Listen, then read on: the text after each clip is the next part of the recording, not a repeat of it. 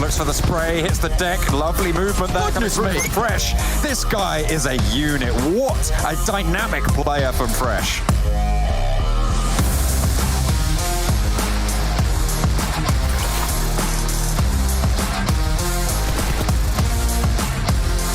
Gapahala with an aid around the side, spots the player, goes even as the blue zone puts a hurry on things. Around the side, Beast is there, looks for the spray, goes low and goes down. Gapahala.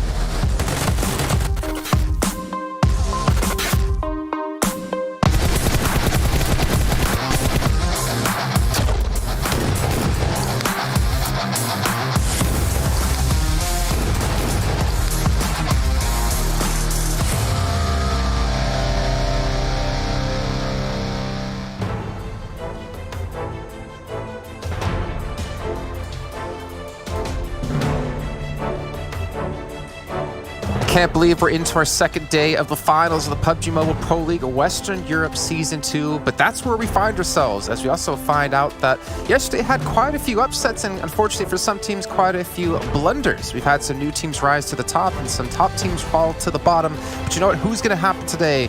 And I can't tell you, but maybe some people who could tell you is my two lovely analysts to help break down all the action we're covering today, as we have Kalars and Maxman joining me once again here.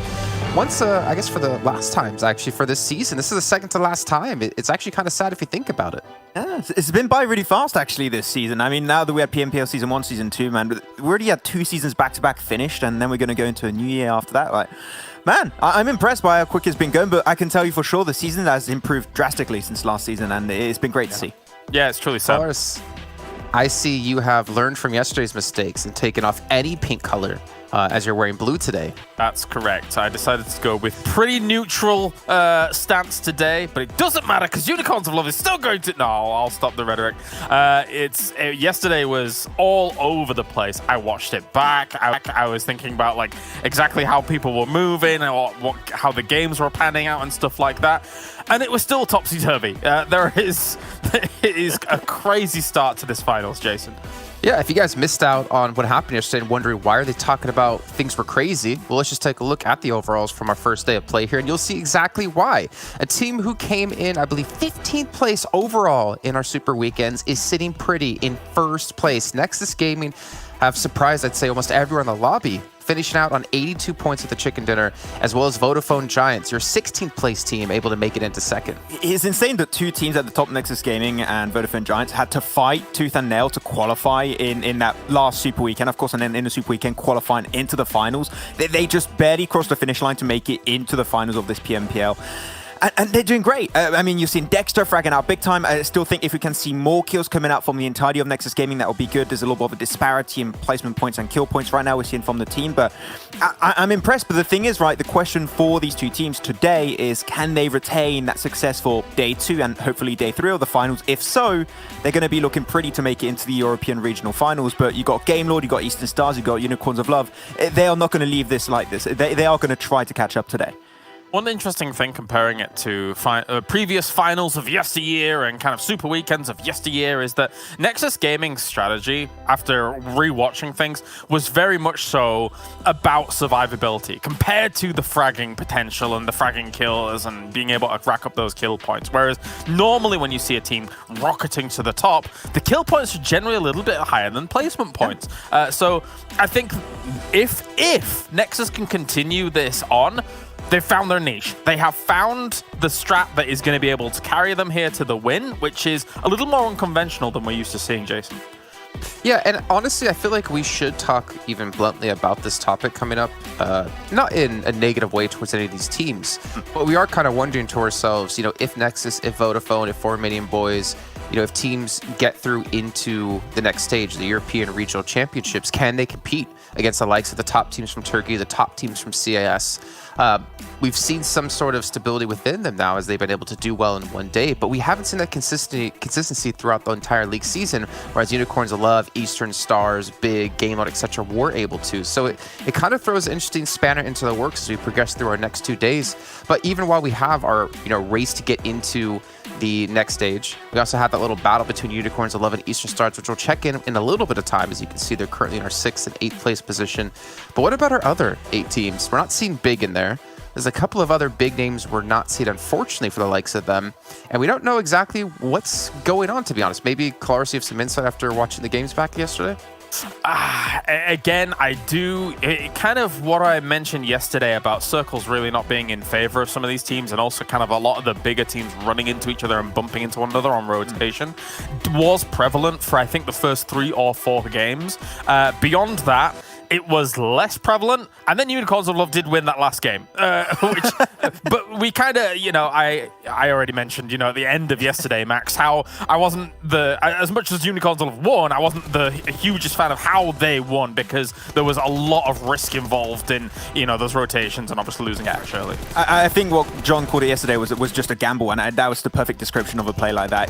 The fact that a circle that late, when you drop towards Same to go towards a northern rotation towards Cal, and you have that central compound free and no team has took it after trying to move away from Paradise Resort, I was so astonished by that actually happening, and then be able to get a compound while no one got it. So there's a little bit of luck factor into that one, of course, but then they got the position, they played it correctly, it's all good and dandy at the end, but there was definitely a big risk that they took, and they actually just paid off at the end. But I was surprised.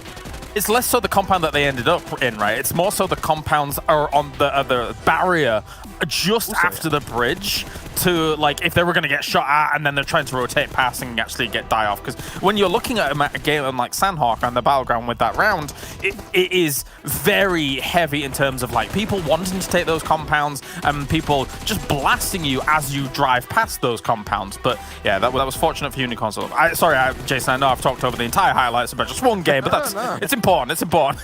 I mean, that's your guys' job, right? To analyze what's all going on. And the thing is, like, I know we talk about zone luck and such, but I feel like you could feel free to correct me if I'm wrong here, but I feel like that's such a cop-out sometimes. I feel like if you want to be the best team in the world, if you want to be able to be the best team even just from a region, you have to be able to adapt, and you have to be able to, like, make the best results happen from bad zones that happen for your team. Yeah, there's a perfect example for this, actually. I'm going to focus on Team Big. When we look back into the Super Weekends, there was that really fun game, actually, Kalash, where they normally drop Saverni, and there was that big circle shift down south towards Military Island, and they took the win there. They had some of the best rotations to a circle that was not going their way, actually the complete opposite of where they usually drop, and they secured themselves a win in a game like that. Very surprising. And I look back on some of the games, Team Big is definitely one of the teams that had the least circle luck. They would have to force fights around Everest at some point on that Erangel game. They had to try and make it out of 2 or 3 teams pinching down on their location. They did not have an easy time, but in what we saw from them in the Super Weekends, these are not circles that they're not against playing with. They are definitely used to having some really hard situations to play with, and they do play them relatively well. So I just think this is just maybe the first of the finals. A lot of a blunder happens from time to time, but when we're looking at Big, it's not even I want to see them do well, that they have to do well, because being this low after the first day was only 2 more days remaining. They have no more odds and they have no more options. They need to have a great day today. Yeah, and that's what we talked about quite a bit yesterday, quite extensively, that if you have that bad first day, then you really have the pressure just continuing to build on top of those shoulders until you can eventually break through or you get crushed. And right now, luckily for Unicorns of Love, as we take a look at the update of the race to PMGC, they're not the only ones that had a so-so day. Eastern Stars were down about 27 points, if I'm not mistaken, Max, and they have closed the lead a little bit. But if Eastern Stars were to have had a decent day yesterday and Unicorns of Love played like they did yesterday, we could have had a new #1 team. But it's not done just yet. We still have 2 days left. Yeah, pretty similar results for the 2 teams. They're not too far. I think one is in 6th currently. That is Eastern Stars, and 8th places for Unicorns of Love. So they're very close, but all you need is one of these 2 teams to get a big day and the other team to struggle a bit, and you pretty much have your PMGC qualified team. So that's always going to require, it's down to the wire. One game might make the difference. We talked about the tiebreaker. I was not able to find what's the tiebreaker. I have no idea. So we'll have to see how it works out. But if we get to that situation, I guess we'll know then. I mean, it's not even just like one day will make a difference, right? I mean, you look, as you say, one game can make a difference between Unicorns of Love and Eastern Stars. Are we coming out and saying that one of these teams is not going to get a 15-kill chicken dinner throughout this?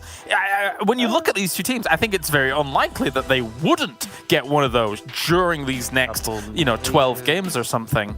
So you're saying that you guarantee one team will? Yes, almost. I'm gonna look at. I mean, okay, It's early in the morning, and double negatives are hard sometimes for me. But for people at home who are wondering, what are we talking about here? There are two ways to get into PMGC. The first way is obviously a culmination of points between your entire year of play between PMPL Season 1 and Season 2, which is exactly what this is. So the number one team at the end of the next 2 days will get through directly into PMGC, while the other team, the other teams, I should say, still have to play here in PMPL and hope to get a top X placing to then advance through into the European Regional Championship, where then you have a chance to advance through into PMGC. So obviously finishing number one at the end of the year is much easier, and you feel a lot more confident and a lot more relaxed, I'd say, going into the next stage if you do qualify to that position. But some teams who shouldn't feel too confident at the moment were the ones who are probably performing the best when it came to all of our super weekends, as we take a look at the average points per game from some of these teams compared to the average points per game from yesterday's play in finals. And we're seeing some massive step-ups and some massive drop-offs. You just get twice as many points in terms of average points per game for Nexus Gaming compared to Vodafone Giants compared to their Super Weekend overall averages, all the Super Weekends they played into the first day of the finals here. That is a drastic jump up. But of course, when you have an average points per game of 13.6 and 13, once again for Nexus Gaming and Vodafone Giants, being able to retain such a strong average, I think is going to be complicated. And I don't think I'm the only one that's going to say this, Kalash, but I don't expect the average to still be that high at the end of the day. I'm expecting it to maybe go towards the 10 points per game average, because that is just an insane increase that we saw in that first game. Yeah, unless there is some significant anomalies going on throughout this day, I think that you'll see the first three fall a little bit in terms of their average, and the second three kind of rise a bit, right? I mean, it's traditionally speaking, from what we've seen of this entire tournament so far, the three on the right-hand side, Eastern Stars, Unicorns of Love, and Big, whilst, yes, they didn't have the best of days yesterday. It's funny, because Eastern Stars is still in 6th, but we're still, we expect so much from these teams that they should be rising, all things considered. I don't think the form that we see, especially from Nexus and Vodafone Giants, unless something crazy goes on, is sustainable right now with what we've seen from them the entire season.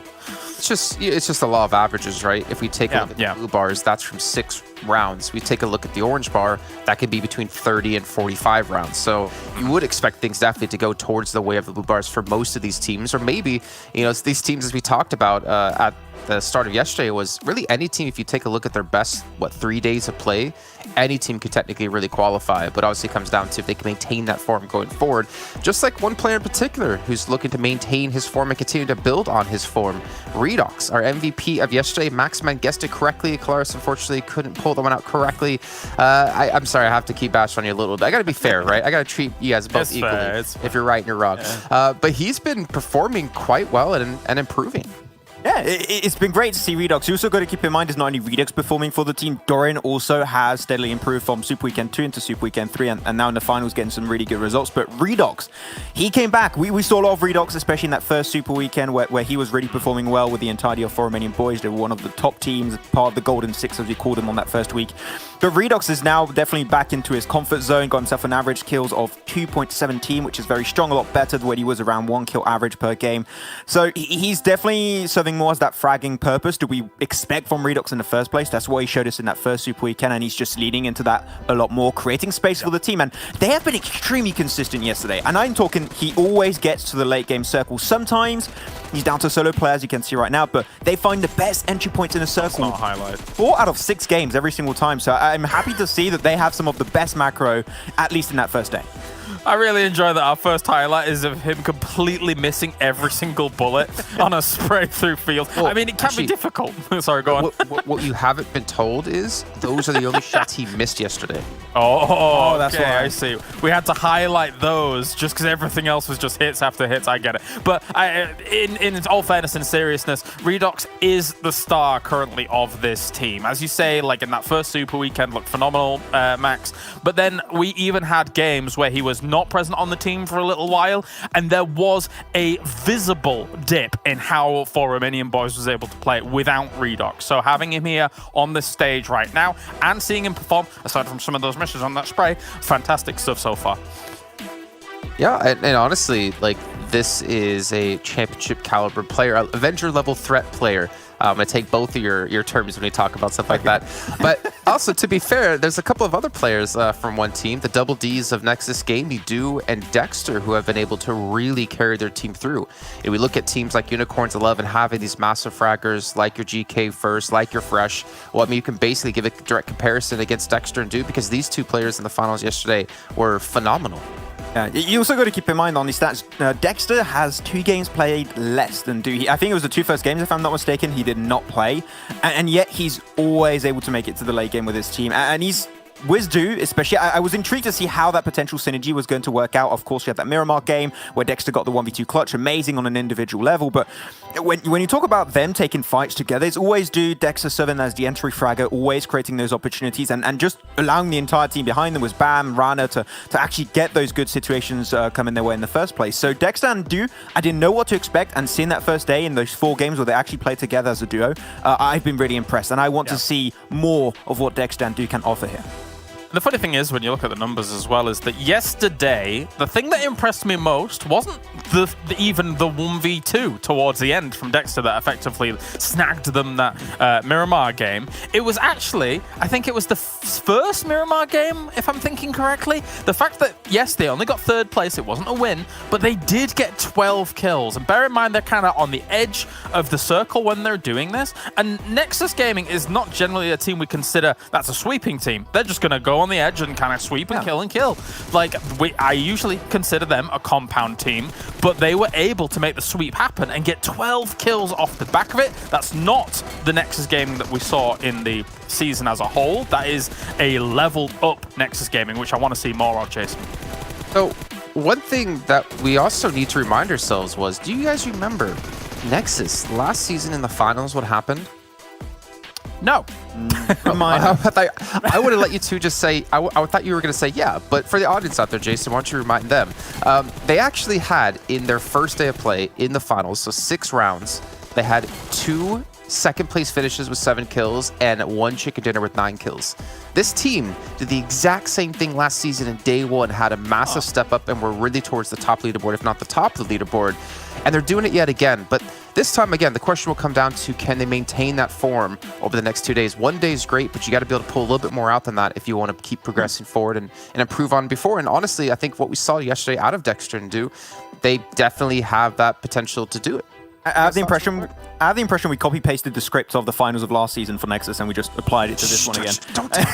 Oh, no, okay, oh, my bad. But yeah, these are 2 players that we expect big things from now. We saw what they can do into the Super Weekends. Hopefully they can retain some of that consistency, but the change of mindset of we're going to be changing from a edge team to now a more central team that's going to try and potentially go for sweeps. The kills are very important if you want to be a championship caliber team now, and I think they understood that, and that change of mindset is huge, right at the perfect time too. So now all they have to do really is remain in the top 5, and seeing how they've been doing so far, it is a possibility.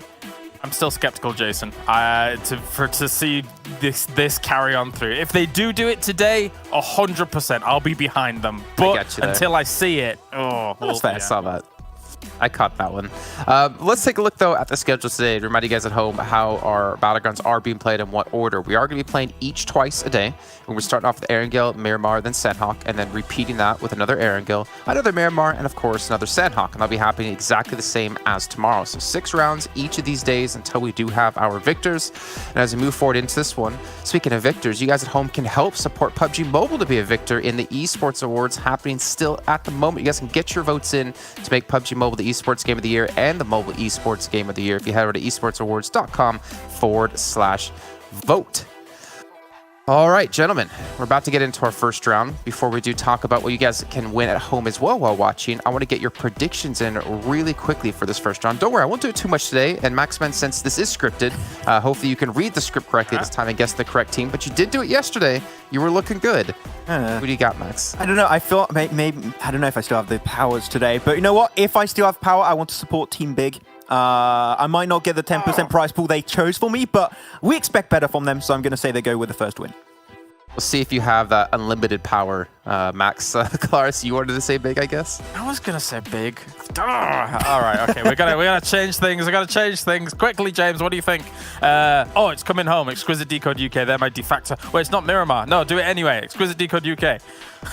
Oh man, you were so good for 3 weeks. Then we get into the finals and everything goes crazy. For you guys at home, as we are about to kick off this first round of the day, remember you can win some items. If you join the game and you go watch PMPL live together at the PUBG Mobile Event Center in the Esports tab, you can invite your friends to watch together, so you get a lot of tokens to win in Gacha, which you can get some special permanent items. And hopefully we have some special permanent commentators here to join me on the desk. It's John Allen and Blanker here. Gentlemen, first round of the day. We've had things go all topsy-turvy from day one. Are things going to normalize? John, you're the stats man. You tell me. Well, that's the thing. I mean, there's only 3 teams on that table that statistically were in the bounds of being able to say something has changed. Something is different with these teams, that being Big, Vodafone Giants, and Nexus Gaming. Those 3 teams are more than 95% certain that something has changed from their league play. So I'm really excited to see what they're able to do to continue today. Yeah, I think they are certain that something has changed just in terms of their points alone. It's like they woke up and like, you know what? I've a feeling there's been a change that's happened. And it's right here in this finals, which is great stuff for us, John, because honestly, having such a massive switch up towards the last 3 days of play is always extremely fun. But I do think that, you know, for the guys on the desk, I really do think they missed one team in particular, though, who I personally think they're probably one of the best runnings to actually finish out this finals as a first place. That is one that we can expect, which is GameLord. I mean, they have performed fantastically throughout the majority of the Super Weekends as well, John.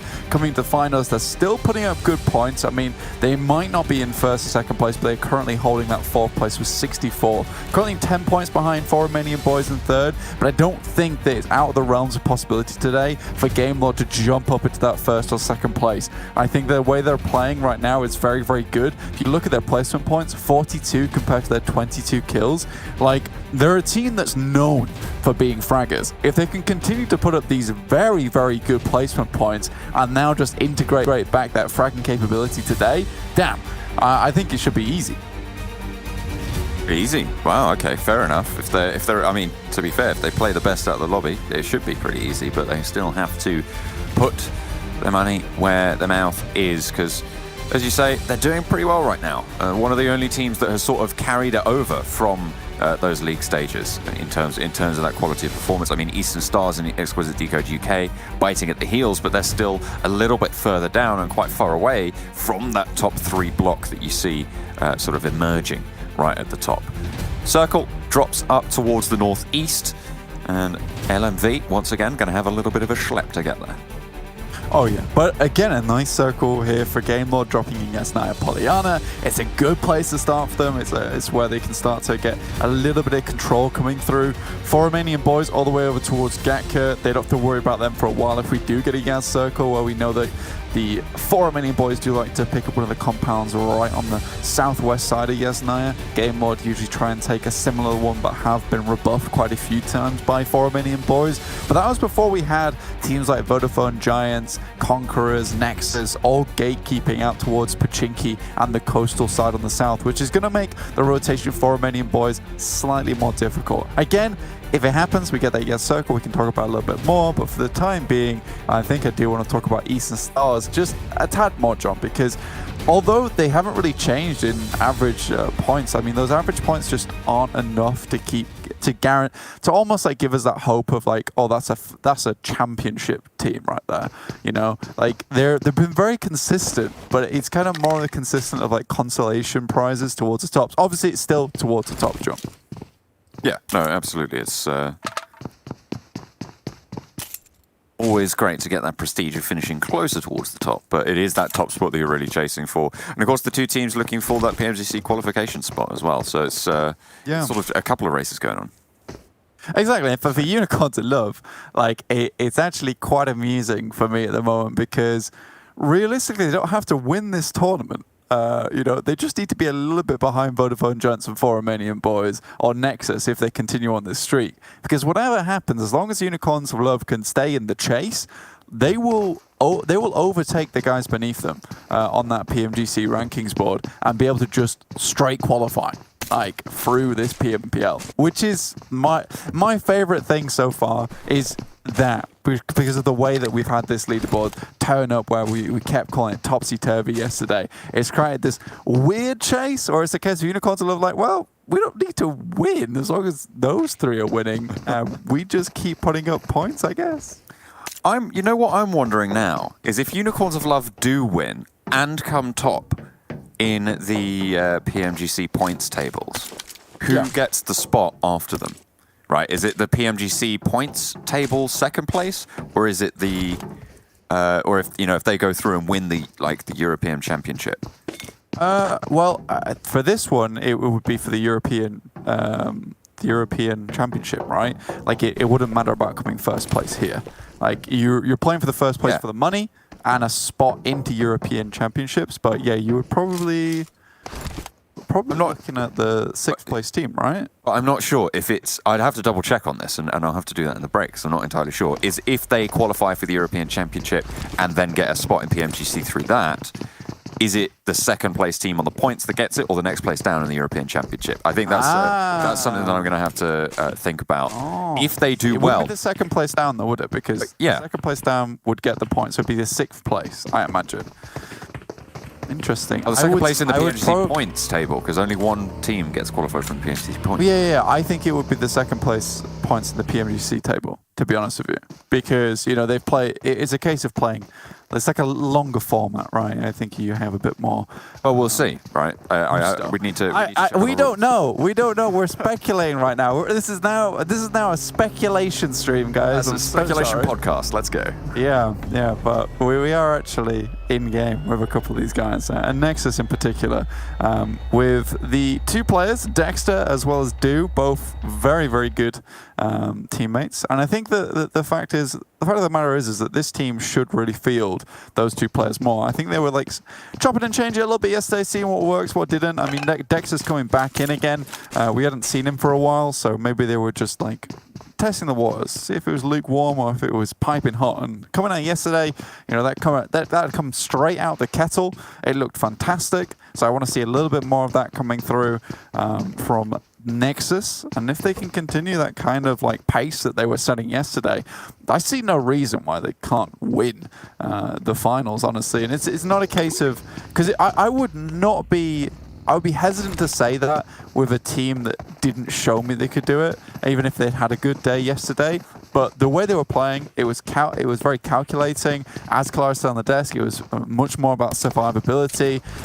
They can add a little bit more fragging into the mix, fine. But if that's the way we want to play, I still think that they have a very, very good chance of hitting that first spot. What they're hoping for anyway, getting that top spot, getting all the money. Well, not all of the money. There's plenty of money going everywhere else, but... No, all of the money. Yeah, all of the money. It's no money for anyone else. That's the rules, as we have just decided. No, I mean, 10 grand is fairly poggers, but I feel like for a lot of these teams, it's more about the qualification to the European Championship. Unless you're Unicorns of Love, who are chasing for that top spot, right? Then maybe you're thinking a little bit differently. But I think a lot of teams are looking at these European Championships and thinking that's their route forwards. Exactly. I mean, this is another weird one, is that there is actually a world where unicorns are we've just had the discussion that unicorns are love, they could win both, but there's also a chance where they don't get either. They could drop into 6th place here. They could drop down, 6th place, not get into the European Championships. They could also drop down to 2nd place on the PMGC rankings and not qualify that way. So there is a little bit right on the line. So for the Unicorns of Love, there is they're much more invested than you might think into this finals, because it does actually mean a hell of a lot for them. Yeah, it definitely is. Very important. Vodafone Giants have spotted out 4 Romanian Boys. 2 Titans of the first day. Coming to loggerheads a little bit around the center of the map, just to the south of school, near apartments. Over the Headshot Hills and far away. 4 Romanian Boys disengaged. They're on their rotational path. Yeah, so they make it through fairly easily. I think it was that discussion I had earlier where Nexus as well as Vodafone Giants both were able to gatekeep from the coast as well as Pachinki, but realistically, Vodafone Giants here, they've clumped up. Nexus have moved slightly ahead of them to the east. So there is now 2 avenues of access through school as well as passing through farm. For Romanian Boys, they pass through Headshot Hills, past school, into that area around apartments. So realistically for them, that worked out as well as it could have done. Vodafone Giants really the only ones left out to dry in the wind, to be honest, because Nexus get ahead in this process. I think that was maybe, I don't know. I think that's just a case of for Romanian Boys, you get lucky. I think Nexus prefer this rotation path, but we do get that Yaz finish. Not Yaz finish, but we do get a Yaz circle. So things, as I was talking before, are coming into play. And for Romanian Boys, they've succeeded in getting over the first hurdle, that is. The first hurdle, though, certainly not the last. Exquisite Décode UK on the east as well. They should have a pretty decent position here. The question is, how far forwards into the circle do they move? How far do they want to try and take a central position? Because they can feasibly guard out on the eastern edge of Yasnaya Fields, should they want to, but that would be a major repositioning, a major mission to be able to get into those spots. Xtreme Slayers moving up from the military island, now ahead of Conqueror. Exactly. So they're pretty happy about that one. Conqueror's obviously on the coastal side, down towards farm, just slowly maneuvering their way through. The majority of the time, towards prison, Lipovka, that's generally a free rotation path towards the end of the game, because most teams like Eastern Stars and Exquisite Décode UK, they've already made their way into the circles, so Conquerors can still play edge, though. They tend to have a lot more success when they're able to get into that center. We saw that yesterday on Sanhok. I think for me personally, though, I am looking at Unicorns Allure once again. Very late rotation from the blue. And it's this is what you keep talking about, John. It's that gamble, they flip the coin. They flip the coin every single game. And it's not a case of flipping the coin just once. They flip the coin multiple times because it's multiple circles that we get through, and it's multiple different iterations of players within this circle that you just can't predict. You cannot predict it. So it's very, very difficult. Well, I mean, that's the thing, right? And when you say flip the coin, that gives people an idea of maybe a 50-50 distribution, but I feel like that just isn't the case as well. I'm saying they're flipping it multiple times. Like, it's a case of wanting heads 5 times in a row, right? Okay. But I mean, yeah, absolutely. But it's very, what we're getting at is very unlikely to actually pay off. And in general, the expected value of the play is far below playing normally. Eastern Stars locks in combat with TSC. Eastern Stars obviously the main combatant in those PMGC point tables with the Unicorns of Love right now. Neither of them have been having a stellar final so far. Yeah, I think for Eastern Stars it's not been too bad. First nade goes through, hits Bujo, very nice, and the second nade will take Tam Tam very low. Not quite going down though, still holding face, and actually gets the heal off as well. Octavian, Athis want to push in. Quite finding the angle. They've got that rooftop position as well. No one quite being found. Tam Tam. Shots being peppered. There's the Molotov. There's the burn around the side. And they gain themselves a windowsill. Vatoni tries to answer, tries to heat him up, but Eastern Stars not having any of it. Hang on a minute. Athis getting burnt a little bit. Too close to the fire. Will get put out though. Yeah, it was a great little molly through the window from Vatoni. So this is all utility fight until we get Bazzi around the corner with the UMP. Will clear up that fight nice and easily. And now just Andy in the wings. When is he not? We'll see what TSC can make happen. But that was a very fantastically coordinated play where they realistically had to go back onto the windowsill. So they have 2 players run as if they're going to engage. And then the molly goes onto the sill itself. And quickly they get mopped up afterwards. So a very, very good play to manipulate the movements of TSC in that fight. And now just 1 player remains. Now, Eastern Stars cannot get complacent because this is a case where, you've got a really strong position within this circle. Losing another player on top of Kapahala would be horrendous. Yeah, already losing Kapahala is pretty difficult. They're on the headstone here of the break of the teams from the west. A mansion circle to finish us out as well. Teams starting to move already, so they are starting to have. You can see them swirling around the foothills there. Nexus Gaming making their path through, and actually moving towards mansion. No one's there at the moment. It looks like Nexus Gaming might be the first. If Nexus can pick up that, it's actually a decent position to play around. Nexus have had a fair bit of success in these type of circles actually before, John. So I'd be happy to see them take up a position here, because most of the time when they have played this circle, it's been more or less towards the edge side or playing out in the trees. So taking up a nice central position here where there is a compound to play off the back of. There is a little bit of cover. You know, that could give the edge to Nexus that they needed in this situation. Game Lord going to pick up some 2-stories towards the top side of the map here on the north. They do have a road to cross going forward, but this is kind of that Yaz snaking road that slips down towards Lipovka that they're just behind at the moment. So it's not very likely they'll be in the next circle, but it does give them at least a little bit of a chance here to hold onto a position, waiting for that next circle where they can make a snap-second judgment decision where they want to go next. There's a lot of compounds in this area, Blank. This fields, this wooded hills really is littered with small amounts of buildings, little setups, which means that I imagine we're going to see quite a lot of teams in separate ones. We're going to see a couple of 1-2 team scraps going on, but I feel like we might see quite a few more teams survive than we're kind of used to, and a lot of compound crashes coming through in our future. Nice little first knock there from Kosti. But you are right, there should be a fair few compound crashes here. It's a bit awkward as well, considering you have down towards Lipovka, which is basically that sheer decline into that area, so no one's want to play around there. You've also got Prison down towards the south side, which creates like almost a strange little apple-shaped anomaly within this circle where it's difficult to play around that area, and it's really just those cliff sides you can go into. If you're really desperate, you can drop down, but it's a little bit of a death sentence in that sense of the word. Eastern Stars do pick up the last player from TSC, so Andy is out, and Eastern Stars secure a position on the west side. Yeah, for now. Circle not quite about to pop. Unicorns of Love, they've been holding on the east of Yasnaya, playing very, very edge-based right now. Seems that that's where they want to hold, that's where they want to be, right on the edge. Maybe they don't have too much of a choice. They were in Yasnaya a little bit.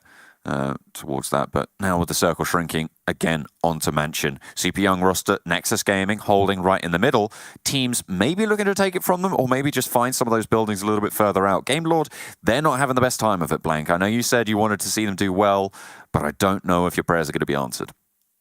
Yeah, maybe not. I mean, Kashi getting taken down is a little bit sad, really, because that guy is like my number one off-angle specialist. Octavian's really fell behind, in my opinion, with Kashi becoming my number one in this lobby in particular. Okay. Yeah, so sorry, Octavian. You're still my number 2, and you'll always have a warm place in my heart. I think for Eastern Stars, though, still taking a couple of shots. They're just about in the circle itself. Unicorns of Love, you might be saying to yourself, well, they made it into the next circle, right? So what's the problem here? Yes, but they have no priority and no scouting within this circle. So things become very difficult. Already they've taken a knock from Talon. They haven't been able to quickly clear out LMV. Now this is a fight they will most likely have to win and take if they want to get further into the circle here. LMV a full 4 as well. Talon skirts across in the buggy. They just want to get ahead. They want to get ahead, get that priority that you were talking about, because they've sent it done out already. This allows Unicorns of Love to get this res, and the question is, are they going to realize that fast enough to be able to get GK First back up, get back on the road, get healed up and in? Because LMV right now have a really good guard spot. The difficulty is, have oversight on that spot. Yeah, exactly. Well, this is the thing. It's like, what is the decision now from Unicorns of Love? Because you could send it directly towards LMV's position and then just try and fight it out, or try and move down towards the east side. Right now it's ChasMac Gaming versus 4 Romanian Boys. There is cars just flying past at the moment. Okay, I mean, ChasMac Gaming, I feel like, well, certainly for me, they were the most improved team over the course of this tournament, and now they're taking on 4 Romanian Boys, who, as we know, had an incredible day yesterday. Starting off not quite in kind, but there are shots still ringing out across the hills. Redox last standing for the squad. 4 players alive for ChasMac Gaming, though, and you have to wonder, as strong as he is, built like a bull, is he able to rampage down here? I don't think so. Yeah, he's just skirting out of there as soon as possible. The shot's been taken his way as well. I think Unicorns of Love have just about found a quick knock and flush over towards LMV, which is something that they definitely needed if they wanted to make it in. Sarah goes down now as well. 4 Romanian Boys, last player alive is Redox, but Conqueror's here, which is trying to make a big crash over towards the guys from Vodafone Giants. It's going very well. Gone very well, yeah, and that's going to be Vodafone Giants going down, eliminated in fact. Conqueror getting that kill. 4 Romanian Boys on their last legs. Is it topsy-turvy again? Well, Nexus Gaming is still going. They've got 3 alive. Unicorns of Love starting to move through, taking the fight with LMV now. They got elected to control, or try and control, this little bit of hillside. But they're right on the edge of the circle, and they are getting pressured in the meantime. Lin up top looks to rain down upon LMV, but not quite finding it. Not quite the cloud he wanted to be. God. This is a very interesting fight. LMV, Talon tries to move around the rock side, doesn't get too much done. GK first falling as well. 2 players down, but left the last standing for LMV, and it's all on Rollkiss. Can't quite step up, but Fresh from up top, from the top rope, descends the turnbuckle play inside the circle, and all 4 of them will be resable here. Exactly. That was an incredible knock, though, mid-fight there from Fresh over towards, I believe it was Akashi on the side of Game Lord, which really slowed them down because I think they were very much willing and ready to third-party that fight. So, again, this is just classic Unicorns of Love, which is just brute forcing the door open. And this won't work for most teams, but it does work for Unicorns of Love. And, you know, I will swallow my pride and admit it, they're a very, very good team, and they can get away with making these types of rotations because they're so comfortable taking these fights from awkward places around the map. The difficulty comes when you keep going, and they were talking about it on the desk. Does that style hold up when you come up against stronger and stronger teams? Now, you also have to think, well, maybe, you know, they adapt their play style for playing against different teams. This is a lobby-specific play style, perhaps, but it still is part of that question, and I feel like that's not where you want to be. Unicorns of Love, however, they are back up to full fighting force and actually taking fights with Game Lord now as well, over on the Northern Throws, stay alive, and it's Game Lord to go down in this situation. Victor and Rob's now last standing. Yeah, Rollkiss, though, does get a quick knock, so this is going backwards and forwards between both of them. It's quite interesting, actually. Yeah, there's still a 1 versus 1. Fresh still last standing for Unicorns of Love. I was surprised. I was like, I thought Game Lord haven't. Yeah, I thought Game Lord had been wiped there, but no, we're in a 1 versus 1 situation as Fresh launches the nade over the top. That could be good towards Rob's. Rob's repositions, though. The blue zone will be ticking. 8 first aids available. Unicorns of Love, and all of a sudden they're down to 1. I'll eat my words there as well, Blank. They looked like they were winning that fight. It really did. But now they're really struggling, being guarded out. And this is the price you pay for a late rotation. Yeah, because it was that backwards and... Oh, my lord. And Fresh gets away with it. Actually is able to live a little bit longer. Has 6 first aid kits, so he can wait it out. But it's with the Decode UK, nice position with the circle, able to hold out to that northern side.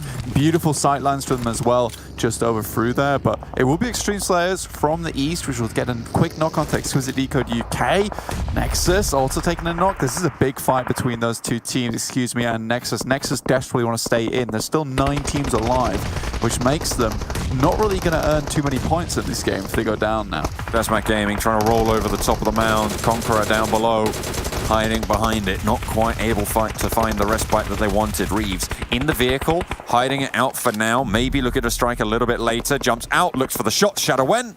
Not even going to go down there. Trazen's too quick on the trigger. So I was not paying attention to this fight at all. I was desperately peering towards the bottom right of the screen there between the fight and Nexus and Excuse Me. And Excuse Me do actually win that fight out, which is huge actually in terms of rankings, because now teams like Xtreme Slayers as well as Exquisite Décode UK, they can take this opportunity to try and rank up within the ladder at the moment, because you know you have Vodafone Giants out, you got Nexus out, Unicorns of Love down. So this is a very, very good opportunity now for Exquisite Décode UK. Certainly have priority position, but everybody's going to be looking their way as well. Need to be careful. One of them's knocked and actually gets flushed in the middle. Will eliminated there for Exquisite Décode UK. 2 players now standing for them. And whilst they do have that foothold in the circle, they've got ChasMac Gaming with 4 players who can sweep from the south. Super young roster with 2 standing. One of them down. You can see Ali down at the front there. Needs to try and pick up the pieces. So can they hold off? I know. I mean, to be fair, we didn't see them in that last Super Weekend, and we didn't see too much from them yesterday, although they were holding their own. But it's really time now for me to see Alicio step back up again, because this guy was on a maddening run towards the beginning of this tournament, and we knew he was fantastic. So I want to see that return to form from this guy, and so far he does seem to be doing a fair amount of work again. Kosti should go down in this process. ShadowWen drops the floor. Muzi through the window. Very nice there to answer the volley. ChasMac Gaming continue to pepper pot their way up in towards this circle. They've got that forward outpost now. ShadowWen launches the nade over towards Bardo, holds down in the building, can't isolate it. A longer nade than they thought. Bardo actually gets taken down there on the off. A lovely nade to see things through, and one more to seal the deal. Low HP across the board there. Xtreme Slayers have to heal up. ChasMac Gaming really doing well on this push, but they have to keep on crunching back up. The Caterpillar needs to compress again. Yeah, just Muzi and Pappy remaining. Muzi obviously getting back up on his feet, getting the heal through. That was sad for Bardo there, because the nades were thrown from Trazen as well as ShadowWen, though we do know Trazen for throwing about 8 nades in one volley. Goodness me, ShadowWen down. But Bardo actually just runs into the arms of that nade, clutches him twice, and pulls him to the floor. And now Muzi has to try and make something happen as MZ flies into the circle. Where's this guy been? He's been vibing. He's been vibing the whole time, but now he has an off angle. Needs to be a little bit careful from Excuse Me's position. They should be okay. Xtreme Slayers try and make their way out. Pappy stays alive for now, but there's an angle. Nope, not quite landing the shots there. Trazen back down. They got the res. ChasMac Gaming still with 4, but the nades can go in now. Next circle pops, and Xtreme Slayers are striking out for that. A long nade. That's nicely placed, and it's a double knock from Holes. Another one over the top as well. Looking for the shots, but it's MZ to backstop. Aza as well, still in the fight, guarding them from the other side as Trazen crawls across to his teammate. I mean, ChasMac Gaming have had people planted all around the map at the moment. You know, these guys were sent in 2 years before, and finally these agents have woken up to the cause that they were needed for. So really, really well done, ChasMac. But Pappy hitting some beautiful nades over there. Both players were quite low, hesitant to actually drop the healing. Because with Decode UK, they lose Alicio finally. Now just Daddy. Looking to ladder up, though. 4th place. Even if he goes down now, it's a good result. Muzi will be finished off by Aza. And now Pappy on his lonesome. All alone. 4 players from ChasMac Gaming, 13 kills on the game. They've played exemplary PUBG Mobile this game. From the south, just containing everyone, moving through ground well, keeping themselves alive. And now they're reaping the reward. Excuse me, 2 players have got the high ground, but they're not in the circle. Only Pappy really is in the circle here. Yeah, I mean, you got Pappy and Daddy. Only 2 fathers to stick around to the very end, it seems. So good stuff from them, at least. They are the single players of the circle. ChasMac, the 4-man. They've been getting very good at cleaning out these end circles now, so you would expect them to finish out this, accepting some kind of miracle from all these teams. Molotov from Excuse Me, looking to burn out Daddy's position, but not quite going to connect on the damage just yet. Kosti for the resupply on the crate. I think that one already got taken. No helmet appeared there. Kosti gets spotted out. The damage is there, but it's not going to quite finish it off. But the play zone, however, that's going to be good. And Daddy picks up another point for Exquisite Décode UK. Yeah, that looked scary for a minute there. He started trying to shoot through the vehicle. And the vehicle somehow had a bit of metal that was invisible, sticking out the side. Good place nade. Throws for 3, just to be sure on it. And that'll be Excuse Me going down. Daddy ladders up to 3. Oh god, okay, we got an interesting final circle, but ChasMac all but sure to win this one out. Now it depends who can stay alive the longest. Daddy could backstab Pappy here though. Ooh, the nades over the top. That should give the game away as to Pappy's position. I don't know if they knew that already. Nades maybe a little bit sparse for ChasMac Gaming. You can see no meds basically for ShadowWen, but there goes Daddy. And now it's just Pappy. ChasMac Gaming looking good to take this one down. They know where he is. Straight up, straight down. ChasMac Gaming, 30 points on the chicken dinner. God, so you've got the team of ChasMac who are really cosplaying Zeus in this situation, kill your father type, so I like to see it.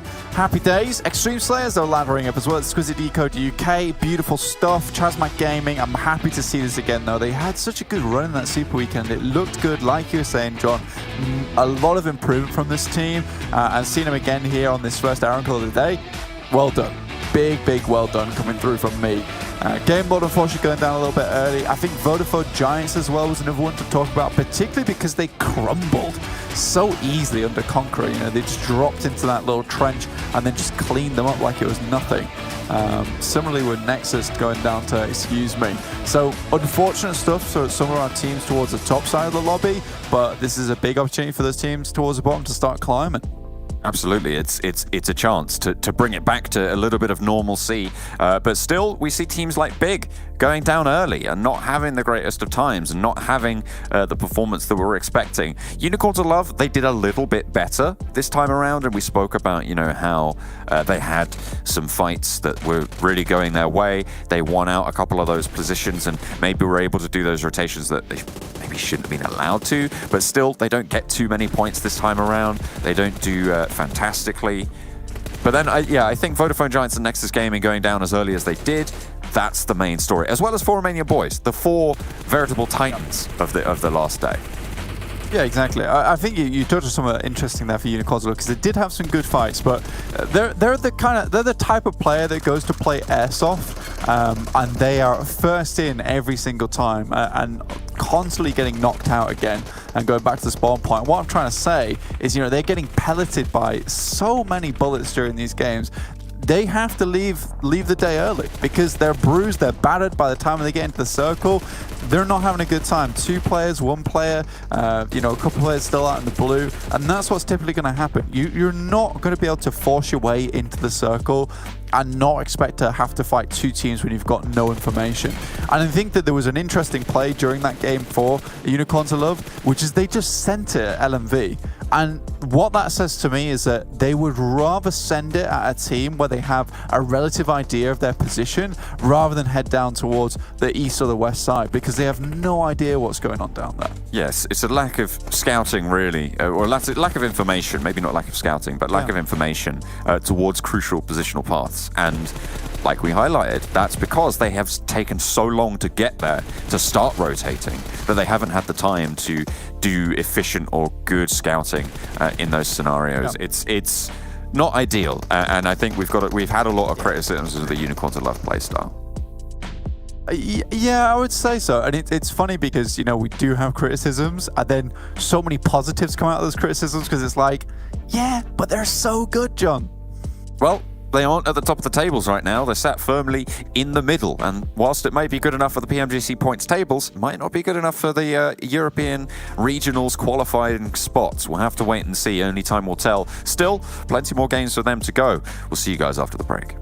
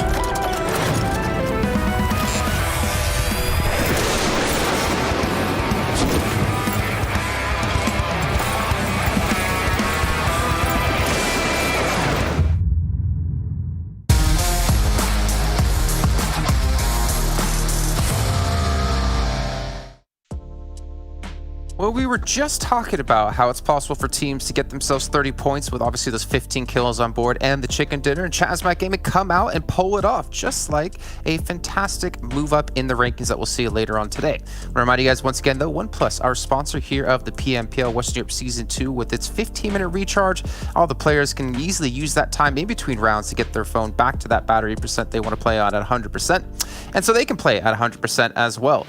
But gentlemen, Kalaris and Maxman, let's take a look at the match rankings, get an idea of the other teams and the points they did get. But ChasMac, I mean, the bounce back, again, they had an okay-ish day one. If you go to day two playing like this, they could easily come now to the top spot. It's so crazy to see how it changes so fast. This was the most impressive ChasMac game we have seen the entire tournament long, Jason. This was absolutely fantastic by them. Not only a case of like having hard circles to deal with, sweeping down south, taking out Conqueror the way they did. I loved everything about what we saw back here. And they also got rid of Romanian Boys at one point. They took down some of the top teams in terms of fragging potential in this entire tournament, and they remain until the last second as a 4-man roster. Every single fight, they took a 4-on-4 and they made it out absolutely untouched. And they even got double naded at the end by some players of Xtreme Slayers, and they were able to get the reses back up. It just shows how they were so good at dealing with that amount of pressure coming their way. So heads up to MZ, being IGL in positions like that is not easy. It's not an easy feat. And yet he was able to pull through with the team going for the wide spread at the end to make sure they closed off that game. It's nothing less than impressive from ChasMac Gaming, but we want to see more from them. Hopefully this is just not a one-off game. We want to see them just be a little bit consistent, and if they can do so, this could be the jump up of ChasMac Gaming today. Yeah, I mean, as we mentioned with Xtreme Slayers too, like that's a lot of points for them to get Exquisite Décode after their victory they had yesterday. They seem to be kind of not really there, so we're starting to see some other teams now have a good start to the day. Unicorns of Love, yeah, 7 points, albeit just that, but that does mean they get further and further ahead of Eastern Stars when it comes to our race to the PMGC. Conqueror 7 points, Game Lord 6 points, Super Young Roster 6 points. But let's take a look at the second page though, because one team that was predicted by Sir Maxman himself. Oh no. Back. It's happening again. Back to normal, boys. Yes. I mean, Big had a very interesting rotation in the sense that they dropped usually Severny right, and they tried to go for big wide rotate northeast, then over to the east, then into southeast. And because of that wide rotate, they had no time to scout, and they instantly crashed into Doom that held a really good position, and they just sweep the entirety of Big very quickly. So Big, I'm not against wide rotates like that, but if you don't spend any time to scout before trying to enter the circle, you're going to get in deep trouble, and this is what happened here. I think as well, like they couldn't catch a break in terms of the rotation and the scouting. I think there was some scouting going down, but then they suddenly realized, oh, there's a team there already. Oh, there's a team there already. Let's rotate wider. Oh, there's a team there already. Let's rotate wider. Oh, well, I guess we've got to do something now, right? And that's kind of how this progressed here for Big. So yeah, I gotta say, kind of an unfortunate game in the end regarding that. Well, at least you did win when it came to prediction game. Of course, I'll give you that one. You should be happy about. But let's maybe drop into now our top players from the last round and get an idea. Again, who's really standing out? I was looking for Redox, but obviously it's got to be all ChasMac. And their fingers, well, I was going to say, the fingers are all going the same way, but Trace and Azure seem to have copied each other. MZ just feels very threatening. I don't know. He looks way cooler than the other guys. Let's be fair. His hand is so big. It's let's not talk about the big hands. Let's get TSC Legends back in here. That was but okay, so this game, it was like you're playing a video game and you get to that level where it's like a boss gauntlet. You've killed all the other bosses in the previous game, and now it's time to fight them all again, but just in sequence, right? They're rotating forwards, they run into Eastern Stars, they kill them, they rotate forwards, they're up against Conqueror in that position, they kill them, they move forward, Super Young Roster's there. It's like, oh, another boss to have to deal with, they kill them and then move into the circle.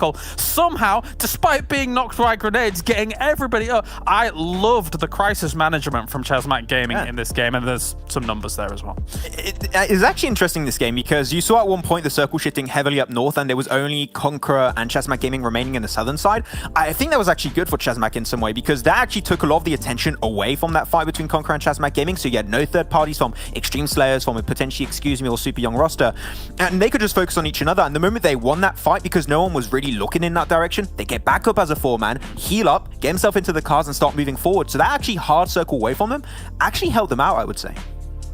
Okay, well, you know what? As we're talking about ChasMac a little bit more, we need to look at their averages in the Super Weekends against their averages in the finals. Again, give you guys an idea, are they performing about how they have been doing in the Super Weekends, or have they been improving? And again, like a lot of other teams we're seeing, they've had a pretty decent improvement here. Almost up to 5 kills average. That's definitely a really strong performance here. Especially a lot of that comes from this last game. But when you do the average over those 7 games, definitely impressive from ChasMac Gaming. It's just, I want to see them making it to the late game a little bit more consistently. We haven't seen too much from them yesterday when it comes to making it to the late game, to the last few circles. So hopefully this is just not a one-off, as I said earlier. I want to see them make it a little bit longer. But that survival time is definitely increasing, and it's not a bad survival time. So hopefully they can try and remain around that 20-minute, 36-second average. I think something that's important as well as in these final moments of the game is that I thought they may be done whilst we take a look at their overall roster here. Like, because you go through so many fights in a game of PUBG Mobile, and you fight, and then you run out of utility. And then generally what you do is then you kind of kill that team off, you loot their bodies, get your smokes back, get some grenades back and stuff like that. Going into some of those final circles, I don't think they had much utility left at all. So to be able to survive in those hazardous points, in those hazardous situations without the utility is very impressive.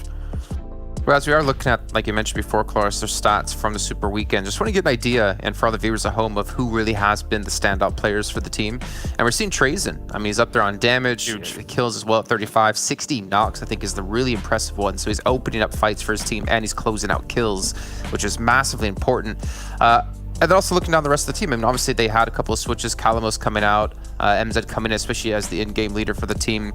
But then as we, keep that in mind, taking a look at their stats in the final so far, it's again finding out, is Trazen living up to what they need him to do? Or is he unfortunately underperforming right now? And we'll check out his stats here and see. I mean, relative to what I was saying about Redox at the start of the day, Trazen is really the star of this team right now. In terms of what we saw from him through the season, in terms of like seeing him constantly always being that surviving snake towards the end and being able to put up the numbers, very impressive by Trazen in my opinion. So, guys, MZ, this was his first game in the finals, and they got a chicken dinner. Coincidence? I mean, he is a really good IGL. That's all I can tell you. He deals with these moments really well, and I'm happy to see him do so good. But Azza, when you look back at that Clash last season, was also the big fragger from Clash when it came to Season 1 PMPL. So both of them together, I mean, it worked out great this game. I want to see more. Is there the opportunity for them to have the 4-man on playing, but then have the 5th man leading them behind them, like in comms? Is that allowed, or I don't know? Does anyone know? I'm not sure. Because there's actually huge value to kind of like having that outside perspective, like when the 4-man's playing. But anyway, no, sorry, I was theorizing. I don't know if that's allowed or not. I believe you're allowed to have coaches inside the voice chat, but they just can't look at gameplay or anything. But they can be there, so probably they can have the sub in there too. I believe so. Oh, okay. The only thing I'm sure of is that they're using a special moisturizing cream to keep that blue light off of their face and to keep them from aging. No, you guys at home, though, what's up? No, they're not. You guys at home, there are still some other things you guys can be getting for yourselves. There's the fall special crate currently happening, where it's going on sale. You can actually go to the PUBG Mobile store and get some outfits that you see the pro players using. So if you like what you see, go pick it up. And I like what I see coming into the studio. We got John and Blake coming back in once again. Gentlemen, looking fantastic, looking ready to go. But ChasMac coming out strong with the first game. It's really like, I think none of us really know who's going to win at this rate. No, I mean, and that's why we have to play the rest of the tournament, right? I feel like is that why we're doing That's it? Captain Obvious. Oh no, I agree with Jason completely. Actually, it's hard because I don't know which team is going to win. But the thing is, I'm not sure which team to focus on. I think that's one of the biggest difficulties I'm having right now. Is it's very difficult to figure out which team to keep an eye on this whole time, specifically because there are so many teams that can make it to the top at the moment. So for instance, last game, trying to keep track of Vodafone Giants, Nexus and 4 Romanian Boys, because you're like, well, maybe they continue this momentum going through, and all of a sudden out of nowhere you've got these other teams coming into the fold, and like the guys on the desk said, brilliant points as well. MZ coming into the team, obviously fantastic IGL, been brought back in again. He's had a lot of success within that team, and instantly get that chicken dinner. Yeah, ChasMac could now be another force to be reckoned with. Yeah, no, absolutely. I mean, and to be fair, I've talked about them a couple of times, and they are by my calculations, the most improved team over the course of this entire tournament. Yeah, exactly. When you take a look at my calculations, then you can kind of it does just come out that way. I mean, people were saying maybe Team Doom, maybe Xtreme Slayers is another one as well that I was talking about a little bit as one of the most improved. But I feel like ChasMac just put them to the post, taking a look at their sort of moving average over time. Yeah. And yesterday not having MZ, I feel like that is a bigger factor than maybe we've really sort of highlighted. I mean, they talked about it a little bit, bringing MZ back on, a fantastic IGL, as Max said. Maybe not, maybe crucial part of their team and their performance. Yeah, exactly. It's kind of funny with ChasMac because it's a case of thinking to yourself, they're a vastly improved team, but they're probably one of the only teams where I thought to myself, one of the only other teams with the Nexus where I thought to myself, bringing in a new player has, well, not a new player, but bringing in a different player has drastically changed how that team performs. I think for Nexus, that new player would be due, in my opinion. I mean, he's basically just the golden boy of Nexus. Like, I've been very, very proud of that guy, and I think that taking it's like a lot of weight on your shoulders when you go onto that team and you're replacing Dexter for the majority of the season. You have to do so much in that situation as June. There's a lot riding on it. A lot of people are expecting from you, and he absolutely put up the numbers. So, in my opinion, just huge round of applause to that boy right there. So, honestly though, Dexter back in the fold, Dude's probably quite happy about that. He's like, not as much weights on my shoulders anymore. He's pulled a few of those plates off the barbell, and he's taken towards his side of the rack. Playing path a little bit southerly this time around. Circle pops up to the northeast. Seems like Circles like to go northeast today, Black. We had it on Erangel. We'll have it on Miramar so far. Oh, beg your pardon. Have it on Miramar this time around as well. Exquisite Décode UK got a little bit further up north. El Azahar, LMV, they like to go, well, they have gone to Campo Militar before. Are they going to go there again? Time will tell.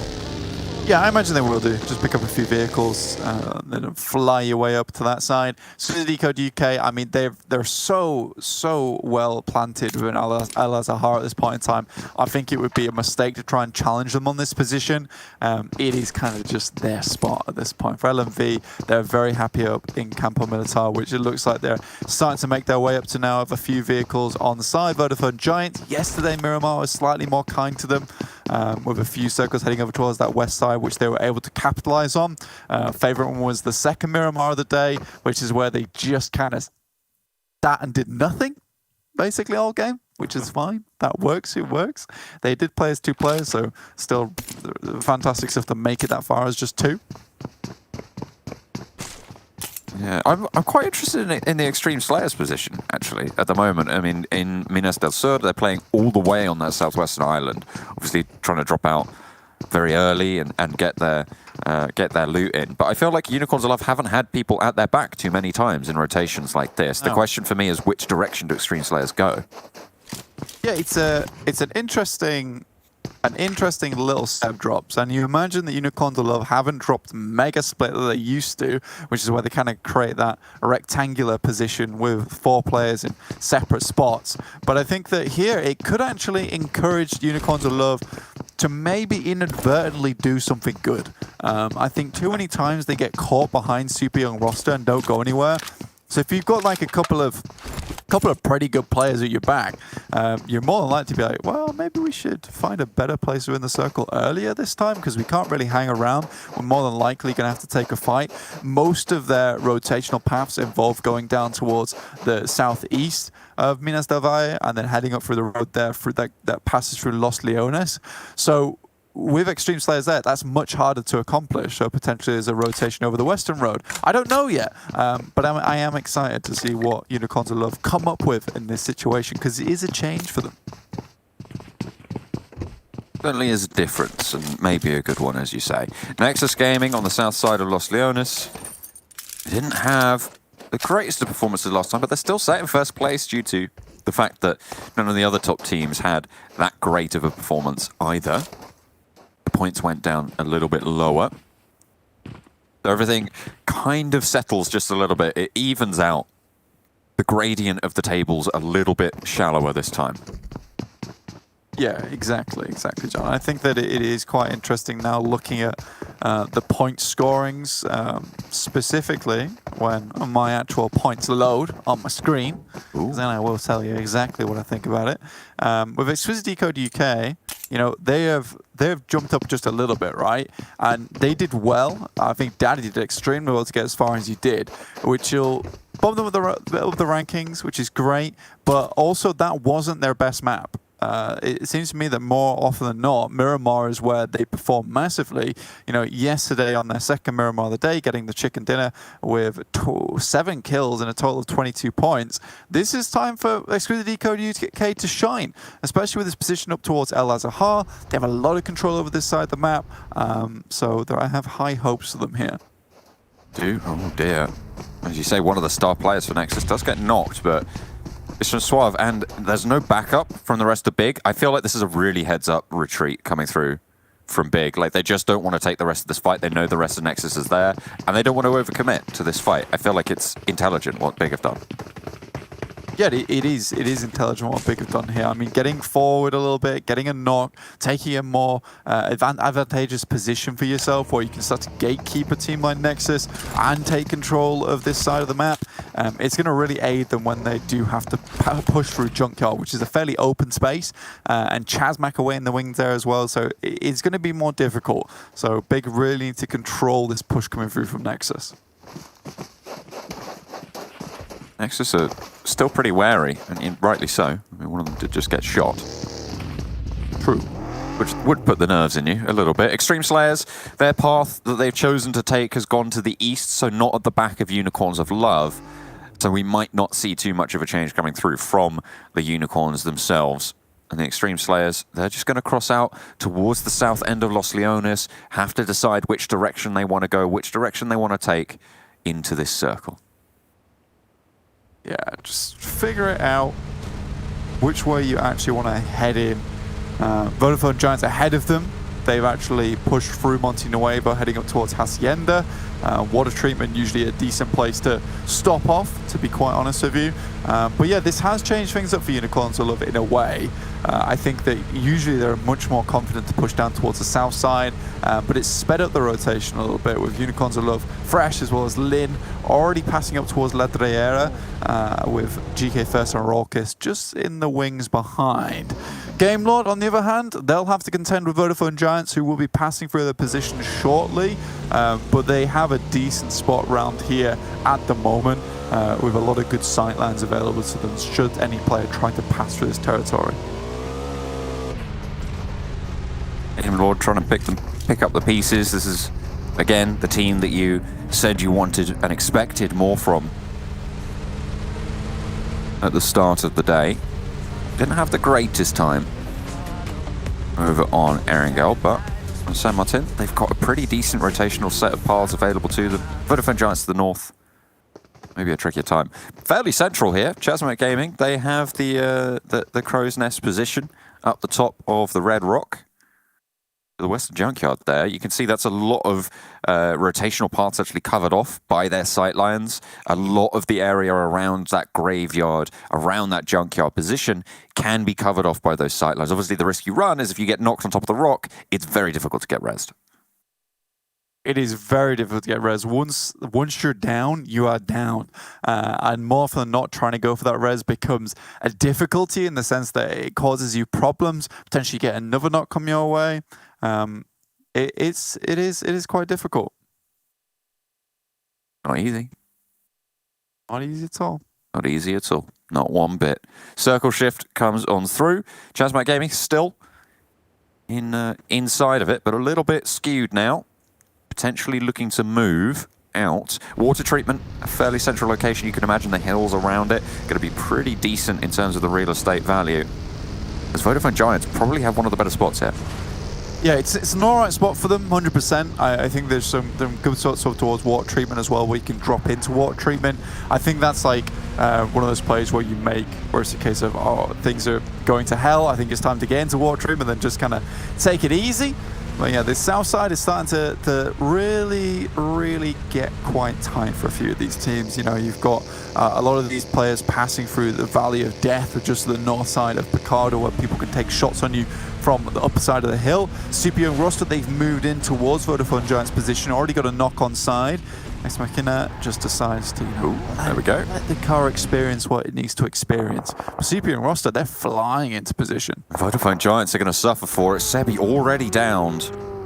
And Vodafone Giants, they don't even want to go for the save hit. They just want to keep 3 alive, keep position. And maybe that's more valuable. Maybe that is more valuable in this scenario. Go for the punches, or, well, okay, pulls out the AKM at the end, but looks a little bit shaky there. Result does pick up the point, and that's the first kill in the game, Blank. It's been 10 minutes, it's been almost 11 minutes now, and that's the first kill that we've seen. Yeah, it's been a tense game, to say the least. I think most people are making some damn good rotations to make this one happen. So honestly, so far, good stuff, good stuff. For Romanian Boys, very central. This is it's looking good for Romanian Boys. I mean, it is a promising start for them, and usually they perform very well from these types of positions. Exquisite Décode UK, they're still making the slow approach from the eastern side, but Eastern Stars, they've also made their way in. You know, the classic Eastern Stars from the east, as per usual. Behind Exquisite Décode UK, though, and playing Edge on Miramar, not always the easiest. TSC, very central. Unicorns of Love now potentially have the ability to guard out, on the west. LMV, they're chilling in the north side. LMV don't really do too much. I mean, this is a typical position they like to play, where they'll just hang out on this north side and not have to do too much after coming down from Campo Militar. I think a few times it does become difficult on Campo Militar, but realistically, LMV have been fairly lucky in that regard, not having to do too much. Moving along this hillside, this ridge, will be very beneficial for them, giving them sight lines down towards the south as well as both east and west. It's good stuff. It's pretty good. It's pretty good. Big, Pretty good. still alive. Still all 4 going, hoping to put some points on the board.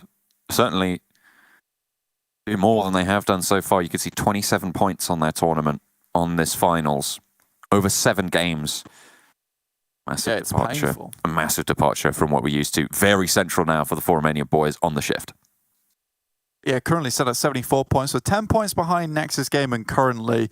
But with a game like this, you know, we've seen Romanian Boys absolutely frag out when it comes to Miramar. And with that shift on the circle as well, bloody hell, it's going to be very difficult to get rid of them from that position, to almost displace them. Most teams around them end up fighting one another at this point. No one's found those crucial positions. No one's been taking too many fights. So for Romanian Boys, although enclosed and closed in, they're more likely not going to have to take too many fights themselves, because there will be ones raging around them, force position within the circle. Hopefully try and weather in the eye of the storm. Because at Décode UK, feel like they've got a pretty decent spot here on the top of these hills. Good sight lines, good position, good oversight. And actually they've managed to find a little bit of a compound as well there. Very nice hidey hole for them. Teams on the west, I feel like, going to have potentially an easier time than the teams on the southwest, but it's still not going to be easy. Super Young roster in the way of Unicorns of Love, as well as Vodafone Giants and Game Lord guarding beyond that. It's very crowded on this western side. It is, yeah. But you can see there up towards the north side as well. You can't see on your screens right now, but LMV have moved down that ridge and slowly making their way towards water treatment.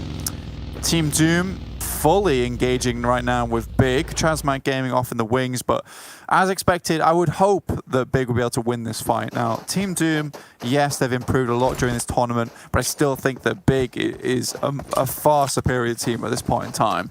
And it would have boded very badly if Big had gone down to Team Doom. Definitely want to be taking the fights that you can win, and it seems like getting 2 of them, that's going to be good news. One of them did get knocked in response, one a Big, that is. But they're all back to fighting health. 2 players from Team Doom managed to get out. And remember, Big, they made that smart decision right at the start, getting that knock, just fading away from the fight completely, not engaging in it one bit. And it's gone well for them. Super Young roster have spotted out Game Lord, and both Akashi and Spicy hit the deck. Yeah, I think for Gamelord, that is very bad news for them. Luckily, they're in a position where it's very craggy. You know, this is the type of position where if you've not brought your walking boots, you're more likely to trip over your nice new Yeezys. So Gamelord can at least stay safe in that situation for themselves, knowing that someone's not going to get right on the doorstep immediately. For Nexus, on the other hand, let's compare that to Big's position. Like you said earlier, getting that quick knock onto Nexus and then moving out, finding a more favorable spot. Nexus being left behind, they've had to move into this position, which is just barren. Yes, they have a compound, but moving out of this one now towards the north side of this next circle shift, very, very difficult. This next circle shift is not a kind one either, with the majority being a lot of just empty fields right here. Unicorns of Love do manage to dip in on that northwest side, which is good, but they're flying into TSC's position. Unicorns of Love trying to crash on NGK first, stays alive and flicks up for the shot of the Yaya, but goes down almost immediately. Tam rolling forwards now as Rolkis tries to bring it up as well. GK first, flushed on out. Fresh also moving forward, but taking so much damage. Lin gets cut down in his prime, and Rolkis now low HP. Very, very much in danger here as LMV are looking their way as well. Busts out the door. Fresh standing as well. TSC with 3 in the building. Fresh with the pincer, with the flank, but is it going to have enough firepower? I'm just not sure. Nades in through the window as Buho is low. Rolkis even lower though. And the time is not on their side. Unicorns of Love have a clock and it's ticking away. Rolkis down. I mean, this fight could have gone easier for them if it wasn't for a case that this circle wasn't so open. This position can be seen from LMV, it can be seen by Vodafone Giants as well. So Unicorns of Love crashing this, they had to get immediately into the building. And if it was occupied, which it was more than likely occupied, you know, it's a rough ending for them. So Unicorns of Love, I doubt they're going to make it too much further, and Fresh just kind of has to play this game of, I'm not here. I really, really am not here right now, guys. He's so not here. He's the least here guy right now. I'm just not even here. I don't know what you're doing. Why are you even TSC looking for me? TSC right now? It's kind of cringe. You should stop looking for me. Exactly. He doesn't exist. It's folly to even search for his position. I do think that it's not the greatest idea right there to be hunting down Rolkis when you could identify that a lot of the kills that you got from TSC were not ones that you opened up yourself. They're coming from the hilltops, they're coming from across the way. I think being outside of that building is maybe a little bit dangerous if you're TSC. ChasMac Gaming and Xtreme Slayers clashed on their rotational path. ChasMac Gaming came out on top there, losing only 1. Xtreme Slayers lost 3. Trazen, though, under pressure, shots from the front, and it's Big to try and guard this rotation, but they aren't in the circle. They will have to move. Big have an incredible angle here, but all ChasMac Gaming need to do is stay alive. The 2 of them are there, MZ and Trazen, they're in the circle. Big will have to move. The question is when, and Eastern Stars, are they ready for it? Big want to make that move now. They're not going to wait for the circle to move them. Trazen is back up, but MZ is low, and they will get wiped on out. ChasMac Gaming fall to Big. I mean, Big, yeah, well played, but I got to admit, I was very, very interested in the great bus wall that was created almost immediately. A new piece of terrain entering the field from ChasMac Gaming, but Big are able to clear them out. Now they've got Eastern Stars towards the north of them, but this fight between Conquerors and 4 Romanian Boys, very, very important. 4 Romanian Boys can win this fight. They can start to move towards the north side and try and find a position that way. At the moment, though, they are still locked in this fight. Conqueror, 4 Romanian Boys, Ex Machina, doesn't quite do enough there.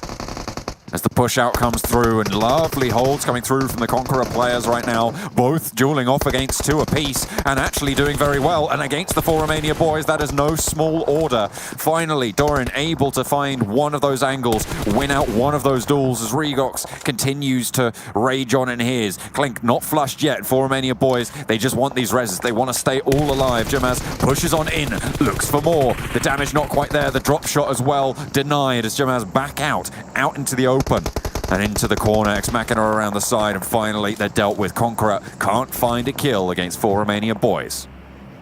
Yeah, that was certainly time for Redox to step up and give him hell, and certainly that's exactly what he did. But now we've got Eastern Stars as well as Big. Now, the decision comes here is like, what do you want to do about this fight? Because right now, there is barely anything within that next circle that's playable. So take this fight or just try and dip.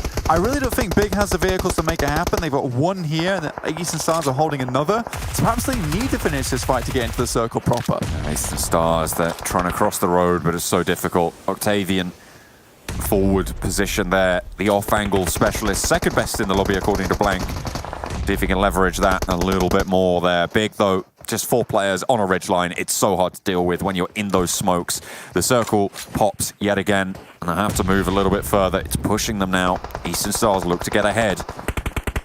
Big, want to shut them down. Octavian glimpsed Mickey, trying to isolate those smokes, isolate those angles. Octavian around the side, can't find the knock. There's answers coming through from the rest of the team, but they can't get anything done. It's Eastern Stars to go down, and the Unicorns of Love, they're going to be happy about that because there's no more PMGC points to worry about this game. I know that's very important, but Alicio's been waiting in the wings this entire fight, and now Reznov flying down to support him. Mickey, MVP from Super Weekend, trying to hold it through. These smokes just about covering from the time being, but Alicio has a general idea. And there's backup as well. Times goes down, and now just Mickey for Big. Alicio looked to shoe in for MVP of the entire tournament, but Exquisite Décode UK fell off slightly. They're looking to answer for that now. Their sins being dealt with. They're paid for in kind. Alicio moves forwards, Tommy gun in hand. Mickey crests the ridge and actually gets the knock. A nice little pop up there. There is backup. Reznov has the suppressing position, but there's shots coming across the way as well. I think that's from 4 Romanian Boys to put them back. And Alicio abandoned out in the open. Exquisite Décode UK gonna lose this player. Absolutely they are. Mickey might not be able to get swayed back up again, though. You can see Reznov just on the distance, and now Mickey has to use all the smokes possible, but it looks like he's just got the one. Perks, also LMV, taking out many players from Nexus. Next circle heads up towards that position, so LMV very happy about this one. Previously taking down TSC earlier in the match there. After, in my opinion, TSC really did open themselves up to assault from that team. Nexus Gaming finally eliminated, not going to be able to hide out any longer. 5 teams remain now. LMV dominant position for the moment. The question is, do they have enough control over the terrain for the time that the next circle pops, for the next circle to push them? Because once it does, if it pushes out of the LMV compound, they are going to have to move, and at that point, everybody's looking their way. Will they be able to control the ground well enough? Was it me, or was Daddy just shooting through rock? I was looking at the map. Oh, well, you missed something incredible. Okay. Yeah. Anyway, if Narvalo has gone down, I doubt they're going to get him back up again, but Game Lost still have a ways to go. 4 Romanian Boys stuck on the southeast side at the moment. Exquisite Décode UK still have a chance to get in here, but LMV currently holding a very, very strong compound. I'm pretty sure we saw this exact finish between, I believe it was Udu Gang as well as Team Secret, and it's just almost impossible to fight this compound. There is like a ridge side that walks up to it, so the only way that any other team would win this game other than LMV is if we shift away from this compound, because it is impregnable, to be honest with you. But it is likely that it's going to get shifted away from. The question is timing, right? How long can they hold these positions? How long can the team survive outside of this open ground? Yeah, exactly. I mean, it is just rough. This is probably one of the roughest places to play within Miramar, to be quite honest with you. I don't really think I could think of anywhere the worst to play, in my opinion. Will does take down Daddy accidentally. LMV still shoots the vehicles out from along the way. Excuse me, just taking the time with it though. I respect that. There is actually a hill over towards Excuse me's position, which they're currently behind, and that'll give them time to play this one out. Doran finally goes down. That's 4 Romanian Boys down now, out in 5th. Not a bad result, and Reznov probably soon to follow. Careens across, actually makes it to the hay shack, but angles spotted. LMV still not quite getting the bead onto Game Lord. Shots head their way. There's a crate actually right by Reznov there. Potential for a resupply. Excuse me, look to move forwards just a little bit as well. As you say, a little bit of a ridge line to play around, but the difficulty is that Game Lord have vision on it. Yeah, it's difficult, but the fact of the matter is, like, how do you cross?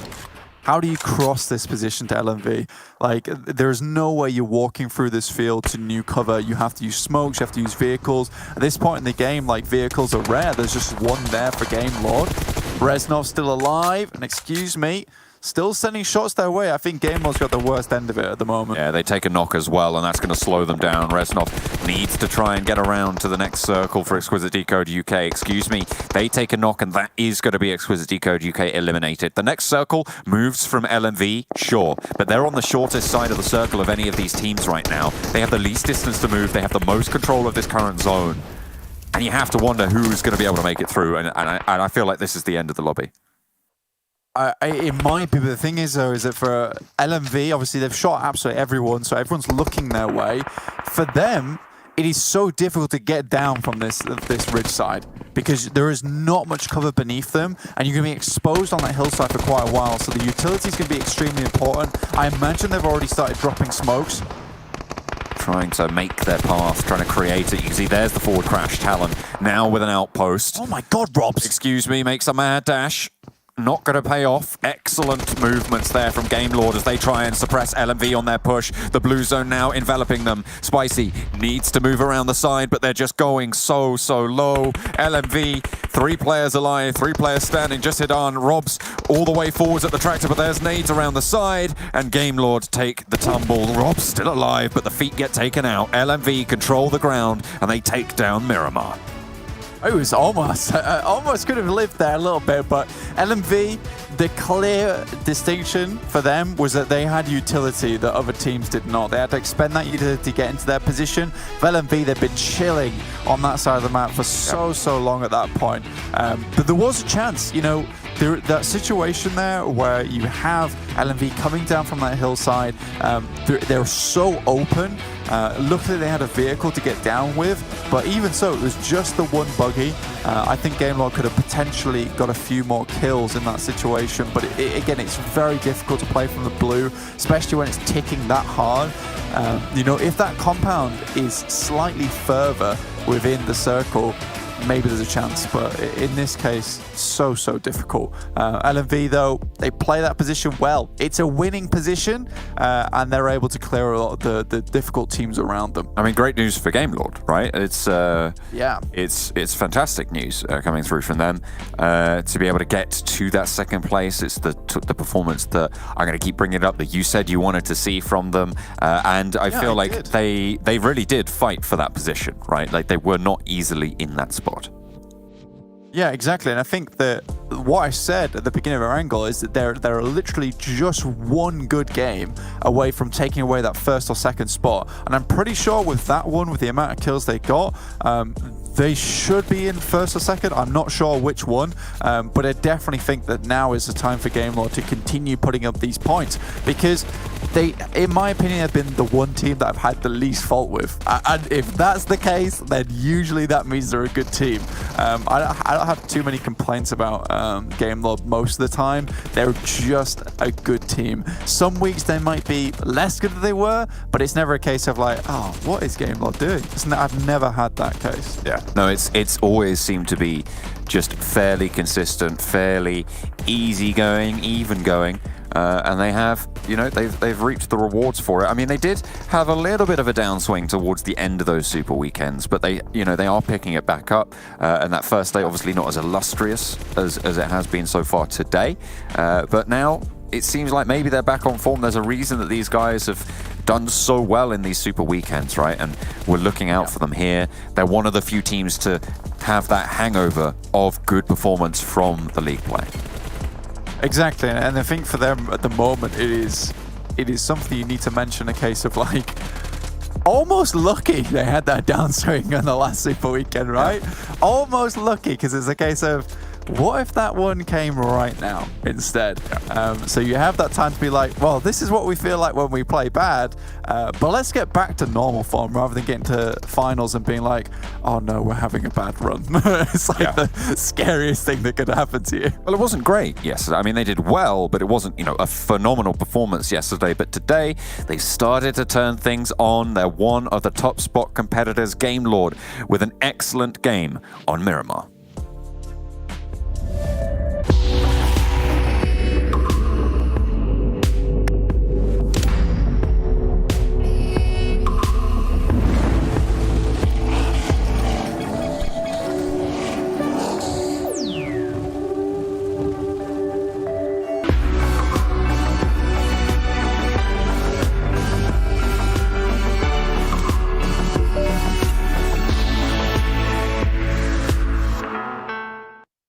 Hello everyone!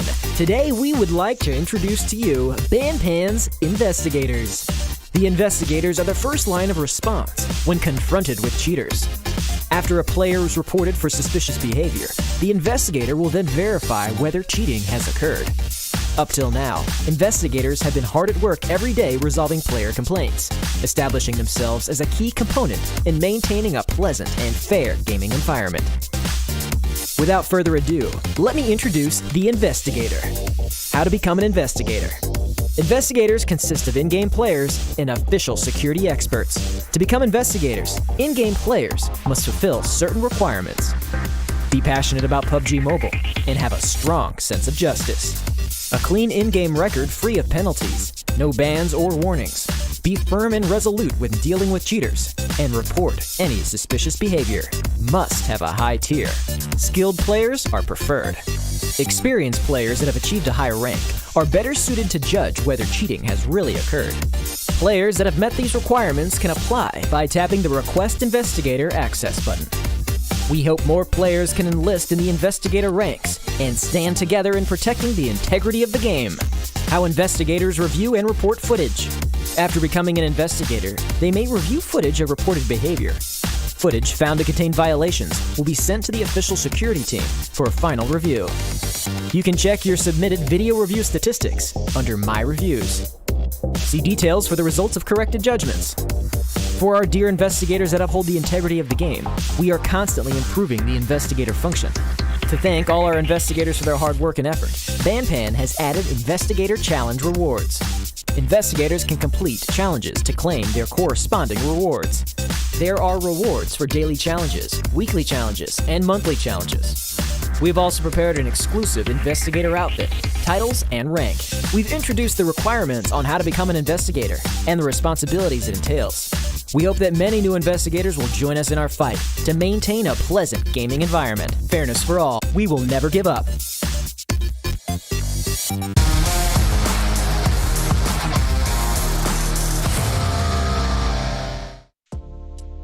Seems to be a day of everyone having a shot at a chicken dinner. LMV this time take themselves one, of course, with the 15 points that go with it. Of course, the kills they got as well, moving them up the leaderboards, getting one step closer to potentially breaking through into a European Regional Championship. But guys, this was, again, another interesting game. You know, I was watching the beginning, seeing Big do well, and I was like, oh, Max, maybe you have a delayed blessing with your predictions. Literally, within 10 seconds of saying that, Big dies. I don't know. Was it you that cursed him in that game, or is it because I cursed him because you talked about me talking about them? I don't know how it works. Okay, it's very intricate. But no, LMV games off a really strong game here. 27 points total. And we talked quite a few times, Kalaris, especially about how they drop in Campo Militar, and it's not really a position that makes it easy for you to rotate. But this circle, especially going very close to water treatment, they just took that high ground position on top of the mountain super early, and they just waited it out, got all the information they needed, and when they had to crash onto TSC, they had the information, they had the utility, they had the fragging power, took the fight, got the best position, and took the win. It was so easily done by LMV Gaming, and it was just so clean. Yeah, the Crossroads location is one of the scariest central circles on the entirety of Miramar. And once you get a vantage point, it's like shooting fish in a barrel. And LMV found that vantage point and was able to just fire down everything. Because even if the circle shifts away from the Crossroads, which is a pain in the bum anyway, or any roads around there, it's still shifting into open fields. And you're like, well, damn, okay, let's try and play this one out. That's why you see so much edge play, and that's why LMV, from their perch on high, is able to shoot at everything and kill everything. Yeah, we see here ChasMac, just to move on to the other 8 teams, is they got first last game, 30 points. They pop up 3 here, so a little bit of a fall for them. Nexus as well, kind of sticking true to, I guess, more of the normality of what we expected out of them. But also Eastern Stars, Unicorns of Love, they both got 1 point. So that gap just going to stay exactly where it is, around 19, I believe we think it is. But like you said, Kalaris, with your lovely sounds, Talon. Almost 1100 damage. Rob's in there as well. Perk's in there as well. Yeah, I mean, again, if you've got this kind of location to just fire at everything that's going to be going down on the fields, or kind of like the great thing about the compound that they had was it has great lines of sight, not only on the fields, but also the surrounding hills around it too, where all of these teams are scrambling to find some semblance of stability. So for LMV, this was the perfect opportunity to get them really on the board. You can draw such a big comparison between the breach of Unicorns of Love onto TSC and how LMV actually breached that one. Unicorns of Love send it one by one. Lin is trying to run to the compound, gets knocked midway. And then you had LMV doing the exact same breach against the same amount of players, doing it all together. Really well executed. Yep. And of course, as you can see, getting himself into the advantage point you mentioned, Kalaris, and just picking up all the kills left, right, and center on Excuse Me, on Game Lord, on some of the also Exquisite Décode UK. It was so easy for them to play it off. But Game Lord, they were a team that were not in a strong position, and them having actually a pretty big spread and then regrouping every time the circle went into the fields, which is not easy, but they made it work out. They made the most of what they could do in that game. They get Miramar, Jason, do Game Lord. They truly get Miramar. They understand it well. Well, I'm glad they actually were able to do well, because I feel like the domination, I guess maybe it's too strong of a word, but how well they did in the Super Weekends. I mean, overall, didn't really get replicated when it came to our first day of play. So it's nice to see them at least bounce back a little bit, but they still have a long ways to go. But so do LMV. We'll actually take a look at their stats in the finals versus their stats in the Super Weekend. Just to give you an idea again, are they playing better than what they were before? Are they playing the same? Are they playing a little bit worse? And they're actually just doing slightly better. But the unfortunate part for them is slightly better than what they did in our Super Weekends will not be enough to get them into the European Regional Championship. Because when you look at the average they had in those 45 games of Super Weekend, it evens out.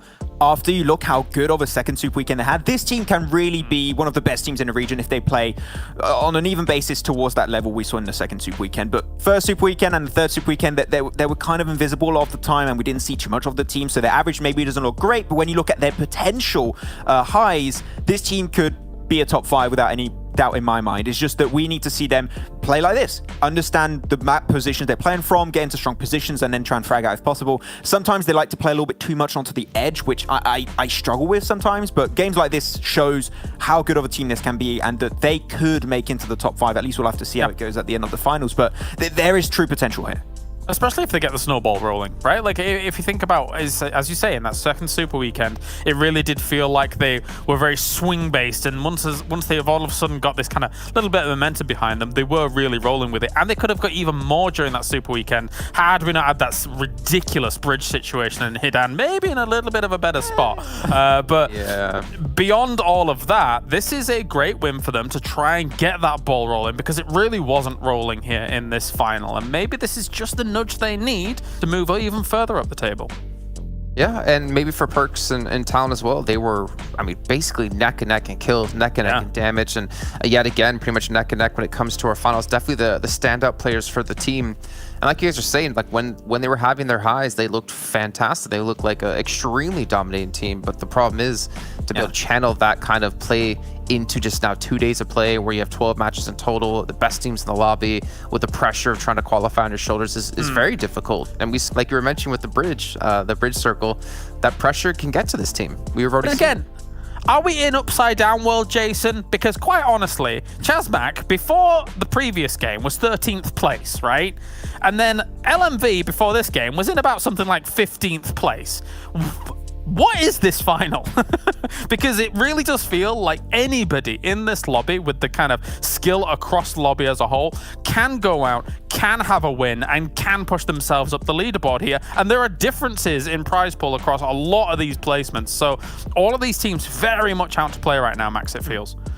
We touched upon this in the pre-show for day one, right? We said even the teams on the second page, they showed us, maybe not consistently, but they showed us on a short period of time they can shine through and get some of the best results you can see in the entire tournament. So I'm not surprised to see some of these teams do well, but I'm surprised we're seeing this many teams that were struggling at the start shining through in these finals. And I think that's the very big outlier here. And when you're looking at Eastern Stars, Unicorns of Love, not being as consistent, and Big especially not being as consistent as you would like to see, you're answering now, and especially when it happens 2 day back-to-back, you're asking yourself, what's changed for these teams during those 4 day break? And I just can't tell you, but it's good to see the teams like LMV and ChasMac actually performing well today. See, but I don't like it.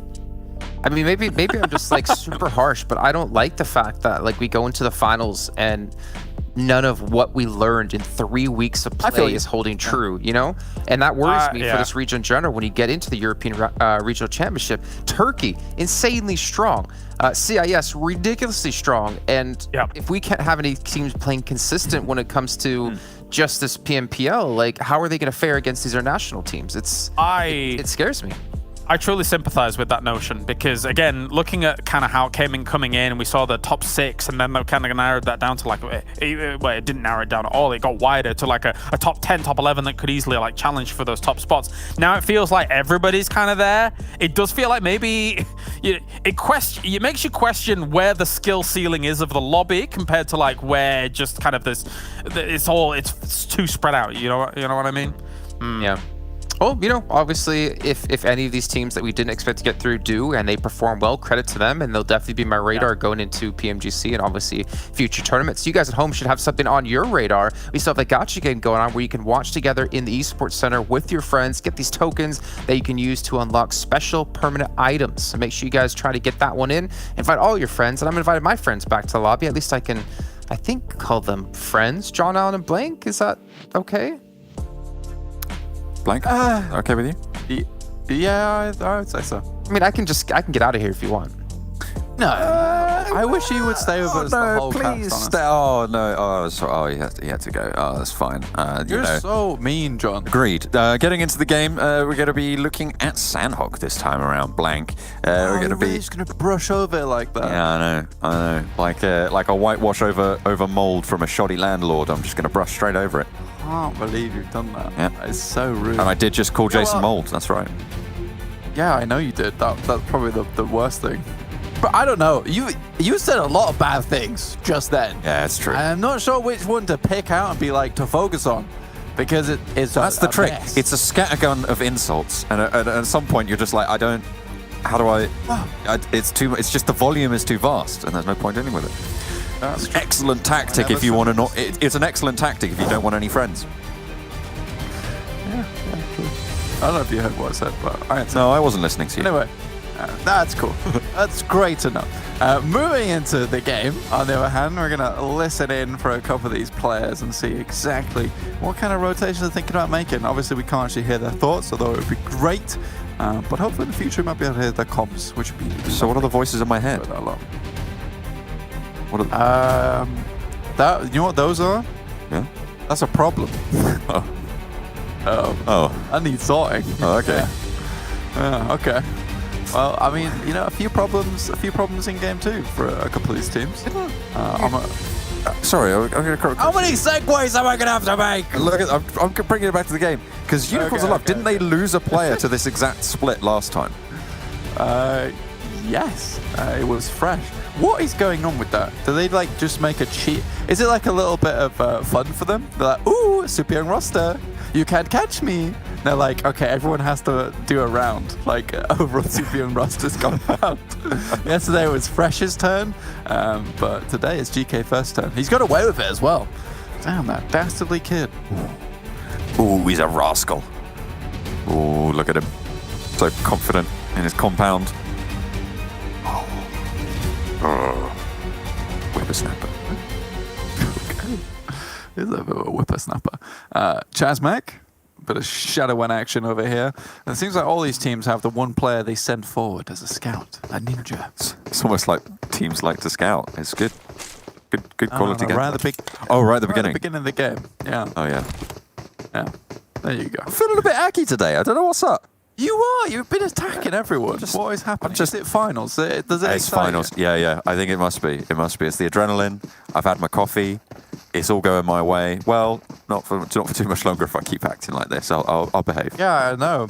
It's like you'll just hear like a big bleeping sound, and then John will be cut from the broadcast. It'll be me for the rest of this. So yeah, just wait for that one. It's coming. It's coming. What's soon. your best me impression? Your impression. An impression of me. Do you have one? Okay. You want me to do it? I've got an impression of you, yeah. Okay, go on. Let's hear it. All right. Okay, go on. Let's have a look at this game right now. There are a few things that I would like to place, actually, here, would be the mathematical calculations that I have made in my own time through spreadsheets and a lot of good gusto. It has been quite interesting, the types of curves that have been coming through. That's you. How was that? Did you like that? I didn't realise I was William Shatner. You are William Shatner. Am I? You're basically, yeah, essentially. You're like modern day William Shatner. Okay. With like, just probably like a little sprinkling of annoying in there. Oh, that's fair enough. Okay. There's I feel like there's also strong, what's his name? Oh, I've forgotten his name. The guy who plays, the guy who had the watch in Forrest Gump. What's his name? God. The dad in Hairspray in the film. Wow, this is amazing. I've never known you had this quality where you can like name people very vaguely, but from a large set of different films. This is amazing. Oh man, and he's Christopher Walken. That's it. There we go. Got there in the end. I feel that's not Christopher Walken, although Christopher Walken's a very classic accent. We have really strayed from the game, John. Okay, Absolutely. we need to get back to We've got a little bit of a walk, and yeah, we've been a walking, and now we need to get a strutting back on the game, or at least get in the back of the buggy here in game with the boys. Nexus, they're all wearing their PMPL outfits. You can get your own PMPL outfit. Get yourself on the app. Slap some, just do some gathering, you know. See if you can grab yourself a prize, because PMPL outfits, they are gorgeous. Potentially get some permanent items too. Everybody looks permanent items. I love permanent items. You know, Jason introduces a special and permanent friends earlier today. I'd say that you are permanent. I would say I'm special. certainly one of those is true. Yeah, At least. at least. Let's go with that. Eastern Stars, they've got a pretty solid position right now to control rotations, but I feel like the circle has diminished the value of this hill, because normally, I mean, we talk about this hill as being really strong, having a lot of oversight over the trifecta, over the confluence there of the rivers, but it doesn't have quite as much value in this current scenario. No, not as much anymore. I think that it's quite interesting to see whether all the teams are placed, because we're going to do a quick stock check. Going in the back, we're going to stock check these teams. Stock check. We have, I felt like a Dave reference right there. We have LMV up towards the northeast side. Vodafone Giants, they're down towards Lekawi. They're looking in at the moment. You know, most of these teams just playing it safe. I like LMV. They have that niche play style of just, you know, chilling it out and then coming in later, finding a strong position, and getting in. But Unicorns of Love, I'm sorry guys. You can't be playing in the blue. There is no blue to play in. Unless GK First is going to stay right on the western side of Nakam, where there's about 200 meters of area to play. It'll be in the blue. If there's blue, they will be there. That is one known in the Sanhok games, certainly over the last couple of days anyway, for Unicorns of Love. Super Young roster, they've yet to move from Ruins, and potential for them to guard out Big, but I feel like Big have a plan. I mean, certainly Mihi is either swimming right now or is controlling the headland for a different sort of rotation on Big's side. But around the cave, teams are starting to group. Yeah, I think you know what? I like Super Young roster. Don't get me wrong, I like Super Young roster. Okay. They have done this same hold on the Northwest Bridge coming down to Ruins every single game. And at pretty much every single game as well, Big's done the same thing, which is just swim off to the west side of the map. And the way they've got this set up is they've got two players either side of the bridge, one player at the back side, and then one guy watching the docks. And realistically, like, this isn't going to help you versus Big, who are doing this every single time. Just like, go watch the coast. Just have one guy watch the bridge, because more often than not, Big just rattle it through if they do go bridge, in which case Super Young roster are left in the back. Are they going to have that info, though? Have they been scouting effectively? We'll have to wait and see. At the moment, Team Doom around this cave, around the area. Xtreme Slayers split across the river as well, just out to their west near Camp Charlie. Excuse me, out to the east of this position as well. And as I said, teams are starting to group around this area to the south of Quarry, which is going to be detrimental should it move up a little bit further north towards Boot Camp or around that area. You imagine that traffic jam is going to be quite tricky. Yeah, I would say so. I think that, you know, it does get a bit difficult in this scenario, God, how many times O's are going to come up here? Xtreme Slayers, they're on the south side, right? You know, you've got Vodafone Giants as well as Excuse Me, all trying to push through. But I think it's going to be a case of, like, who's going to make the rotation that goes over the top side of Quarry and then loops back down towards Painan. Now, I think that would be a smart rotation to make rather than getting caught here by the river, which is very awkward to play around. You can see Exquisite Décode UK currently there, as are TSC. TSC are probably going to be locked into this spot for a long time because they're very much at the back of the queue. I mean, they could move north, which would be okay in my opinion, but it depends where the next circle goes, really. Teams on the western edge still need to move big. They made one swim, but they still have to make the others. One has to wonder if there's a boat that they've got their eyes on to go for a long rotation, even, you know, over towards docks or Kampong or something similar for big. But maybe they're just going to swim. Maybe they've got enough meds. They feel confident. It's only going to be phase 2 circle damage, and they're just going to swim across. It looks like that's what they're going for, by the way. Circle shrinks, and it's very, very central there. TSC, again, slap bang in the middle. Yeah, and I mean, they're holding that same hold. You can see on your map there, where it's literally directed at the bridge, and big, once again, they're like, we're going to circumvent all of that and get ahead of you, and then leave. So it's a little bit confusing to me. And remember, I like Super Young roster. Don't get me wrong, guys. I like Super If you keep saying it, it will be true eventually. Big, Yeah. they're making that is swim. true. Absolutely. I believe you. I believe you. Thank you. Unicorns of Love need to move in as well, just shift their way through. The advantage that I think Xtreme Slayers have is that they have that sort of outpost, that ability to go back across the river should they need to swing up past Painan. I feel like that is a credit to them that maybe can't be undervalued, but at the moment it looks like they just want to push straight on forwards and give up that ground. Where is Conquerors going right now, John? They're almost off my screen. Yeah. So let's just paint a picture for you guys at home. I have looked over to my left monitor up towards Northwest Island just to check if anyone else is still out there. I see Conquerors quite physically leaving the map in a vehicle up towards Mong Nai. And I think they're going to swing all the way down past Lakawi to head in towards Dockside, or even just dock at Lakawi itself. That would make sense. But yeah, they're completely off my screen now. That was incredible. I had the same exact reaction, except it's on my right monitor, not my left monitor. Oh, right, okay. So, that was the only difference. Fair enough. TSC, they've got a pretty decent split. With their backs to Quarry, I feel like TSC have a really good chance at controlling this area. The difficulty is that the high ground for Xtreme Slayers is actually very good. They have so many sites. You can see they can see all the way over to Team Doom on their south. It's a really good hill that they found themselves. I think for TSC, it's hard though. It's really, really hard because, you know, I know you said they have Quarry to their backside, but to be honest, there's no clear-cut winning position around Quarry. Like, typically when we see Quarry, what we talk about is like it's towards the beginning of the game. If you get caught in a crossfire at the beginning of the game, you drop into Quarry, more than likely you're doomed. And that's where it's good to play on the outside. But more often than not, after that point, the players who are playing around Quarry will get shot at by players coming into the circle. It's rough. I don't think there's one singular position that I would be happy with. There's a couple of towers you can play around there, but there's nowhere it's like that is the definitive position to play in Quarry.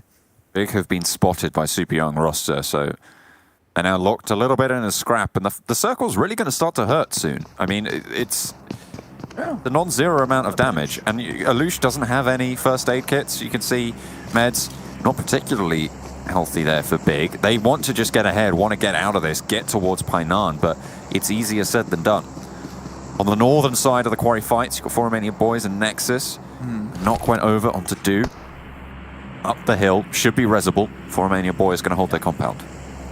It'll be fine. I actually liked what I saw there from Big because you could see Swave moving out down towards the south side. They've sent Mickey forward, and I appreciate this because he's the one running 7 first aids. So I think his mission at the moment, should he choose to accept it, would be to get a single knock and then get the rest of the team out, which is how I feel they're trying to play this one. Because if they have that many meds on Mickey, then he can stay behind long enough to get that knock, which they've just achieved now, and then take that moment to leave. But yeah, the circle moving off to the eastern side, woof. I mean, Vodafone Giants can be very happy with that one. I was meant to be an oof. I woofed instead. You know, I turned into a dog. It was that surprising. I mean, it is a bit of a munter of a circle there, to be fair. It is a bit of a muggy circle right now. It's not fun. It's not fun. For all the teams on the west of Quarry, they're going to have to figure out how to either get around it or play in Quarry. I feel like ChasMac Gaming right now have a really strong spot, have a really good chance to move a little bit further south, take a compound there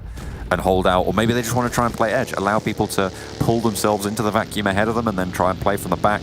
They swept before very effectively on a circle in Erangel, so maybe that's what they're going to try and repeat. Yeah. Conquerors finally make it in. They're in Lakawi, What, hey? as we said.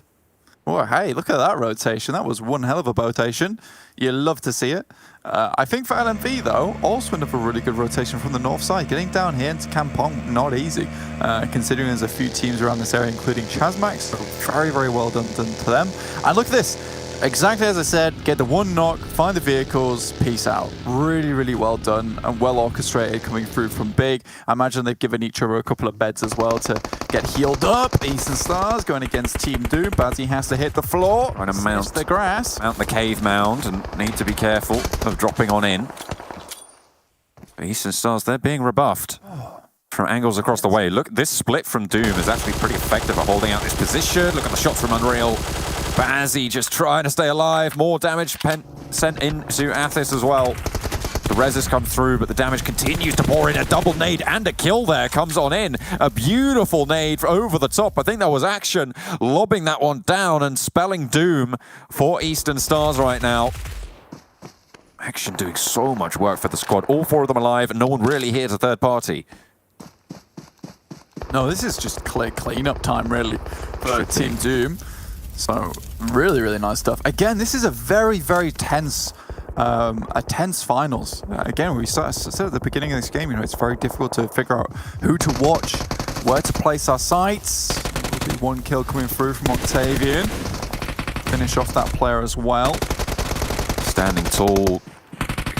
Eastern Stars not going down without a fight. Kapahala down in the dirt, naturally going to get wiped as well. That's a squad wipe going on through. Eastern Stars are going to get eliminated there.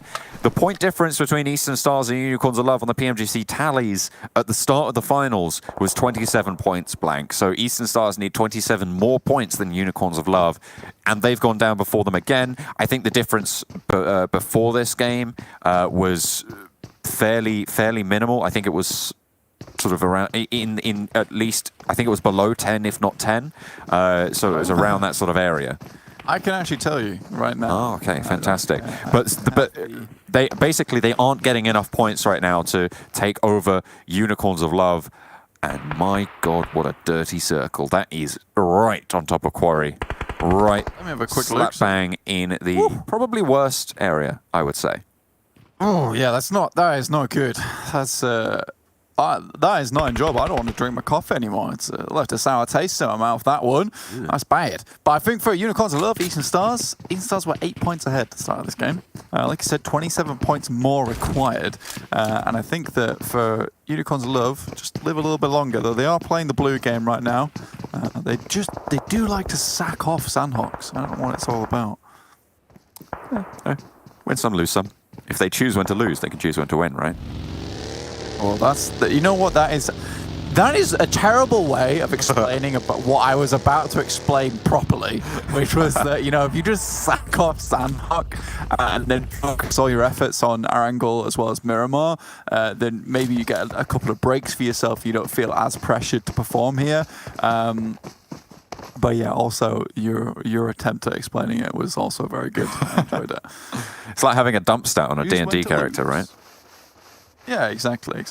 Either way, this is a very difficult circle to play. Vodafone Giants, though, this would be a good chance for them to get themselves in a better position when it comes to points, because they were holding on to a very firm spot towards the top side. They have dropped down a little bit now. Conquerors, this is the team that made the huge rotation. They backstabbed ChasMac Gaming, and to be fair, ChasMac Gaming, if I was there, I'd be like, where the hell did these guys come from too? Who on earth are these guys pretending to our western coast? Trazen goes down as well. MZ now under pressure. ChasMac Gaming getting picked off one by one. It's a horror film in the forest.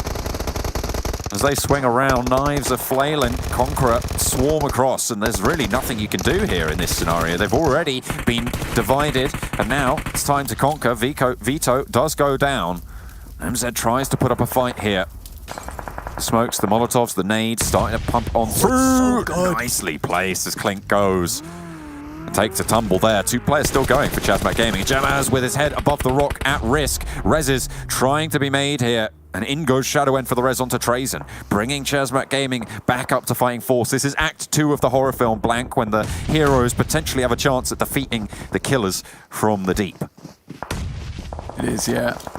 I mean, we're fully into Act 2 at this point in time. We've changed position, we've changed scene, we had the smash cut from the trees to the grass. But MZ really putting up huge performances right now. This could be amazing for him. Gets 1, and possibly 2. With a second. Lines him up. Reeves now trying to get the shots. The Vector in hand. MZ has cover behind the tree. The rest of ChasMac Gaming coming up fast as well on the outside track. 15 bullets in the UMP. Needs to find a flush. Needs to find a knock. Gets the point, but goes down. And Conqueror fall as the circle shifts north. MZ, what an MVP that guy was there for that fight. Incredible nades, incredible ability to play the terrain. MZ is the biggest blessing right now for ChasMac Gaming. When he comes on side, these guys step up in a huge way. It is beautiful to see, and that's what you want from IGL overall. Super young roster, you made the mistake there. You can't be resin at this point in the game. It just doesn't work out. You'll immediately get re-knocked. Unicorns are low. They're coming over towards LMV's position. Going to try and clear them out. They struggled from the last game, but it's an instant knock there from Fresh. Raucus not backing up this push as well, and immediately Fresh taken down as well. GK first eliminated, and Raucus just left alone. I imagine they dropped meds over, and they're going to try and out-heal the blue zone here for Unicorns of Love. Not entirely sure about that crash. It obviously did not work out in this scenario, and LMV are going to keep on going, although they are slowed down. The circle's doing a lot of damage now. Yeah, this is cruel from Raucus, in my opinion, almost in a way, to Eastern Stars, because they know that they to be fair, if anything, it's actually incredibly smart. It's an incredibly smart play, if anything, because it's a case of, we don't need to win Sanhok, we just need to keep putting up consistent numbers. What's the best way to put up 6 or 7 points on Sanhok? Try get towards the late game, pick up as many first aid kits as possible, and then heal to 6th or 5th place. This could be the biggest brain strat ever if they are purely going for those PMGC points to qualify from the totals. I mean, it's potentially there, right? That's potentially what you're going to see, but you kind of have to, it is quite interesting, because Unicorns of Love essentially need to get 1 point less per game than Eastern Stars every single time, and they'll be fine. They'll be in, right? It's 27 points, there's 18 games. They can get more than 1 point less than the Eastern Stars each time. But if you keep it at that level, it's a little bit safer. So the games where you get more, these are all bonuses. These are phenomenal results for Unicorns of Love for those PMGC spots. But they do lose out on money, and you can't ignore that here in these finals. I mean, getting the PMGC, you're going to earn so much more, but also this is even more big brain. Is this a quarry finish? No one's going to survive for that long when you're playing Quarry. This is just going to be teams going down one after another. You can already see there's only 15 players besides Raucus over on this side, with Ex Machina also healing, Fakers healing from Superior Roster, so Shadowwen. There is a big opportunity for those 3 players to go down straight away and Raucus stand up tall. We were trying to just nail those shotgun shots. Raucus is moving right now, so I wonder if he's out of meds. Vodafone Giants are just sweeping across right now, but Nexus Gaming still up the top. And this is actually a really important fight, Blank. Let's look at the 3 teams still in this circle. Nexus Gaming, Game Lord, and Vodafone Giants. These are all teams right at the top. A team to win this one is most likely going to take that top spot. Take the first place, 100%. I said it from the start, Vodafone Giants, they're going to win the entire finals. Game Lord, they're going to put them up for a good run, to be honest with you. But I believe in the Vodafone Giants. I think it's high time that the Vodafone Giants and the players on that team, they got themselves a finals win. They've been deserving it for a long time. They've consistently improved. And right now, they're looking very good. Dexter makes the forward break towards the tree, trying to get that outpost, get those angles locked out for Nexus Gaming right now. They don't really have too much utility in play right now, and they're getting burnt out as well. Game Lord looking to try and survive. That's their goal right now, to stay alive with bullets flying over their heads.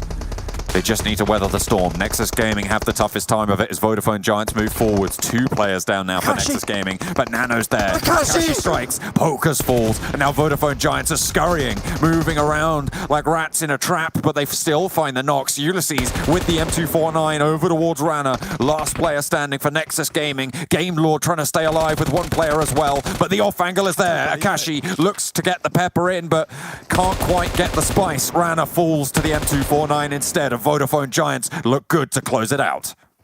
It's the Akashi Assassin once again from the sidelines, moving in with the UMP. Pocus is low, out goes Sebi. It's down to 3. Pocus extremely low though, he does get back up on his feet. Turns it around, 1 versus 2 now behind the rock. Akashi gets one more, turns it around from below, from the quarry, covered in mud and rocks, looks to take on the Giants and will be trying to slay here. David Incarnate. Akashi moves forwards. Nano wants the res, makes the final push, the half HP and can't quite get it done. The slingshot not good enough, and the Vodafone Giants take it back into their control. Oh my lord. The Akashi Assassin. This guy, I said it, you know, Octavian, he's a clear second for the off-angle specialist. Akashi wins every single time. He's the off-angle for Nexus as well. I mean, he's playing... I know, right? He's played 2 teams. This guy is mad. Honestly, probably one of the... He's a new player that I've seen as well, and he's probably one of my favourite new players that I've ever watched. And that is that is one thing I will not say for a while, because it is so many times where Akashi bails Game Lord out of a really difficult situation. But let's just think to 2 weeks ago when we saw Akashi win by himself on Miramar. These things are happening multiple times, and it's like happening so many times now where it's a case of like, yeah, this is not luck. This is like something that he's actively doing. I love his playstyle so much, and I can't even talk about Vodafone Giants win, even though I'm like hyping them up so much. All I can think about is the Akashi Assassin. Absolutely. I mean, and remember, that fight was really, really important in terms of deciding towards the top of the tables. Those were 3 teams directly in contention with one another. And I imagine that with that point bump, Vodafone Giants are going to have enough to overtake. But Game Lord, I mean, they got plenty of kills. Nexus Gaming, they were still in there as well. Those points are really going to be crucial there. But I mean, 4 Romanian Boys weren't there. Exquisite Décode UK weren't there in towards those final circles, which means that gap can start to open towards the top yet again. Although it did close towards the start of today, it's looking exciting. It's looking very exciting, Blank. Very, very exciting. I think for Game Lord, though, that was very important that your boy Akashi was able to get that second place and pick up, I think it was 2 extra points from Vodafone Giants at the end there. I think he almost killed Vodafone Giants twice before he finally went down. But yeah, I think that's great, and it might have just enabled Game Lord to hold on to that first spot, but we'll have to wait and see, John, until the desk is able to bring us that information, which I'm very excited for personally. Oh, absolutely. No, it should be very exciting stuff. But it was also the situation that it Your impression of me? No. Next question. But it was very much the case that Akashi could have won that. Right, that was a scenario where it came down to a 1 versus 1, and you know how volatile those results can be, right? I mean, sure, he had less HP, but it's still like 2 bullets at that range that really decide it. And if you can get the drop, if you can have a sneaky little bobble around the side, maybe even a nade, you know, you can just pop it in. If you find a box that has a nade in it, all of a sudden, nothing. Bang. Yeah, but in the end, did phenomenally well for the squad and kept them very much in the running. I think that even just a testament that this is not luck and I'm not just talking this guy up, is that, you know, the end of that fight, he gets that 3rd knock onto Sebi, and then there's 2 players, one getting res behind the rock. A good player makes the play he makes. A bad player might have just sat behind that rock forever and got pushed by the blue, but he's thinking about the win. That wasn't a player thinking about, you know, maybe I can hold it for second. He's thinking about first there. He runs immediately up to the rock to try and sideswipe them, and that was an instant decision from Akashi. Like, goodness me. It is just a beautiful play. And amazing movements boiled into about a 30-second clip. I mean, it was great. I would be really interested to see his POV for, as you say, the last 30 seconds of that fight, right? What decisions was he making? What information did he have? Because it was well played. He took 2 players down from the Vodafone Giants almost immediately and then started a fight when Nexus Gaming came out, and it was a lot of chaos that nearly got capitalized on. Unfortunately, fell just a little bit short. What a sprint it was, but didn't quite make the 100-meter mark. Instead, the Vodafone Giants were able to take the chicken dinner for Sanhok.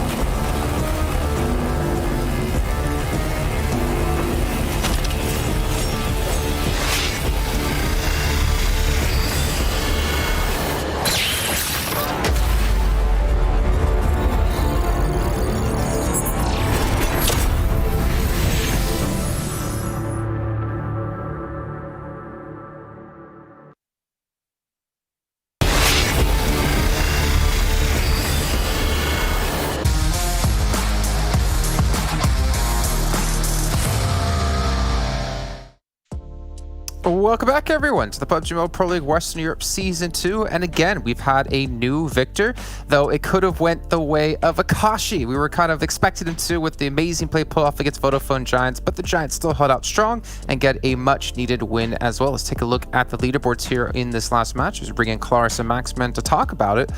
Gentlemen, that was an interesting, fight at the end. I don't know what to call it, honestly. Sanhok. Yeah, it's Quarry finished. I said it when the circle was closing off. I was like, please don't go towards Quarry. And Quarry is my least favorite circle finish in every map combined. It's not fun to play, and I can tell you the teams are probably complaining right now on the Discord about how they hated that circle. But you got to play with what's available at the time, and one team that was really proactive, of course, was the Vodafone Giants. They dropped Lakawi onto the more eastern side of the map, and they just regrouped, and every time they were getting pushed towards Quarry, like, oh, we don't want to go, but they were forced to go there.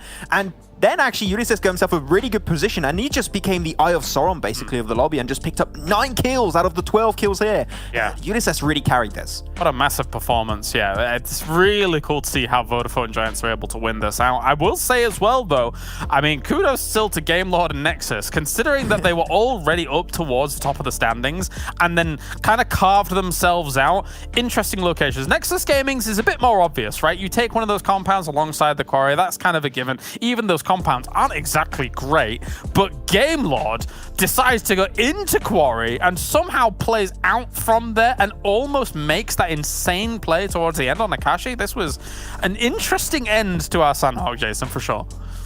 Yeah, you know, I actually really wanted to see him close that one out. I know we were talking while we were watching that one backstage, like, oh, you shouldn't go for the flushes, you should go for the flushes, but either way, I mean, his HP was low, but that would have been a fantastic ending to pretty much pull off a 1v4. We do have to mention ChasMac 10 points, good for them. Again, bouncing back, doing decently well. Unicorns of Love, still not really breaking through into any major point gains today, unfortunately for them. Let's take a look, though, at the second page. Again, Eastern Stars, where I'm going to be looking how many points ahead were Unicorns of Love up against them. because that's going to be the determining factor for the race to PMGC. And you can see that's another, 6 points or 5 points that they're gaining against their only opposition.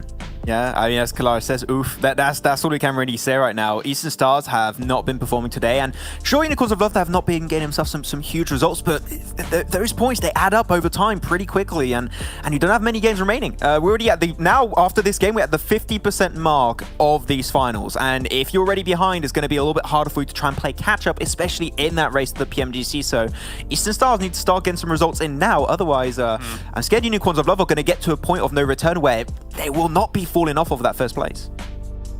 Yeah, I completely agree with you. And as we take a look at our top players, we can maybe think about that a little bit more and obviously flesh out the fact that Akashi put up 690 damage, but only 2 kills, and those came at the very end. But as he said, Ulysses coming in with 9 frags for his team.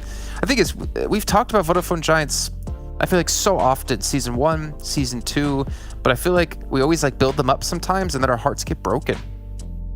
I just don't know how they show up like this. It's kind of crazy, right? To think that we were in a situation where, as you say, hearts were broken. Our hopes for them were dashed against the rocks, and now all of a sudden they're here again, just making it happen when it counts. Maybe they sandbag. Maybe they're just memeing. I don't know, during some of those weeks. But regardless of the fact, they can have these explosive games like this. You saw Ulysses push-ups on towards where Nexus was, really constricting them like a boa and not allowing them to actually even move forwards. And that was just, it's a winning play, and they made the win. I love it. Yeah, I mean, you love to see when it works out for the team that makes the correct play. And again, if they keep the pace up, they could be represent us when it comes to European Championship. And we can see some, I was going to say some Sanhok numbers, but I guess it's not as flat as I was expecting to be fair. Yeah. Nexus, just nowhere to be seen considering how late they got into the game. They didn't even break 600 damage. To me is pretty crazy. I think that's fine, though, for Nexus. I'm completely okay with that. It's a circle that ends on Quarry on Sanhok. You want to avoid the positions where no teams are going to rotate. And because of how the circle kept shifting up north, they're like, if we just go to the more northern side of the circle, no teams are going to be forced our way. So we're just going to be chilling a lot of the time next to Quarry. So Nexus Gaming, sure, not get himself an insane amount of damage and kills, but I think that in a position like that, they just aim for placement points alone. And I think that was actually a really good playstyle for them. So I'm completely okay with it. I think that was good. Okay. All right. Well, I can't argue with that, Max, but one thing I can at least show us, which isn't really about arguing, is actually about what happened with Akashi. We wanted to rewatch how he's able to take down 3 members of Vodafone Giants, knock them down and then potentially pick up the win. I believe we have a replay of that if we can take a look, but it was extremely cool to see because I during the stream we were watching Nexus live and then we see Akashi just peek up the side and start downing players. I guess this is actually a little bit after, but it caused a distraction to allow Vodafone Giants to freak out a bit here in Nexus to maybe have a glimpse of time to get back into the fight. But I mean, Akashi, I don't know how he was able to take these players down. He was getting so many great shots. You say it's not about arguing. I'll argue. Akashi, yeah, so he goes for the spray on the right-hand side. It was mentioned by multiple people, maybe he's going for the win here.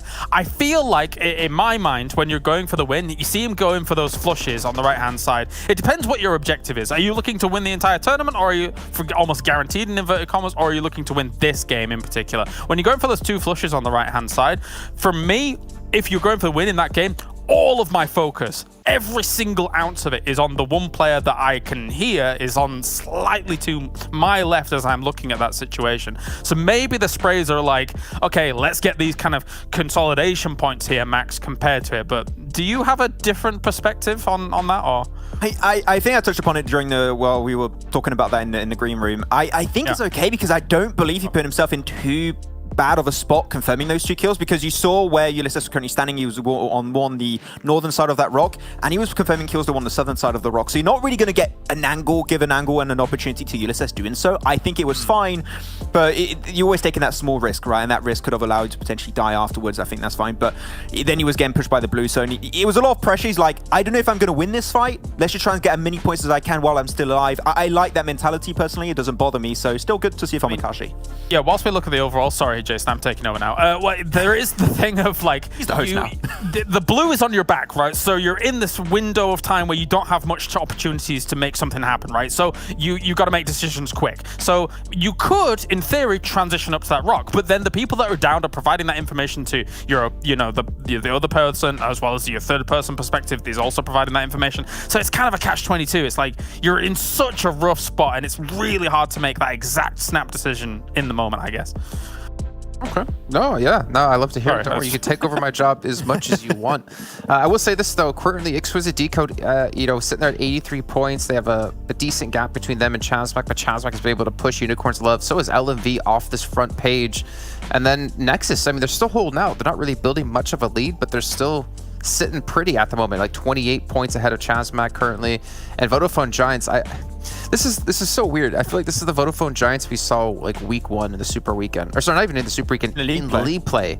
Super Weekend I can't even count because they had like 8 points for the first day or two of it. Yeah. But I just don't know where this team came from. I don't know if they can maintain this kind of form over the rest of today and tomorrow. I don't know if they can show this kind of form when it comes to the European Championship. Yeah. But right now, I mean, they're showing the form and other teams need to step up.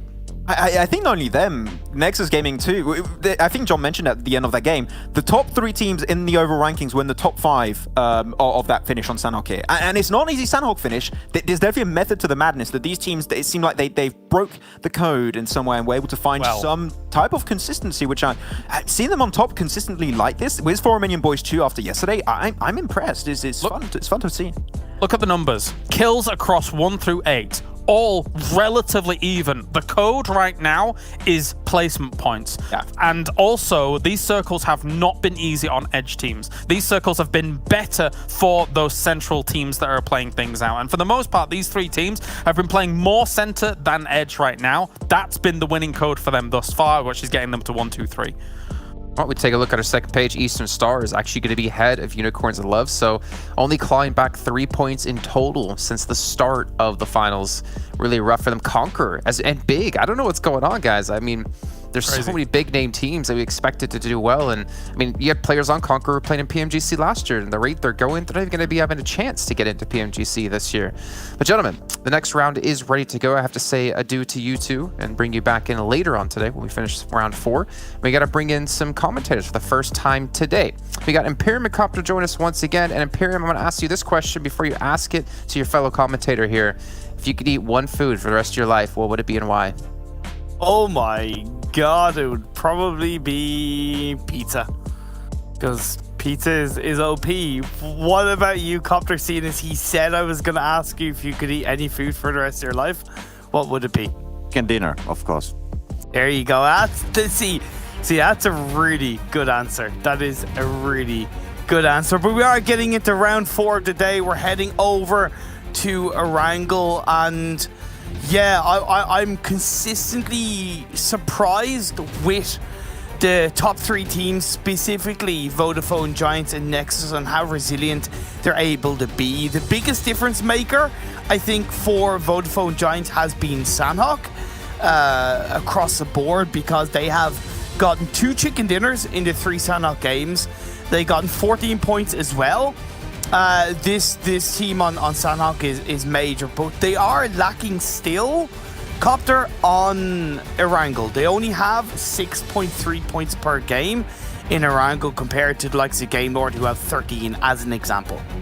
Just wondering, usually Sanhok is kind of like a bit more random, I would say, because of the landscape and, you know, the events happening at the hills and the rocks and everything, all the covers where you can actually hide so well. So maybe Vodafone Giants, maybe they have found the secret key to Sanhok, because we don't usually see that one team is like dominating it. It's usually like quite much all around. So definitely great job from Vodafone Giants, like winning 2 chicken dinners out of Sanhok. Definitely nice to see that they are popping up on the scoreboard. I mean, we are definitely seeing something else that we haven't seen earlier on this league. Circle's gonna pop a southern side, including the Millie Island as well. So Xtreme Slayers, as they're dropping there, they should be completely fine. Of course, LMV on the Primorsk area, where they have been dropping now for quite a time already. They will have a nice place. And I mean, we had not completely the same, but a similar circle yesterday. Yeah. And then we had a lot of people like piling there on the plateau on the northern side of the ferry pier. Some teams kind of like also moving on the ferry pier and the southern side compounds as well. So I guess those will be the hot properties on this circle as well. Yeah, this is definitely a tricky phase one for these teams. We did have very similar yesterday in which Nexus did rock up towards that ferry pier hill area to the north, and LMV rocked up a little bit later and they got absolutely blown to smithereens to an extent. Well, not blown to smithereens, but they did lose a player at least. So I expect something similar from Nexus when it comes to these rotations. Curious to see how Xtreme Slayers are going to rotate across the Millie Island, whether they will hold on for phase 2, because I think the one difference between today's Erangel circle and yesterday's that we saw is there's a little bit more military island in place, so it could still head towards that area of the map. True. Well, that villa building on the on the fields right there on the northern side of the ferry pier, I guess both Nexus and 4 Romanian Boys, they are quite eager probably to rotate towards that area, so we'll just have to wait and see what's going to happen. But yeah, kind of like having that the best location possible completely free right now, that's of course got to be tempting for those teams who know that they are near and have decent chances of getting those down. Meanwhile, Unicorns of Slav, they're going to spot down big, and the spray is going to go towards Swave. Takes damage as well, like about half of the HP is going to be lost. It's going to be GK first, of course. Reloading the guns. Web is not really moving, so I don't know what's going on there. He's going to be healing, it seems, so that's the case. But the GK first going to be letting go from that angle, and we'll just realize that maybe it's too far away. Yeah, Unicorns of Love don't normally hang around this area specifically too much. They tend to go straight towards North George, so this is something that I think has maybe to an extent caught Big off guard. But if you're all heading in the same direction, there is that chance that there's going to be a limited amount of vehicles. You can't get yourself kind of somewhat caught out. And this is where Big's solo drop spot of Severny starts to become an issue for them. A bit of a trip over for them, right? Like they're falling over their own feet. When it's that kind of playing path where it makes Severny so much more difficult, really having that secondary drop spot, especially somewhere like Novo, which outside of having 2 players of Xtreme Slayers, nobody lands in for the finals. Why not have that secondary drop spot, right? Make it just that little bit easier for you to loot up, rotate. I know that's easier said than done because you need very different pathing lines in the opposite side of the map, but they're not a new team. They are very experienced, so they should have prepared for that, right? They should have that secondary drop spot. Yeah, you might be right on that one. Unicorns of Flop, they will finally leave. 4.5 minutes, almost 5 minutes on the clock, and they will start the movement towards the northern George Pole. So that's pretty late, and we can see Big going towards the Severny. Actually, they will follow them on the northern George Pole. What's the case here? They will definitely go from top of that hill, and they are not with the current path. They are not heading towards Severny, so they will just go on the northern side of the whole George Pole area. So we'll see what's going to build from this one, because Big is definitely playing a different play from their books, what they have done in the past. So maybe they will try to get something done. You just can't flip that vehicle, and luckily they will land on their feet, will not have any major problem. But I mean, flipping a vehicle on that location, that would have caused a lot of time. But yeah, they will just decide to leave now. Big didn't exactly look like they were exactly, kind of looted up. Beast didn't have a helmet or a vest, right? So they're in a bit of a similar situation. You can put yourself in a pretty good situation of grabbing some free stuff for yourself in terms of the prizes. You have the gacha moments where you can watch in game and pick up a couple of free stuff for yourself. Not something that that you complain about. I'd imagine. Who doesn't want free stuff while watching PUBG Mobile Esports through the in-game Esports tab? But we go throughout this game. The blue zone is starting to close in.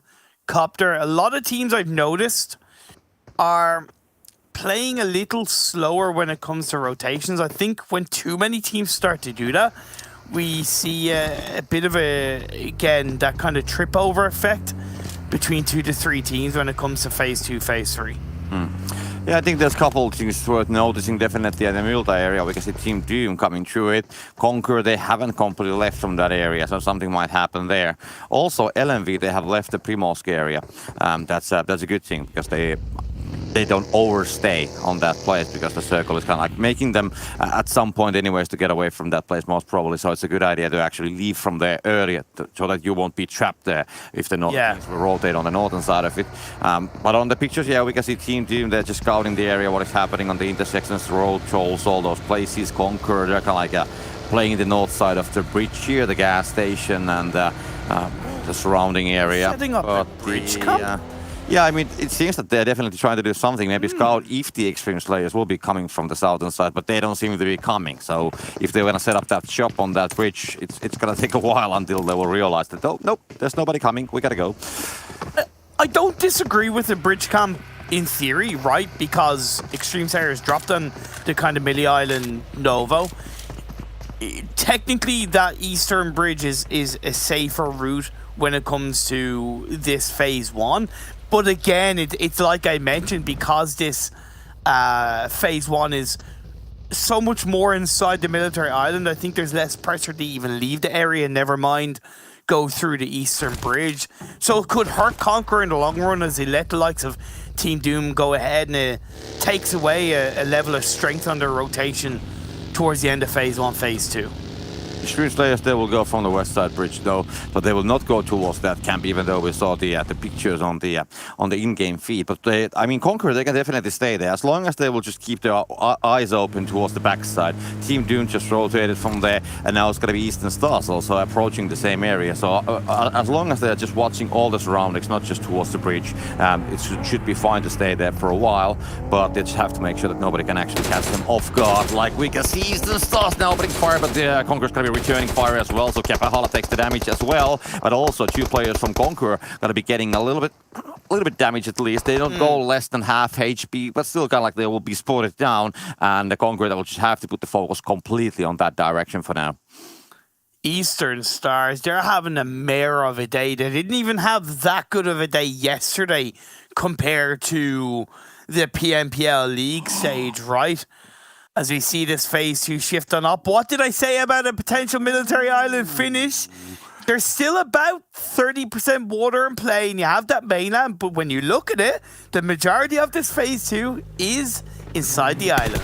And kind of like the Xtreme Slayers rotation, I mean, they went on the other side, but they stayed close to the bridge, and now they can fall back easily on the military island. So in a way, I think that the western bridge, they actually did it very well. Of course, it would have made more sense to rotate from the east side, just like you said, Imperium. But this time, when they decided to go from the west, the circle popped back in, so they can just utilize the same route, knowing that it's safe. They can immediately fall back, and that is a smart thing to do. And they will go straight on the western tip of the Sosnovka Island. We can expect to have a lot of boats, a lot of swimmers, a lot of people on the bridges as well. This is so tricky, because with the mainland still in play, it's too tempting for these teams to commit to the mainland, right? It's too tempting. They're not going to all go onto the military island. LMV are going for a swift botation, and that response is absolutely perfect for me. And look at that, they're even going wide. They recognize that they don't know how many teams are in the island. They don't know where they are, but common sense tells you the further away that we are from us getting targeted, and using 2 boats not only saves us, but it also takes away a boat from another team, and it slows them down. Big reaction from LMV. Yeah, I mean, they have 2 of those, so it's DB, double botation. There you go. DB, nothing beats a DB double botation across the board. Game Lord coming in towards the eastern side. Nexus are holding down their fort in a bit of a 2-2 split. They have 2 on the lighthouse, 2 in the compound here. Now, in my opinion, a 3-1 split would be much more advisable. Actually, no. It is a 3-1 split. That's a perfect location for Nexus in my eyes. Yeah, I mean, yeah, I'm not going to argue on that one. Meanwhile, I mean, just more and more teams are getting, so some parts are already on the blue. A lot of teams are actually playing on the blue. Of course, Unicorns of Flow, like we have seen in the past, they're coming slow from the north, and Short Ball running on the blue. And the big, at the same time, also is moving away from Severity, so there's a high chance that they will collide on the way. But the east side breach, this is an interesting one. Eastern Stars, they want to gatekeep it. Game Lord wants to come from the other side, and Exquisite Décode will come on the backside, as that's going to find us the same by at least. But the Eastern Stars, they are definitely engaging the fight. Will's gonna find Atis down, and now Reznov tries to go for the flush. Of course, shouldn't be a major problem. So that's gonna be Atis taken down, and that was the only player on the north side of the bridges. But they still have guys on the south, and there's gonna be more teams now moving on the bridge. So definitely they will try to welcome them. Honestly, Exquisite Décode have gotten very lucky with the fact that there was only Athis on that side, and Game Lord had already suffered a casualty, so they weren't exactly in a position to fight. In my eyes, it's such a linear rotation from Exquisite Décode. It's such a classic level rotation to try and go for that eastern bridge. Yes, it's in the blue, but come on, it's only phase 2. With the kind of circle shifts we've seen, you should expect to be gate kept. Why not go for that botation from Milta over to Novo and make it safer for you? It just, to me, doesn't make sense. Now, TSC are coming in from behind. I don't agree with this in terms of the long-term effect. They might win the fight against Exquisite Décode, but in my eyes, they're going to be taking too long as phase 3 shifts up. Yeah, this is again one of those moments when you actually need the traffic light on the bridge. If Vito's going to find Elise, so Exquisite Décode, at least TSC will get the initial knock. They have lost Jar Jar though, so they're only 3-man strong currently, and they will just go for the flushes. So we can see Bujo changing the position, Tam just getting the gun in his hand, and of course driving over at the same time of the player from the Exquisite Décode. And all the other two guys, they're already going into the circle on the southern side, so on the military island side of the bridge. So there's nobody else anymore on the north, and TSC, they can just collect the loot, scout it, and hit it on the road towards the south. Eastern Stars, I gotta mention, when they left actually from that position, they're already past the edge, and they're quite nicely actually getting inside of the zone already. So that's a decent one, because there was a very high risk that they would actually stay there on the east side and kind of like be a gate kept by maybe for Game Lord or maybe even for Conqueror.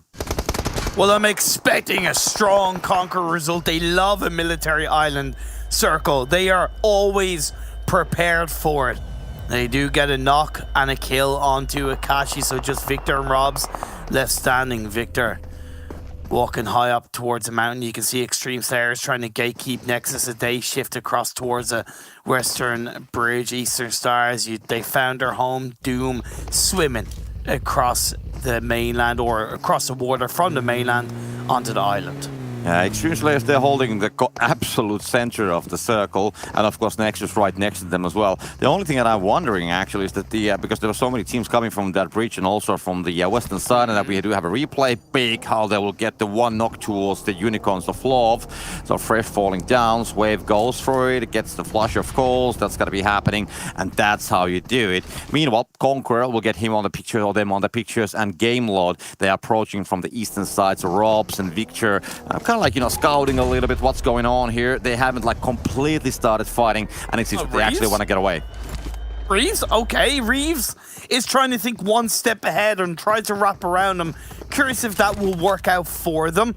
Creator went down from Nexus, so it leaves him with a trio in a compound. It's not the best compound to play for because you don't really get that much information and control from the south. You can have a look towards the bridge, but it is very much a kind of a Hail Mary, really praying that the circle continues in the favor of Nexus's compound.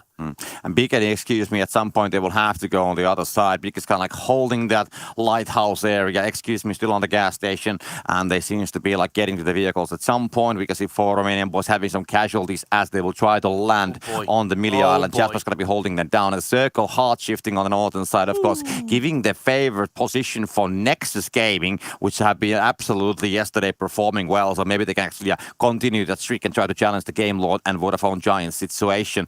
But yeah, a lot of teams are coming that way, so they have to be like super careful on that location because so many angles from the north and of course from the beach line as well. So they will be definitely, I wouldn't say sitting ducks, but definitely targets. Nexus couldn't have asked for a better circle shift. They said their compound was the kind of compound which really relied on the circle continuing in their favor. ChasMac opted to prioritize the coastal line, and it has paid off, but they of course have given up an element of any kind of circle control based on this shift, which is just one of those things that can happen. One thing we need to consider, Copter, is that 16 minutes in, that circle still has a good 30% water in play, right? So the landmass available is absolutely slim. Yeah, it is. It's like, what is like 60-65% land, and then the rest is water.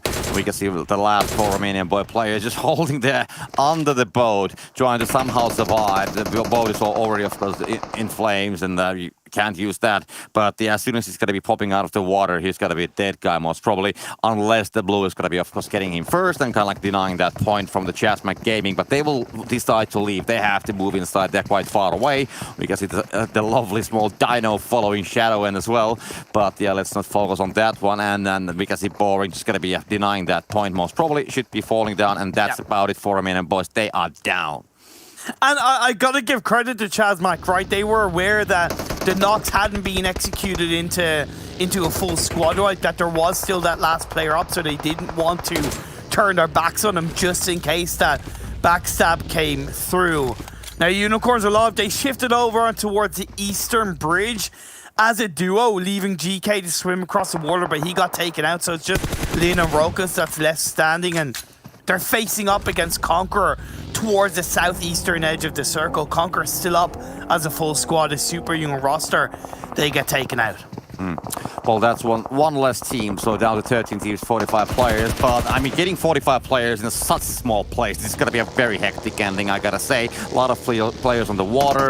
Xtreme Slayers kind of like watching still towards Team 2. We got the Xtreme Slayers, they're having the battle with the Exquisite Décode, and they're going to be falling down as Pappy's going to drive over Daddy. But Daddy's not going to be the saving force this time. We cannot be shouting Daddy this time. But, yeah, he will make his effort, but Xtreme Slayers, they will get a kill from that one, and they have 4 in total.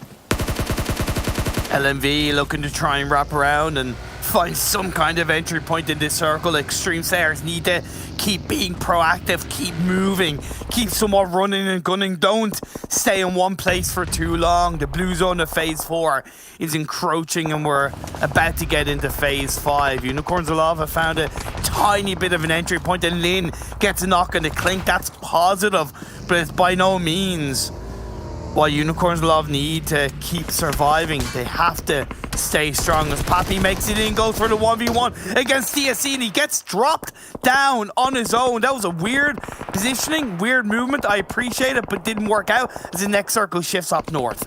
Yeah, I mean, so many swimmers still on the water, and getting all those players on that area. There's a couple hills that you can actually use. There's not really any hard cover, just the landscape that you can actually use. So definitely a very hard circle, not just for the guys in the water, but also the southern teams and the teams coming from the west side. Nexus, they are currently moving in, as we can see. TSC, they do have that small shack that is actually inside, but that is probably the only hard cover what's currently on the circle. So they have to just play everything out of that situation. And I mean, if there's a time, it's now for the TSC hammer time. Oh my lord, it's not looking good for Xtreme Slayers as Conqueror enter in, and it's just Bardo left on his own.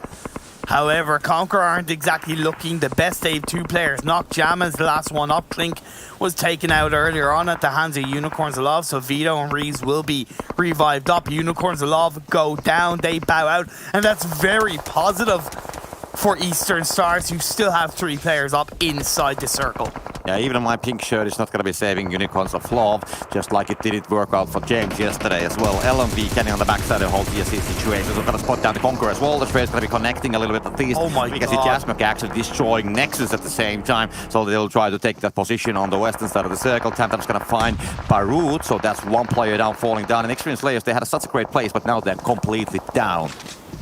And then Vito sent it into that shack and went down himself as well. It's so weird, and now it's just Jammas, and Jamma's left on his own as far as I know. LMV gonna push in, and TSC are just going, okay, another one, but hey, that wins that one. The IGL of LMV carves the opening for his side, but can the rest of the team make it in? TSC, they still have 2 players up. Conqueror are dealt with. There's an opening for LMV. The battle from the shack. That is what we are seeing here as ChasMac tries to enter the circle. Nexus is going to be getting a knock towards them. Shadow is going to be taken down. Tracer with that nade going to be trying to fish all the way from the other side of the smoke. It's going to be not connecting this time. Rana has taken a minor amount of damage, but that has come from elsewhere. And now Dexter will put some more cover, more smoke. So Dexter's definitely, they want to hold that down. Dexter's first going to be connecting a Shadow, and he is falling down. And can the rest of the guys still do something about it? It's going to be hold down completely. Can Nexus stand, keep the stand versus the ChasMac Gaming? That is the question. it's going to be easier said than done. They're down to 2. They're close together. A nade here, a nade there, a molly everywhere. But they're going to look to reposition. It could go towards them, could go against them. They're full sending it into the water. A desperation play. But they find one of the Vodafone Giants in through the vehicle. The shots come through. Sebi, Ulysses, that's it. Nexus, go. Okay, Vodafone Giants, you won the last game, but we want that top spot. We are coming for you. Yeah, definitely. They will make a push on the water. Of course, they will have to get out of the water at some point, and that might be backfired. There's still one player from Vodafone Giants going to be on the water as well, together with Nexus. ChasMac still having their try to come to the circle from the western side. They have just eliminated most of the enemies. Only TSC holding that shack. They are on the way, and the shack is, by the way, still in the zone, the only hard cover. And now the next circle is going to be shifting towards the south, and there's no more water anymore. Oh my god, Eastern Stars finally possibly starting to wake up in the PMPL EUS finals. Don't let the choke continue. You still have 3 players up in this game. Erangel is your booster. Map times, the rest of the big go down, hold on to the coastal line, but they are not in the circle. Doom have won games from this coastal line position. They push in from this position as are taken out by Nexus. Yeah, the battle to get away from the water is going to be a tough one. Falling down at the same time as well. Zero, by the way, has 5 kills from Team Doom. LMV coming out of the southern shack, so 3 guys trying to cross that road, and that is of course a dangerous situation. Trey's going to find Trey at the same time. The Trey will find Laugh as well, second, and the whole team, Trey's and with amazing spray, will just wipe them down from the floor. And now TSC knows exactly where ChasMac are, right behind them. It's going to be 2 against 3. ChasMac have had a hell of a day, a hell of a PMPL final so far. 47 points in the first 3 games, but they might have met their match as Nexus go down as well. Just Azure and MZ left standing. The IGL MZ standing tall, but the tickety-tock, the shots come out. Azer gets knocked, MZ is taken out, and ChasMac, like I predicted, meet their match at the hands of Doom. Yeah, Team Doom is actually really the aggressive force here. We can see 10 kills for them already, and I mean, they're just holding that side. They're coming from the side which didn't have, they actually had the landscape cover earlier, and they are just all the time just engaging what is coming from the west, so they're definitely the active party here. And I mean, Eastern Stars, even though they have 3 guys, they haven't been so active, so I'm a little bit worried about the Eastern Stars situation. They're playing it how they need to. They're allowing Team Doom to do the hard work for them, using all of their ammo, using all of their healing, using all of their utility, and then Eastern Stars, a very intelligently led team in the arms of Kapahala, will look to stand up and make themselves noticed in due time. The circle shifts away from TSC. We're down to our final 3 teams, 9 players. That's 4 V3, V2, the TPP perspective, allowing Team Doom to try and get some sightlines in Eastern Stars. Well, TSC, the circle's going to be shifting away from them, so definitely not the easiest one. So if I would be putting my money on somebody, I wouldn't be putting it on TSC for now. But they will have to build a cover and then just try to somehow get inside, but it's going to be a difficult task. Kapahal is knocked, and TSC once again continue to carve an opening. Very impressive game for TSC. They came into yesterday's games, I believe, in 16th place on a total of 16 points. They've rised up just that little bit more. 9 points so far in today's games. Looking for a chicken dinner in the 4th, but one of their players in the back line gets knocked, so Vitoni is left on his own. A tiny bit of sweet revenge finished by Zeshi of Doom. Still 3 teams, but Doom have that full squad. They have the power, they have the might. Do they have the precision to close it out? Yeah, Eastern Stars, I mean, they haven't been getting any points here, even though that knock towards the TSC earlier, it was made by Team Doom. So basically what we can see, Team Doom just stealing the kills also from Eastern Stars at the same time. So, you know, points-wise, Eastern Stars, it would be very important for them to actually get those 4 kills in the end from Team Doom.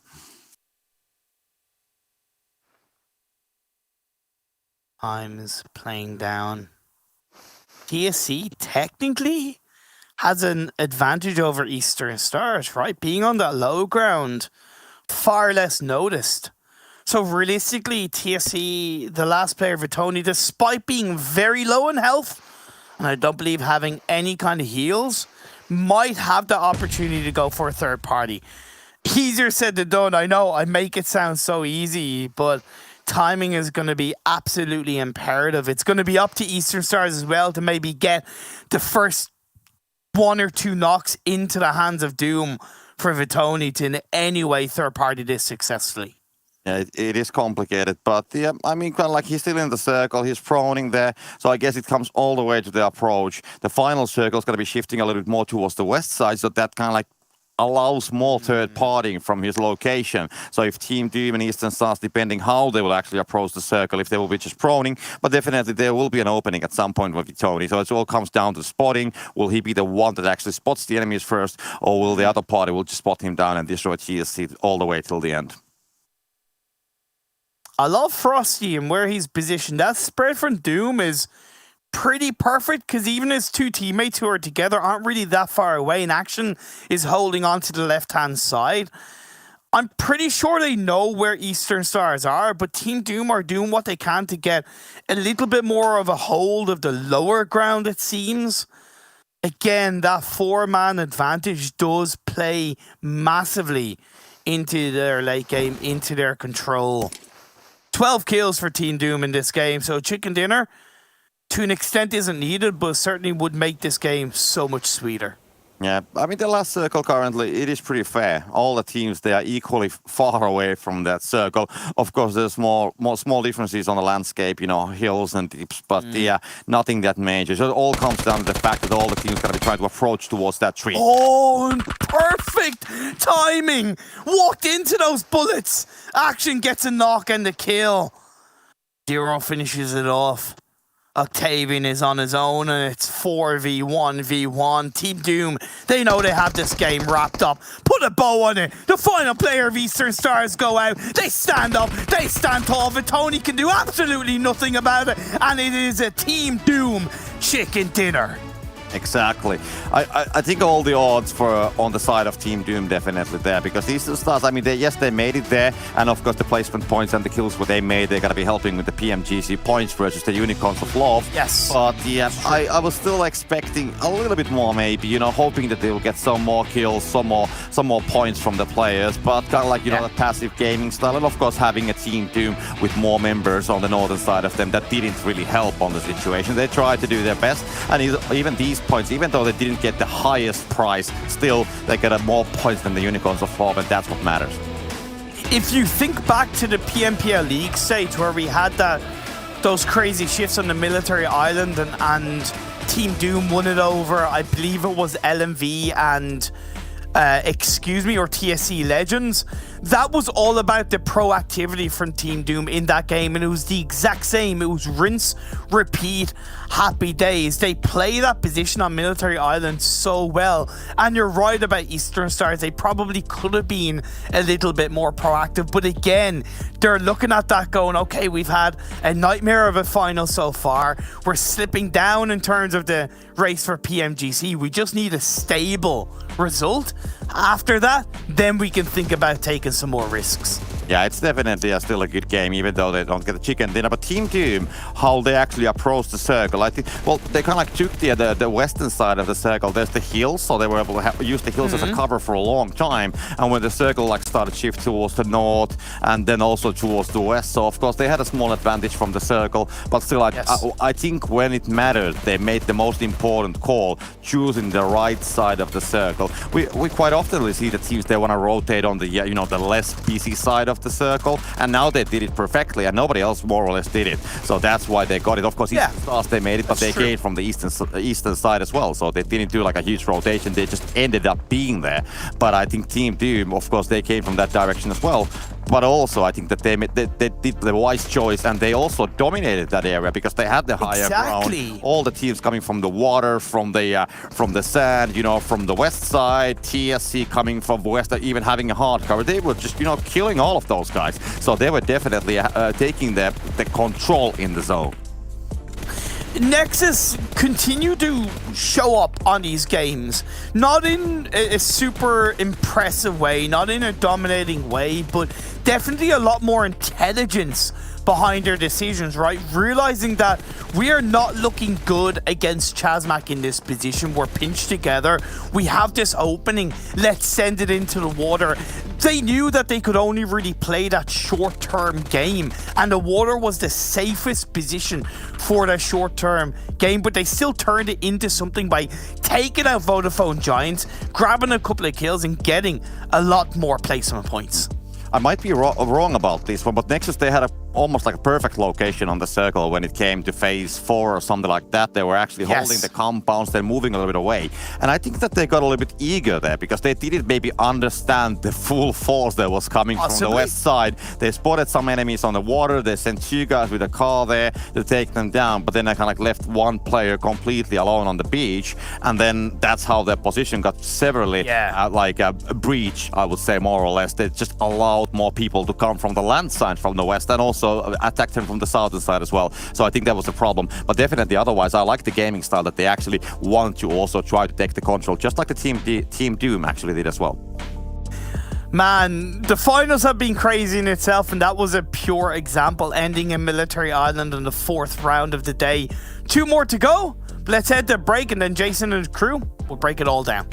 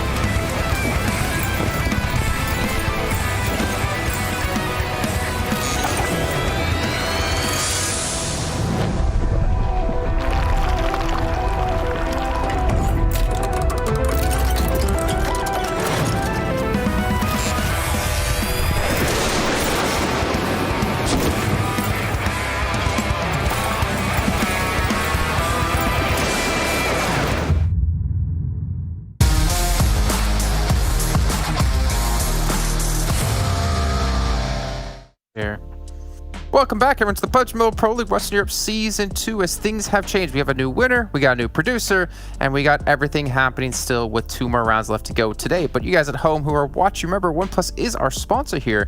With their 120 hertz refresh rate, you could track all your opponents like we see every player do here in the PMPL, who should definitely be using one of these awesome devices. And Kalaris and Maxman, I'm going to bring you two in now to talk about the match ranking, because again, I will tell you this at home, you didn't know, I have to tell you again, this is the first time I'm telling you, Kalaris predicted this so early in that last round. Yeah, Max, what am I ordering for this one? Any thoughts? I think you're going to go take the Doom Special. I think that's right. The one you're going to be taking home, yeah? I'll take a Jumbo Doom Special, please. 15 kills and 15 points. Now, bear in mind, they always win these circles from this position on the south side of Erangel. They make that transition from those rocks that they very often go to and then swim across the river, swim across the little oceany area and then get themselves on Sosnovka Island and then win from this position every single time. I'll order the Doom special, please. I said this to the boys in the back when there were 16 teams alive. I cannot believe that they always win this circle, Jason. It's nuts. Yeah. Man, we were looking at the trailer earlier for the new update of PUBG Mobile. When you see the aliens drop around here, like, I think they tinkered with a circle around these positions, so it's always Doom who wins it. It's kind of weird. It's every time. It's another world experience, but I don't know how it works out. But now onto the second page. I mean, Game Lord, a little bit of a drop off for Romanian Boys too. Though we've seen a good result from Eastern Stars, and Unicorns of Love only gave himself 2 points. That gap is going to be reduced once again. There's a lot of back and forth between these two teams, but it's definitely getting a lot closer as we close that gap in the PMGC race. It's 100% going to come down to the final day, isn't it? It's going to come down to final match of who's going to take the spot for the race to PMGC. Zero, though, a name we haven't seen and been able to really say in a long time here coming in for Doom. We did obviously have him have that like fantastic 1 day of play, but like before then and since then, we haven't really seen Doom kind of reach those heights yet again. I mean, they've been invisible for a lot of this final, I want to say. But then again, yeah, they're here. Then they get their Doom special circle, which is brilliant. And also we get Bujo with the big hands. So I'm getting everything in this game, Jason. I'm loving it. Yeah. Well, you know, we had Imperium do the pose. I think he sent over to the TSC guys. Got him, his honorary team. I think he's probably getting a jersey now because of it, I would assume. Wow. But Eastern Stars going to be he's a sub now. Eastern Stars getting about 600 damage done, but only 3 kills. And Doom, on the other hand, less damage and 12 more kills than that at 15. That's so close, Max, to full conversion. Yeah, I'm still dreaming of a day where we're going to look at this graphic and we're going to have the kill graph higher than the damage graph. I haven't seen it yet. It got close. I think it got close to the point where it was 20 damage difference one day. Hasn't happened yet. But Eastern Stars, the reason why their damage is so high is because they were actually on the good little hilltop and they had a lot of visibility on teams trying to enter inside a circle and teams crossing the road down south. So the damage is pretty easy to understand, but all those kills got snatched away by Doom. So opportunistic is the Doom special. That's all I can say. Doom special. I will say it's insane actually that they're able to win out these situations on this beach because there is not much cover. All there is kind of the incline, you know, like of the beach and kind of dips on down here, but they're able to really work with it. I'm so impressed by what they can actually do in these circles, considering every other circle, they've just been dead in the water. But this one, they swim the water and then get on this beach and somehow win it every single time. I'm flabbergasted, Jason. Flabbergasted. Well, you know what? This is, I think, the first time we've looked at a team in their performance in finals compared to the performance in the Super Weekend that's been this close. Which is not a good sign for Doom because you need to have that massive increase, right? You need to have a massive upward performance if you want to be able to break through into our top teams to get into the EU Regional Championship. So Team Doom, I'm not sure. I'm feeling like they can pull it off here, unfortunately. But you know what? They still have some more games to go. But 2 teams that we have been talking a ton about. And again, it's that race to PMGC where one team from this region, one team from this tournament will be going through directly into PMGC. It's a battle between Unicorns of Love and Eastern Stars. So why don't we just take a look at how these 2 teams have been doing against not against each other, but in the finals as we take a look at a head-to-head between the 2. And right now, Eastern Stars is actually winning quite heavily on the kills and damage, but the problem is they've really not closed that gap by much. Yes, it's not an insane amount, but I'm looking at the average survival time and the fact that the kills are up there too. It's a slow process that Eastern Stars are going with right now, but they are getting to the point where that gap is going to get close to the point where a singular game is going to be the difference maker. You said it might be down to only tomorrow, Jason. I think it's going to be down to 1 game. I think that is the difference maker between these 2 teams. It is going to be damn close, and what we're seeing right now from these teams are not seeing extremely good performances. The 1 win from Unicorns of Love was the weirdest game we've seen from them in terms of how they rotated in Sanhok on yesterday's last game. I don't know who's going to be the one to make it to PMGC, but it's a close one. That's all I can say. Yeah, it's close, and honestly, it kind of sucks for both these teams right now. Because if you are not the #1 team at the end of the final day tomorrow, then you're not going to be going to PMGC. But also, with the way they're currently playing, you're not even going to the European Regional Championship. You're not even going to have a chance to qualify another time into PMGC. Yeah.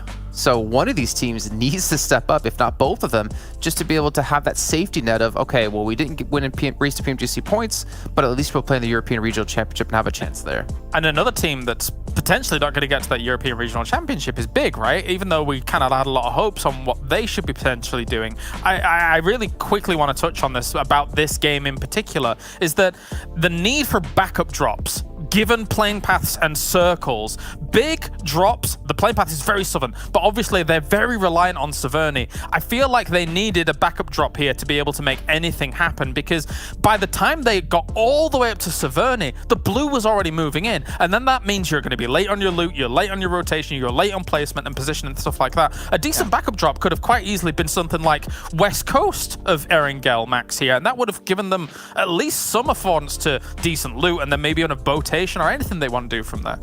Yeah, I remember you mentioning that, actually, that exact position, the west drop split location towards the western coast. I think it's a really good option for them, because you have entry points that are not that hard. All you have to do is make sure you regroup in time to actually pull off those rotations. But I think committing to Severny when you have a southern plane path plus a southern circle that ends up going towards Millie Island, it just adds up to a point where it makes it so much harder for Big. And then they had that encounter with Unicorns of Love very early on. They had to try and rotate around the bridge. It got very complicated for almost no reason. So I think the Big need to try and look as another option for the drop, yeah. And I only bring this up, Jason, because this is a team we have a lot of hopes on for going to that championship. So it's really weird to see them here.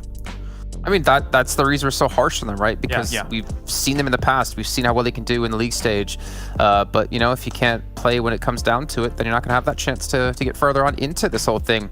The schedule is coming up next. We need to look at it, because I can tell you from memory, it's going to be Miramar.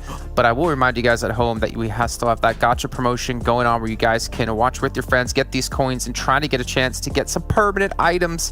Would be lovely to see. All you need to do is invite your friends. If you're like me, you don't have any friends, but maybe Maxman and Claris can help me out here and watch with me. I'll help you. I'll help you. Yeah, we're here. Oh, it's fine. Oh, you guys are so nice to me, even though I've been so mean to you. Well, two other people I've been very mean to, or nice. I actually don't know. I think I've been very neutral to. It's gonna be our casters. Imperium and Copter join us once again. Max and Claris. I'll chat with you guys in just a few seconds. Gentlemen, as we get back into this one, I'm gonna get your predictions. I'm gonna go throw it straight right to Copter of who's going to win this next match, and I want to hear it. Tough one, definitely a tough one, because we have seen so much variation on the results. But yeah, I'm gonna go big. I'm gonna say Unicorns of Love.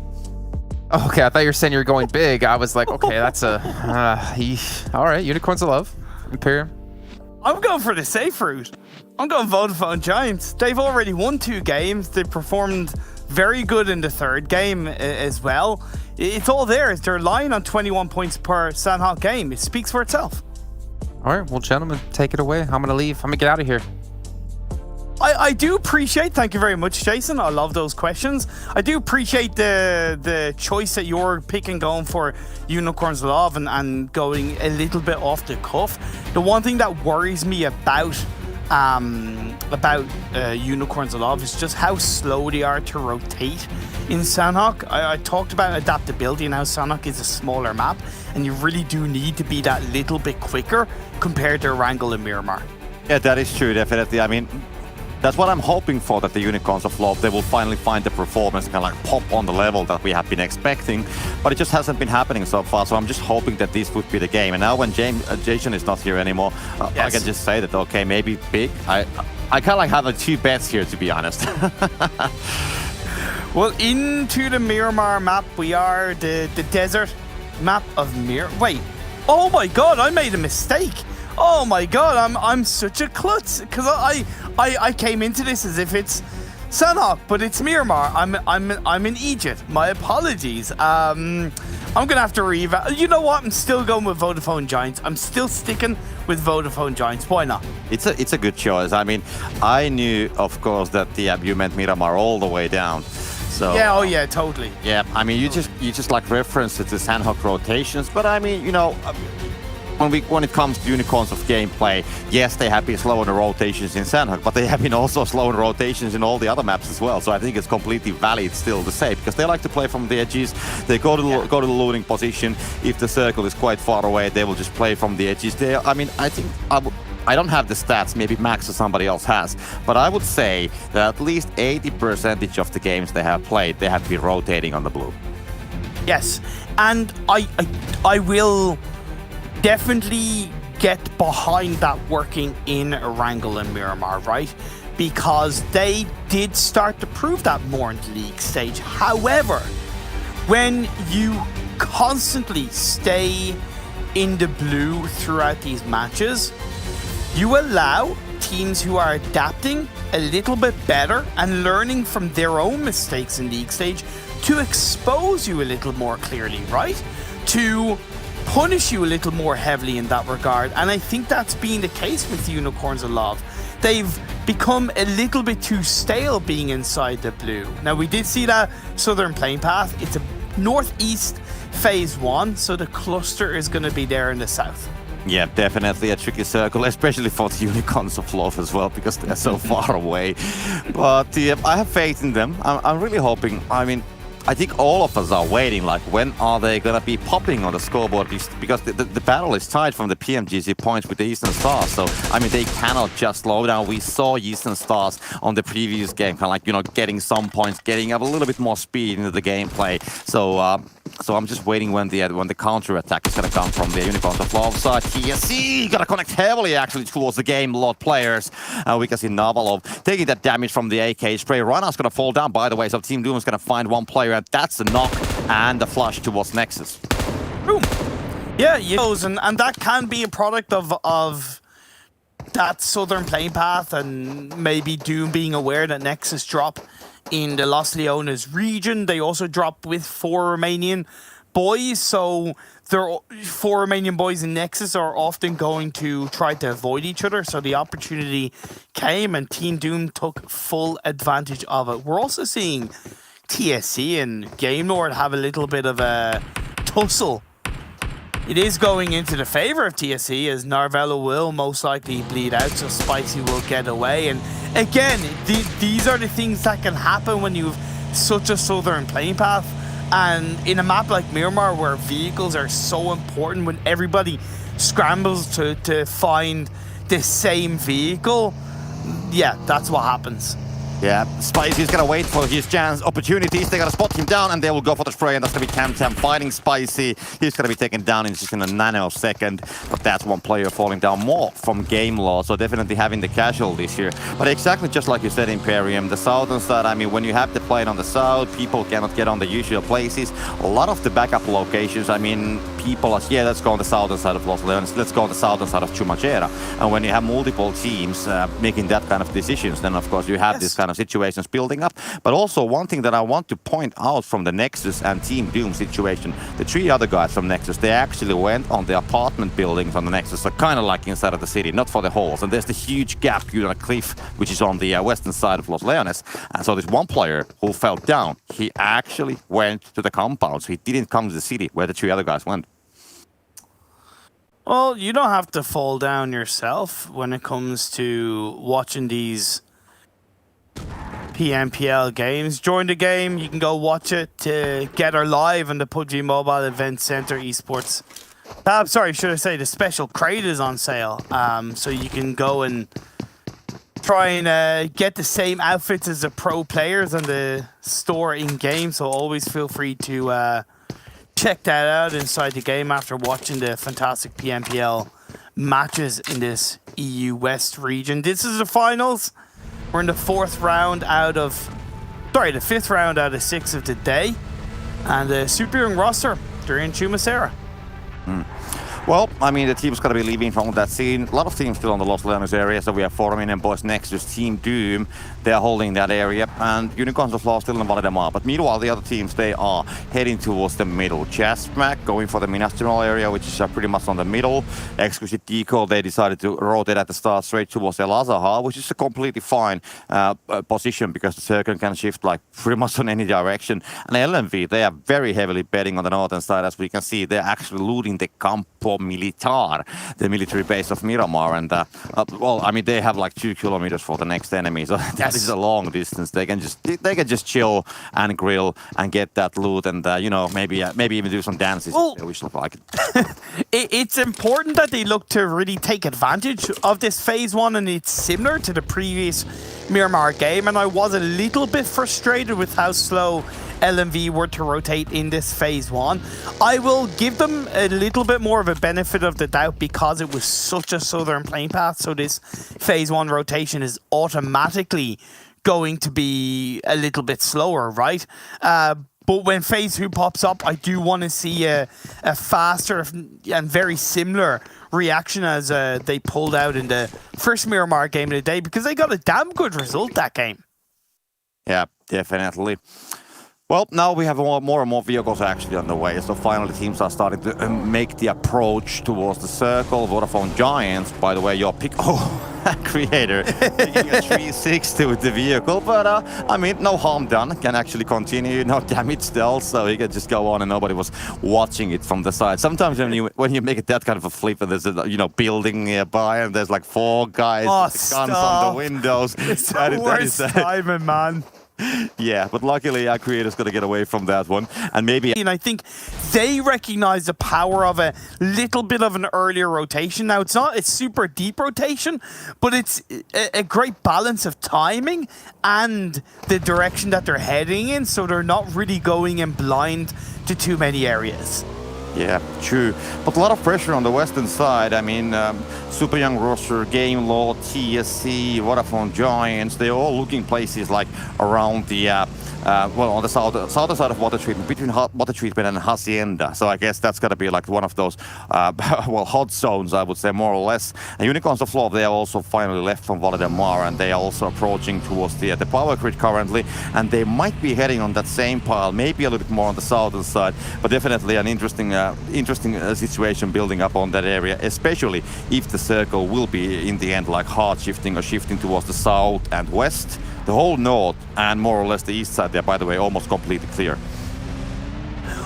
What I love is that despite 3 teams predominantly being somewhat, consistently up there, Nexus, Vodafone Giants, Game Lord, there's still plenty to be gained for the lower teams, and there really isn't that much of a gap across the leaderboard in the top 10, so to speak. But phase 2 pops up and it does go over to the east once again. True. And especially, well, interesting circle, because all the pressure, just as we mentioned, that the pressure was on the western side. And now with all the teams there, the same mass which was building on the west, they have to move towards the junkyard area.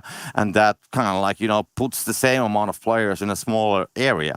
So we should be having a quite hectic moments pretty soon. That's what I'm expecting. Also, what I love is what is happening on the southern side, kind of like the southern highway. So Eastern Stars, they are waiting on the northern side of Impala, as they have probably scouted down Team Doom approaching from there, and Xtreme Slayers will be coming on the backside. So we have a good chances of having like a 3-way fight happening there. Yeah, but 2 of the Eastern Stars players are separated, right? Honestly, I don't think that's anything like awareness of another team rotating. I would say it's the other way around. It's a lack of awareness. They should be taking advantage and rotating early. Vitoni, we didn't see that at all. You totally did knock yourself out by jumping out of the vehicle too quick. No, that was all an illusion. Yeah, also the whole situation with the Nexus Gaming, we can see that the Eastern Stars, they're moving right next to them. So definitely there can be some quite hectic situations on the south. But yeah, I mean, surprisingly peaceful rotations, I gotta say. We haven't seen a lot of teams like finding each other yet. Yeah. But that's gonna happen, start happening soon. As we can see, Bazzy actually just watching it. We saw an Eastern Star players right next to Nexus, but the creator's gonna continue that rotation, so Bazzy's not gonna find anything from this one anymore. The player already left from the seat, but they still have to worry about Team Doom. They are a whole lot more closer than the guys they were just trying to scout towards. So that here we can actually see that when the Eastern Stars, they will make the move from the eastern side, of course, and then Team Doom, they're just chilling and waiting here. They're just yeah. I appreciate that from Team Doom. It's like they don't want to get into any real action, and there's a lot more of a rotation viability on the eastern coastal line, right? Because that phase 2 was so much more in the east, you will have a predominant amount of teams using that southwest and western side of the map to enter in through the Minas Generalis region of the map. Conqueror have a lovely 4-person spread on a side note, surrounded by 4 Romanian Boys and ChasMac, but I do like their positioning. Yeah, there's a lot of interesting things happening. Unicorns of Love, they're executing the same strategy, so they will stop on the edges when they will finally get, almost like inside of the zone, so they're just stopping on the water treatment area. Meanwhile, Exquisite Décode, they're gonna spot down Nexus, and they lost already one. Oh, great shot coming from the MK14. Elise finds Creator. He's gonna be crawling back to safety, but I mean, great shots.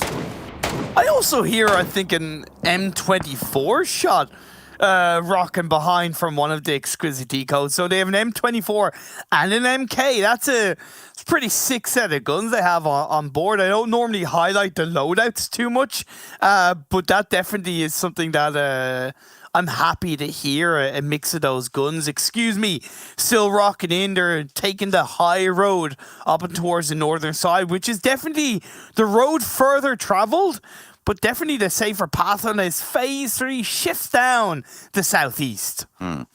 Yeah, the southern side of El Azahar, that's the hill, kind of like, right there on the eastern side of Junkyard. There's the small valley and the buildings on that area. It's a nice area. There's a couple very priority buildings, and then there's a valley between them.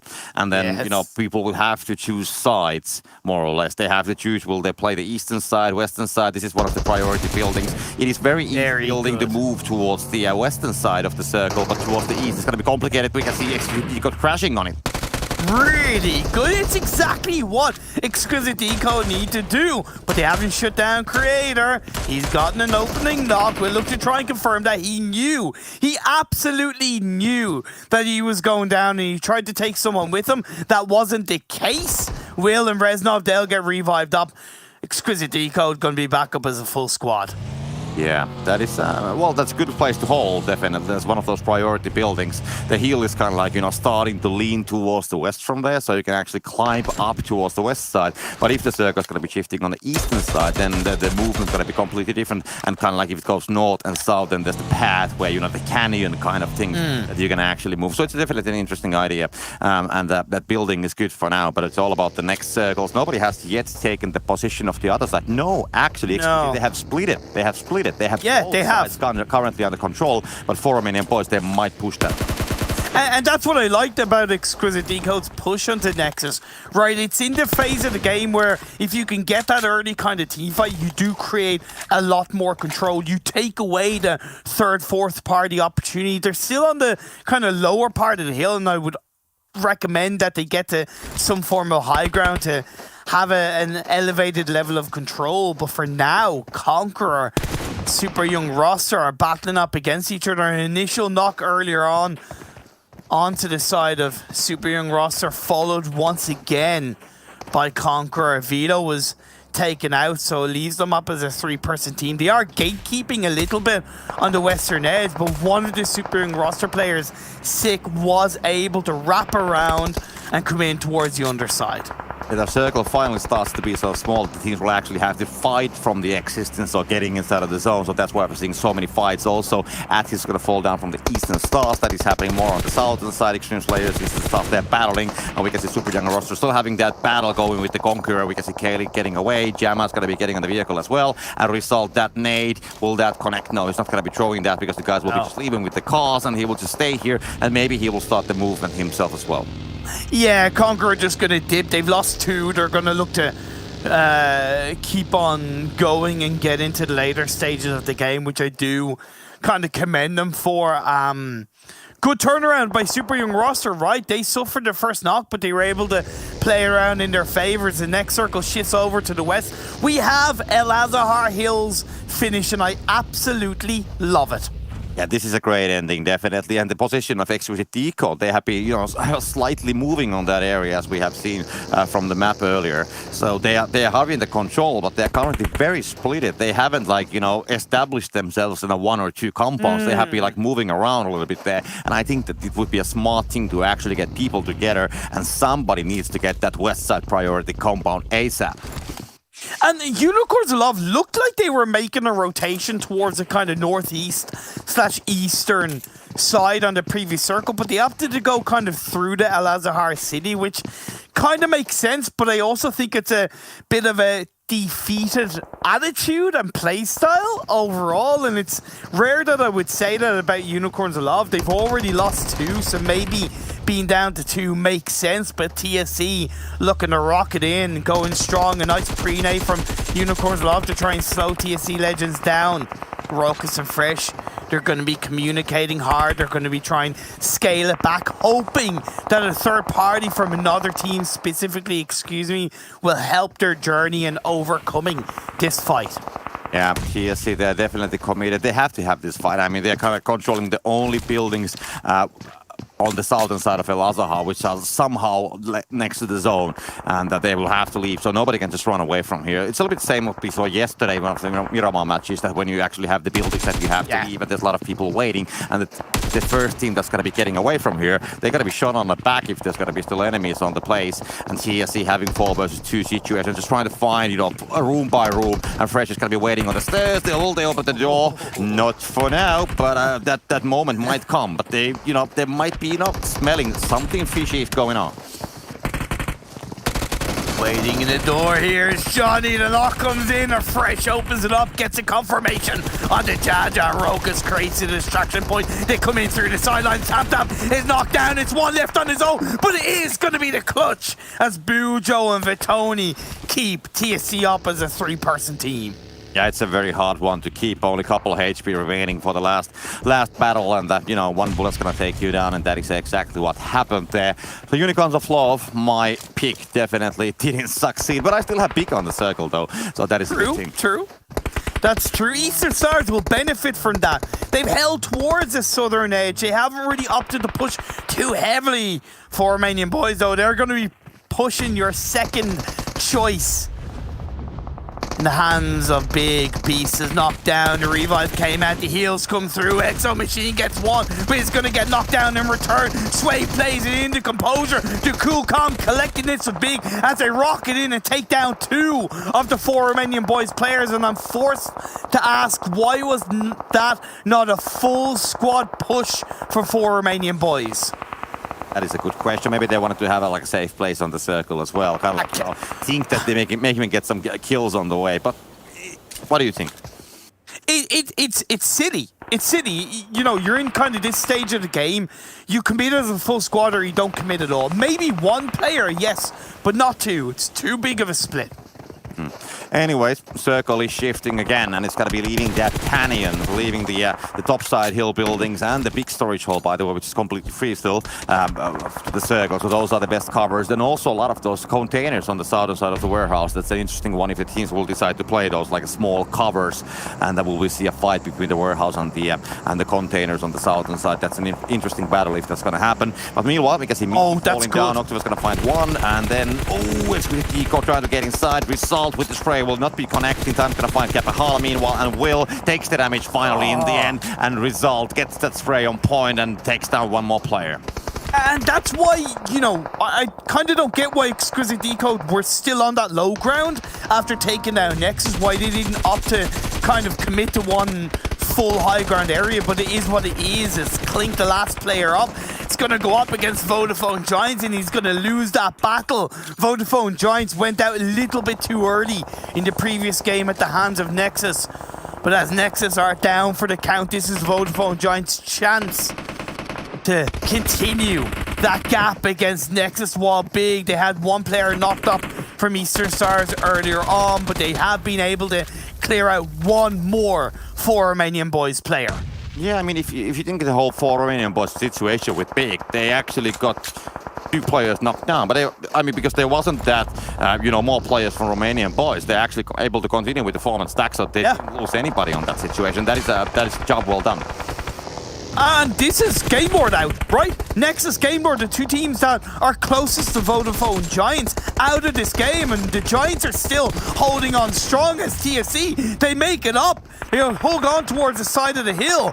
Tamtam's knocked, but Bujo, the IGL, is still looking to make some moves. You have Excuse Me on one side, you have Super Young Roster on the other, and Nade is thrown out by Mishi. Looks to try and confirm, and that's going to be the player from TSC down. Tam Bujo confirmed to be left on his own. I think the TSC guys, they're hoping that they would have those magnetic boots that they could actually climb up on that hill. And we have Faker gonna put down Bujo as well. The Frey will go towards that direction. Bujo tries to something build out of the situation. Gonna be changing a location that Nate might not go on that place, but he's gonna be kind of like guessing the moves. Bujo still gonna be staying safe on the smokes. There's gonna be more players from the super young roster on the scene as well. So I would imagine that he cannot really, he can stay there for a while, and he's just barely inside, but the nades and the utilities, they should do the job, but now we have the third party. Well, here's the thing. Both Super Young roster and, no, they can't really commit to the last player of TSC because there's that third party potential, right? So Bujo is inadvertently being given a little bit more time to play with because Super Young roster and are cancelling each other out. But the next circle centers up and Doom is the only one inside it for the time being on that eastern side.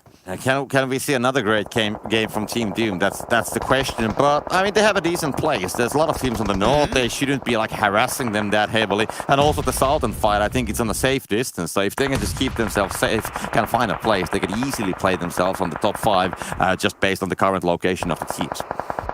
ChasMac, cannot forget about them. They dropped down to 6th in the overall standings. It's not outside the realms of possibility. They've proven to be able to turn a game around inside the Miramar train, and now they look to drown out, one of their players is knocked, but Mishi and Mango using that low ground to their advantage. The Shadowen and Trazen look to try and hold them down. Azer is still up in some way. Trazen goes in for the push. It is a 1v1. Jumps down. Is able to get the shots up, but not to confirm kill. Mango now has the time to get a first aid off. Shadowen is low on health himself. He's going to go in. The first aid is executed. And that is the clutch from Mango of Just a matter of time when the team's gonna fall down on that side. So many third party. Team Doom is gonna be taken down as well, so they don't definitely. Wow. I think I'm gonna stop calling any calls anymore because it's we'll see what happens with the team. We haven't seen what happened with the Unicorns of Law. Big, they are still alive, but yeah, that's about it. Anyways, LMV, they will take those containers that I mentioned, and we can see Exquisite Décode kind of like trying to battle from the long building on the other side. A super young roster, they are not so far away. Vodafone Giants, they are watching it from the distance as well. So yeah, I mean, they have to win that fight. This building, by the way, is not on the zone. No, it's not, but Super Young roster knows that Exquisite Décode are somewhat battered and beaten down. They know that they have that body advantage after taking down Will at least. But they're opting to wrap around. They're playing on the other side, but Reznov with the barrel comes in to get the first knock, and that keeps it up as a 2v2. Sick is going to get sickened down to the ground, and now it's up to the final player, Super Young roster. He tried to play a little bit on the underside. They paid the price. They didn't push him massively. They allowed Exquisite Décode to come in and keep themselves alive. Yeah, but now Vodafone Giants, they are watching it from the outside. Gonna be taken down though, so it's gonna be Mango who's gonna shoot the LMV player at the same time as well. So a lot of teams are falling. 5 teams, 13 players remaining. Next circle's gonna be hard shifting on the south and eastern side, and there's again no players on the circle. Excuse me, will approach from the north, LMV from the east. So I mean, it is there's a drop box in the middle as well. Yeah, but you can't go in the center, right? You can't really enter in the circle, right? Because it's all flat.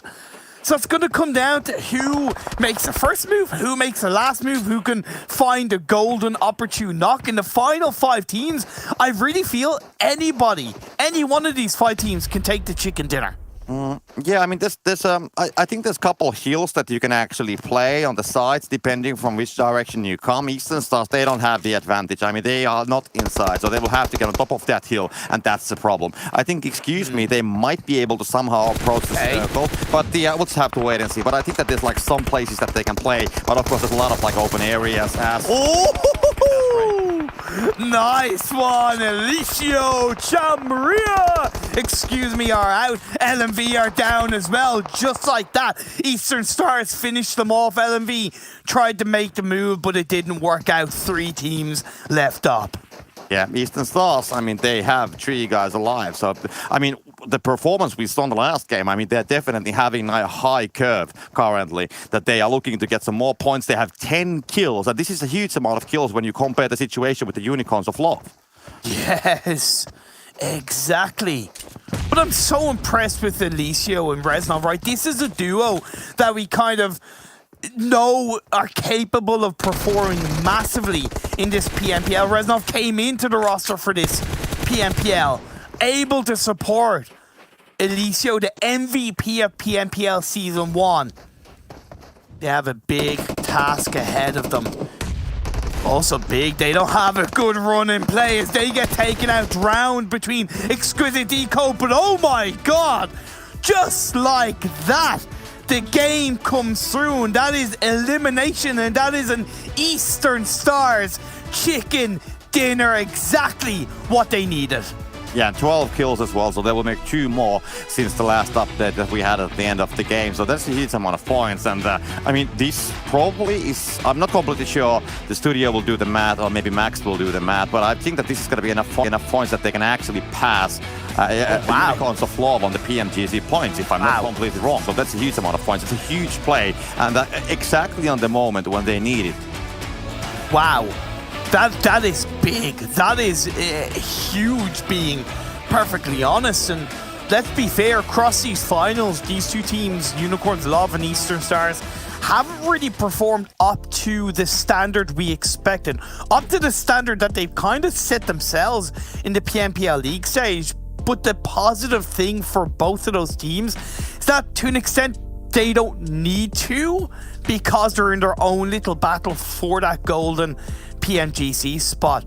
But I'm kind of surprised Eastern Stars won it, because you did make that positive point that they weren't really in the best position. It's just teams around them tried to make moves first, and they were able to capitalize off that. Yeah, I think on the last zone, the key was when the Eastern Stars, they managed to take down LMV from the other side. And then they got more space to move. And the other teams, they were still fighting on the northern side of the zone, kind of like on the other side of the hill. So then they were able to move inside of the circle and get a decent position. And we saw how the end battle went. Then in the end, LMV was gone, Eastern Stars holding the southern side. And on the north, the two teams were fighting there with each others. And Eastern Stars, they just, collect the remains. But they had already like a decent amount of kills, so they didn't have to, try to get points from the last game. They were completely fine with the amount of kills, and then getting a couple last ones and a chicken dinner. So I mean, every time when you have a chicken dinner, first of all, and especially when you have a double-digit amount of kills, you gotta be happy with the result. And I'm just also helping to keep an eye on the top 5, right? So far, coming into that game was Giants in first, Game Lord in second, Nexus in third, 4 Romanian Boys in fourth, and Exquisite in fifth, followed closely by ChasMac. ChasMac did have a good game, but unfortunately for them, Exquisite Décode had that slightly better game. 4 Romanian Boys, Nexus and Game Lord did go out relatively early, so we should see possibly a mix-up in the overall standings. But with one more game to go today, 7 more in total of the PMPL finals, I'm going to reiterate, I think any one of the top 10, 12 teams could make it into the European Regional Championships. Yeah, well, the next game is, by the way, Sanhok, if you don't remember Imperium. So thanks, mate. Now, thanks. And the next game is going to be Sanhok. So if you have some strategy, some rotational tips, maybe it's going to be time to tell those when we start the next game. But yeah, one thing that I still have to, because we spoke about the Unicorns of Love, and now we spoke about the Eastern Stars. And so Eastern Stars, they have upped the gameplay. We have seen now 2 matches in a row with a decent results. Of course, this was an excellent one. The previous one was a good one. So I'm still wondering when the Unicorns of Love are going to be waking up. All of us, we are going to be waiting there.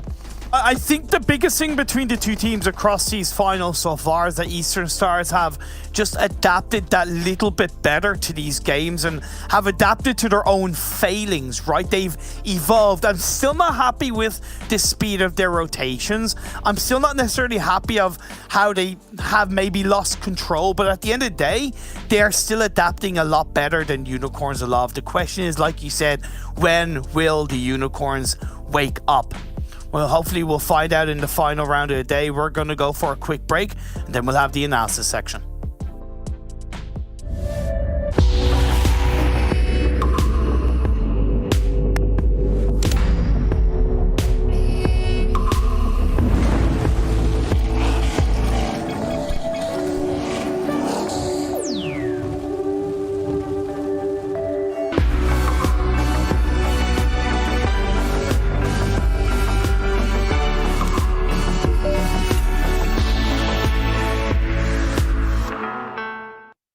Hello everyone! Today we would like to introduce to you Banpan's Investigators. The Investigators are the first line of response when confronted with cheaters. After a player is reported for suspicious behavior, the Investigator will then verify whether cheating has occurred. Up till now, Investigators have been hard at work every day resolving player complaints, establishing themselves as a key component in maintaining a pleasant and fair gaming environment. Without further ado, let me introduce the Investigator. How to become an Investigator. Investigators consist of in-game players and official security experts. To become Investigators, in-game players must fulfill certain requirements. Be passionate about PUBG Mobile and have a strong sense of justice. A clean in-game record free of penalties, no bans or warnings. Be firm and resolute when dealing with cheaters, and report any suspicious behavior. Must have a high tier. Skilled players are preferred. Experienced players that have achieved a higher rank are better suited to judge whether cheating has really occurred. Players that have met these requirements can apply by tapping the Request Investigator access button. We hope more players can enlist in the Investigator ranks and stand together in protecting the integrity of the game. How Investigators review and report footage.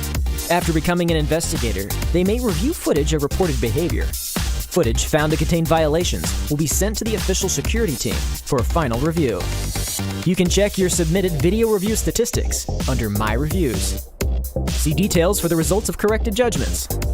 For our dear investigators that uphold the integrity of the game, we are constantly improving the investigator function. To thank all our investigators for their hard work and effort, Banpan has added Investigator Challenge rewards. Investigators can complete challenges to claim their corresponding rewards. There are rewards for daily challenges, weekly challenges, and monthly challenges. We've also prepared an exclusive investigator outfit, titles, and rank. We've introduced the requirements on how to become an investigator and the responsibilities it entails. We hope that many new investigators will join us in our fight to maintain a pleasant gaming environment. Fairness for all. We will never give up.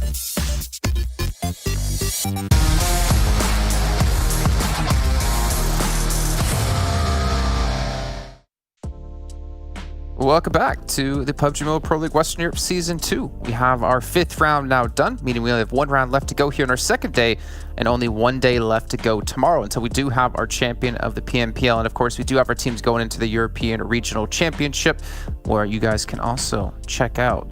I'm guessing, I actually don't know just yet, that OnePlus will probably be a sponsor, I'm assuming, of the event as well, just like their sponsor here at PMPL. You guys can check out their awesome devices. I know Kalaris has been talking up his OnePlus 8. He's just waiting for OnePlus 9 to magically appear at his door. That would have been hilarious if actually your doorbell rang right now. But gentlemen, let's actually start to talk about what did happen this last match. It was Eastern Stars taking the victory, and also it's a very important victory for them. It was a very straightforward game for them. Literally, they approached the circle south every single time. The circle would shift up north, and they would just clear teams, get a strong position, play into good dips from time to time.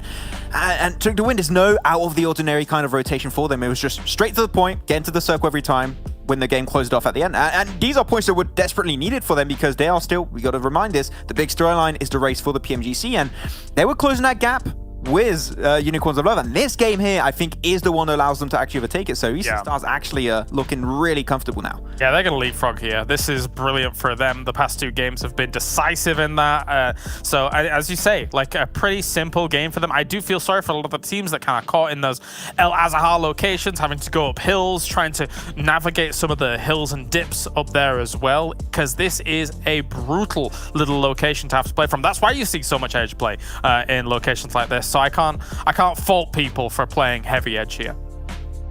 I just want to point out as well here at number 6, Vodafone Giants getting 7 points, and you don't see Nexus there, you don't see Game Lord there. Game Lord coming in as number 9 with 4 points, so they're starting to build up a decent lead here in Nexus. Unfortunately, 0 points is not going to be ideal in any situation, but neither is 1 point for Unicorns of Love.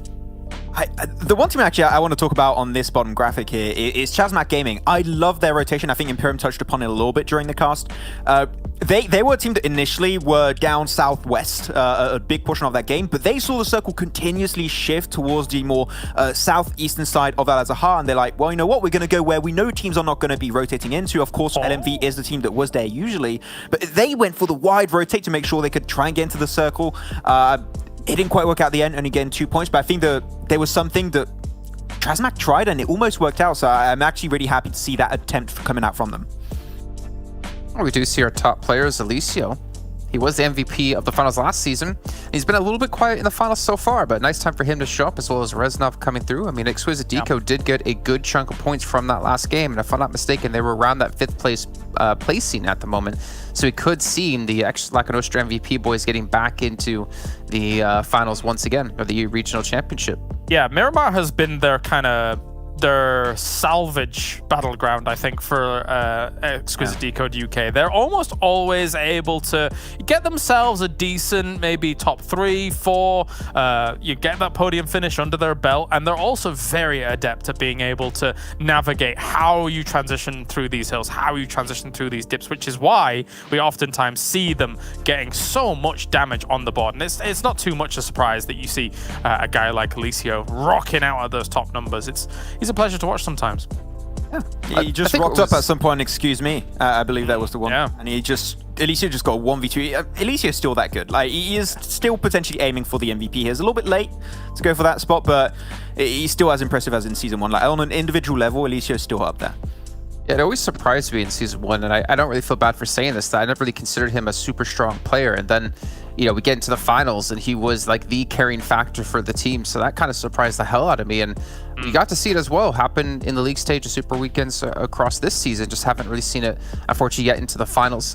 But then again, if you look at the likes of Eastern Stars, who, you know, get a chicken dinner here, we haven't really seen any standout players from them either. Usually it's Kapahala, but this season it's been the entire team. Octavian, Athis, Bazzi all coming in there as well.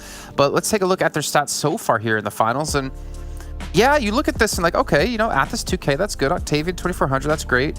But I don't know, we're not seeing that like one player in the team just rile up the rest, you know? Seeing Bazzi actually being like the 2nd best performing player is actually a surprise to me. There's definitely nothing too explosive here, and the thing that concerns me the most about kind of their maybe championship position hopes is the fact that their average survival time is been quite low compared to where they're normally at in these kinds of stages. But that being said, you don't necessarily need to be number 1 in this tournament if you're going to be number 1 in those overall PMGC points. So, yeah, as long as they do enough here, Max, it might be all right.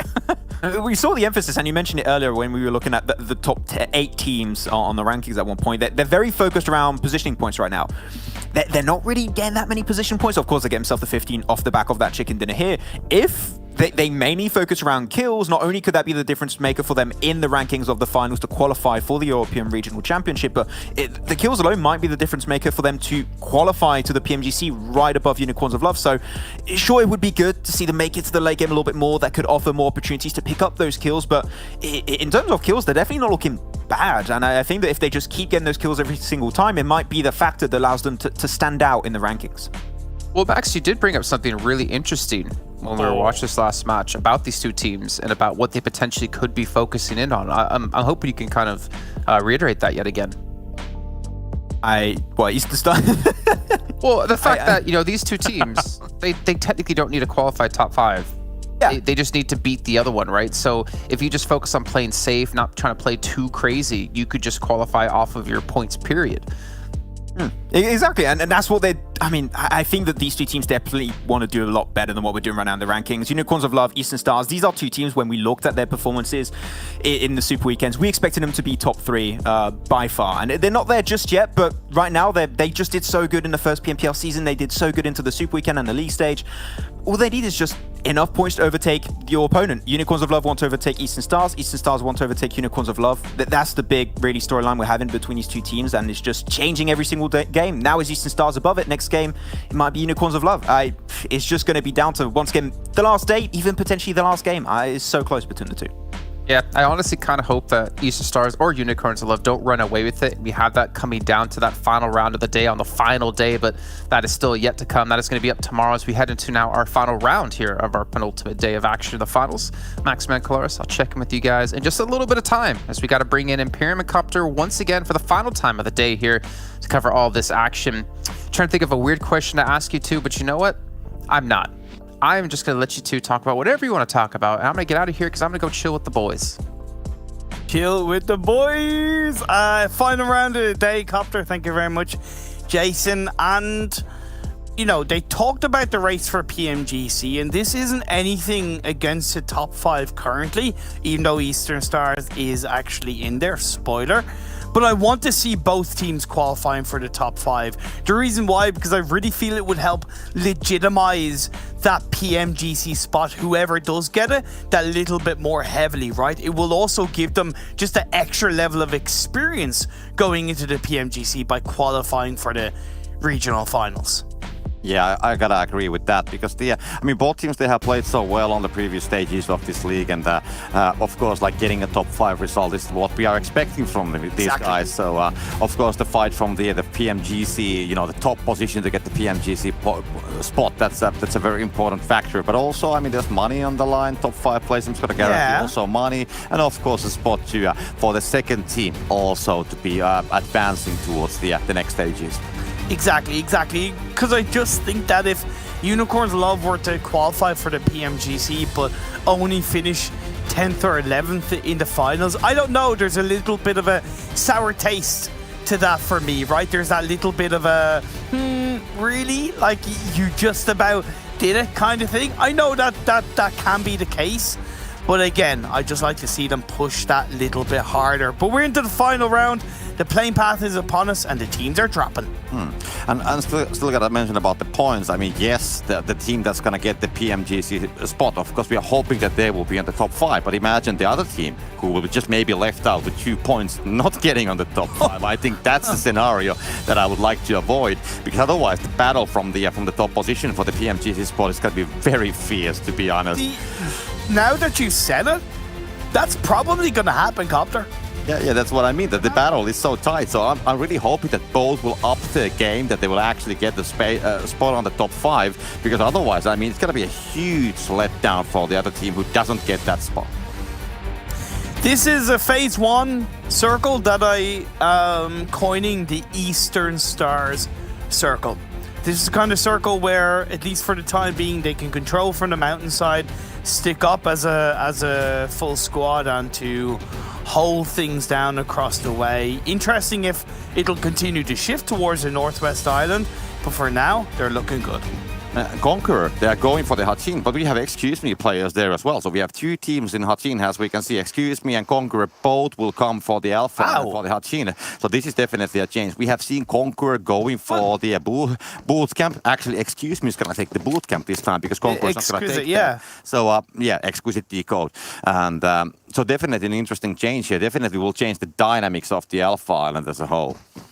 That's so weird. I don't know if it's something that they maybe, I don't know, mutually agreed upon before the game, if that makes sense. But I'm happy to see Exquisite take a more central area of the map. They still have Daddy and Painan, but it is definitely a bit of a surprise, I'd imagine, to Excuse Me, to see Conqueror drop in this area. It is the kind of city where you can have, well, not really a city, but the kind of compound where you can have one team either side and they don't need to engage on each other straight away. Well, I mean, when we had the last Sanhok, Blank and John Allen actually spoke about it, that Conqueror has been kind of like depending from the playing going towards the boot camp and Hutchins area.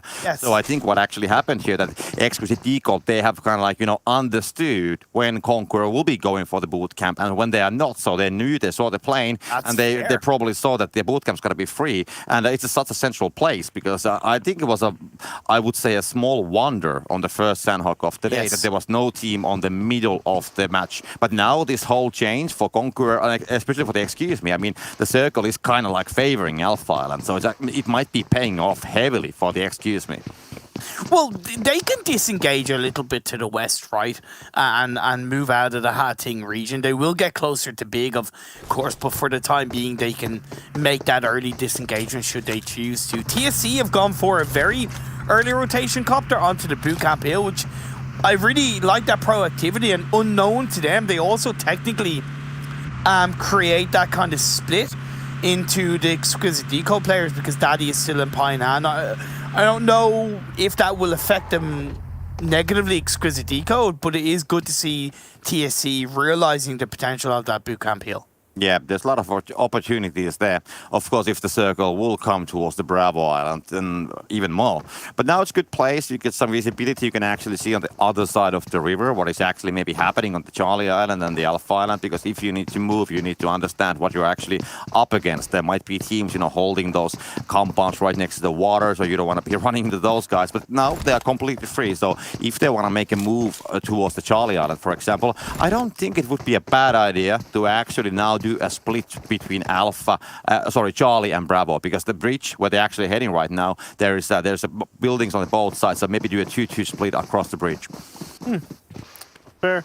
You can also split your attention towards watching these games and jumping into the in-game store and getting yourself the PMPL 2021 Fall Special Crate that's on sale.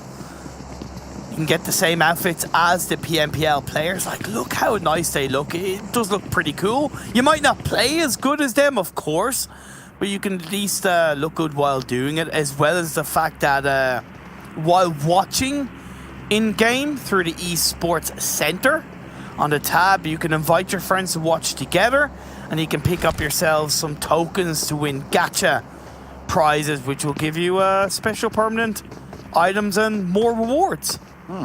Sounds promising. Maybe I need to visit the store myself. I mean, I haven't bought a lot of skins, to be honest, for this game. So maybe it's going to be finally time for me to get some proper gear. And what is a better place than the Esports tab? So I'm going to do it from there. My trick is to basically have the same clothes as a bot player, right? Because then I can blend in with the bots and kind of randomly just shoot my gun, and people think I'm just a bot, ignore me, and then I have the element of surprise. That's how I kind of play the game. It doesn't work out all the time, but when it does, it feels good. So you're gonna blend in like skill-wise? No, to be honest, I am a bot when I'm playing anyway, so I might as well act like it. I would love to have like an Imperium skin, I mean beard and everything. That would be nice. You could have an Imperium beard. That would be pretty cool. Yeah. I mean, the right color, of course. I mean, there's white beards. I think I have seen the Christmas skins, etc. But I haven't seen a red one. That would be definitely something. And then I think there's actually, isn't there the wood chopping shirt? There you go. You use sometimes when you cast. So then I could actually make it. I could actually make it happen with a couple of skins.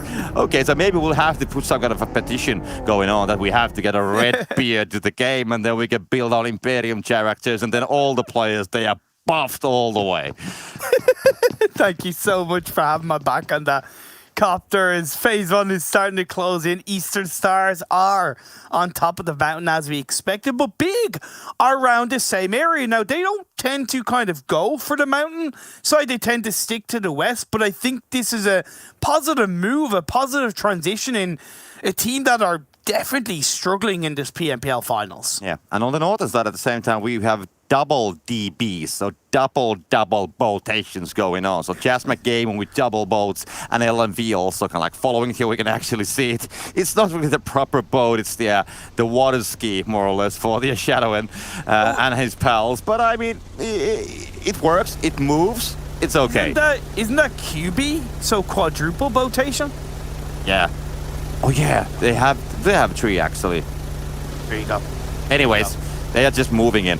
But yeah, teams are moving towards the Alpha Island. That's the case. That's what we are pointing out here. Even though the amount of vehicles and the form of the vehicles is still like under debate.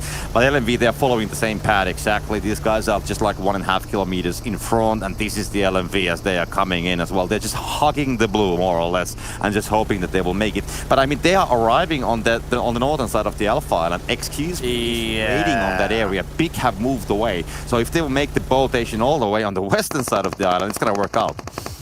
Super young roster rocking up towards the mountain that Team Big have already solidified as their own, so the knock comes through on the Sick, and that's a good opening, sticking as a duo, 2-2, pushing around the side of the buildings. This is the kind of compound where it can go against you, and there is that potential of a third party from Eastern Stars and the mountain above. Bazzi opting not to take those shots for the time being. Now they come through, and Times realizes that, we need to be very careful how we move around. Super young roster down to a duo. Yeah, I mean, super young roster, they need a knock towards big. I mean, other one. Svev is going to be revived, Yes. and if they will only play with 2 players, it's complicated. I mean, just getting away is complicated because if Faker without the vehicle, the downside hill, if big is going to peek from that hill, they might find the players as they're leaving from that location. It's a good place to stay, but I mean, if you want to stay there, you got to stay alive as well. Phase 2 is about to pop up. Unicorn's Love still in the blue. Hate to say it, we do see that shift up towards the north still for the most part, having that northwest island in play. So that does, to an extent, give a level of security to all of these teams, even if you're not in the northwest island, because there's none of this, where is it going to go? Where is it going to end? You can now kind of focus on how you position onto that northwest island if you're outside it.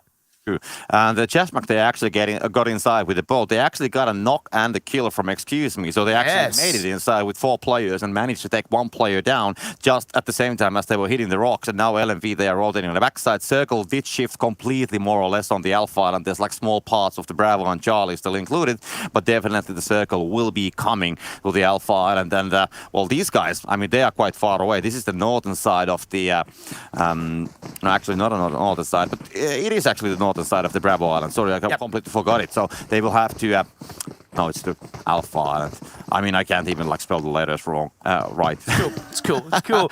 We all have those brain fart moments. I had it in thinking it was Sanhok for the previous round, and it was Miramar, for God's sake. So it happens to the best for the super young roster off the back of losing 2 players. Have sent the other 2 players into that kind of camp alpha area.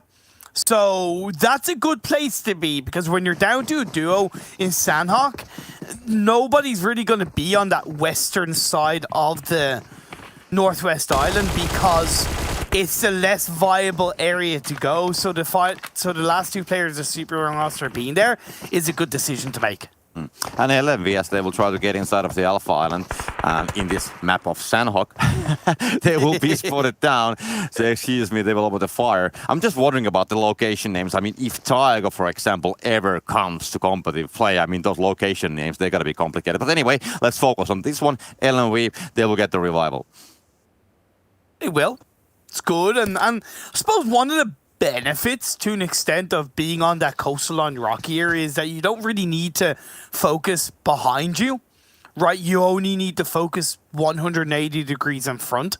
They have a 2-2 split LMV, so it's a really positive split across the board, and it's unlikely that the likes of Excuse Me and ChasMac are really gonna focus on gatekeeping them all the way. They'll keep an eye, but they will look to try and be aware of what's in front of them a little bit more heavily, in my opinion. And meanwhile, as we have been watching what is actually happening on the sides, Eastern Stars, they have taken the middle hills, all the rocks on the hills. They are controlling the absolute middle. They have a 3-way split. Conqueror's going to be fighting Dexter from Nexus Gaming, going to be hiding behind those rocks. Vito still, well, just proning on top of that hill, you know. That's a good spray from that distance, and he needs to heal, of course. DB is going to be still swimming there, so they are crossing the water by swimming from the Bravo Island. Dexter takes another damage, but doesn't fall down, but he definitely knows that he's pinched there and can't really move without the utilities. I don't get why Nexus went in that direction for rotation in the sense of so close to the bridge. Why didn't you go to the very kind of top corner of Hatting, right? It would have been a tiny bit of a safer rotation, because if it wasn't Conqueror, it could have been Game Lord that shot at them as they moved across to the Alpha Island. But the next phase is about to pop up, and it's another shift up north, Hatting massively in play. And Vodafone Giants, they're still holding the boot camp area. I'm a little bit surprised that they didn't move away earlier. Wow. Because I mean, for example, the crossing of the Bravo and the Charlie Island was completely free, so they could have been waiting there a little bit closer. Now they will have to do like 2 crossings of a river, but I guess they will be fine if they have vehicles, whatever. They can do it, but they will be anyways a little bit late. And when they will get inside, the southern side is going to be completely stacked unless they decide to do something else about it. They might just go with the vehicles towards the north as well, or maybe like swim across, so we don't know, but it's gonna be problematic anyways to get inside.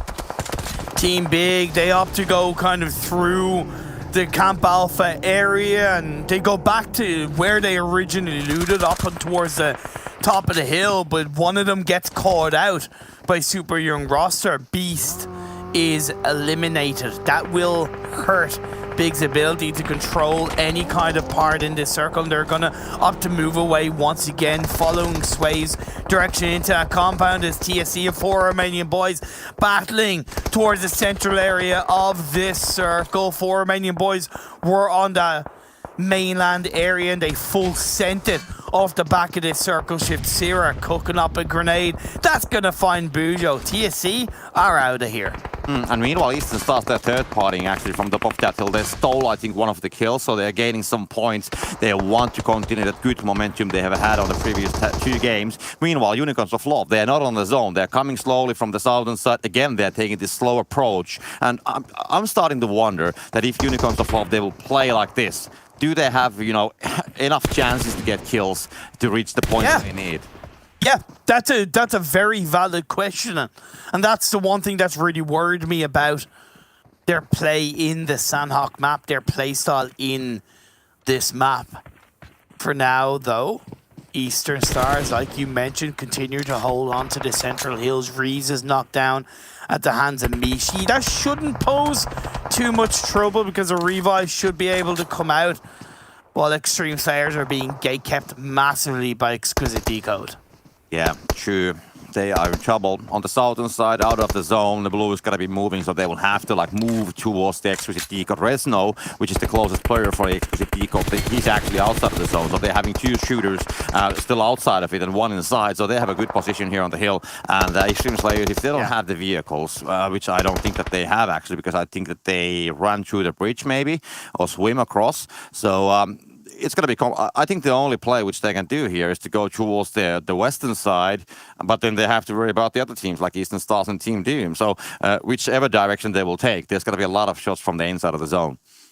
Pretty much you're trying to say they're kind of screwed.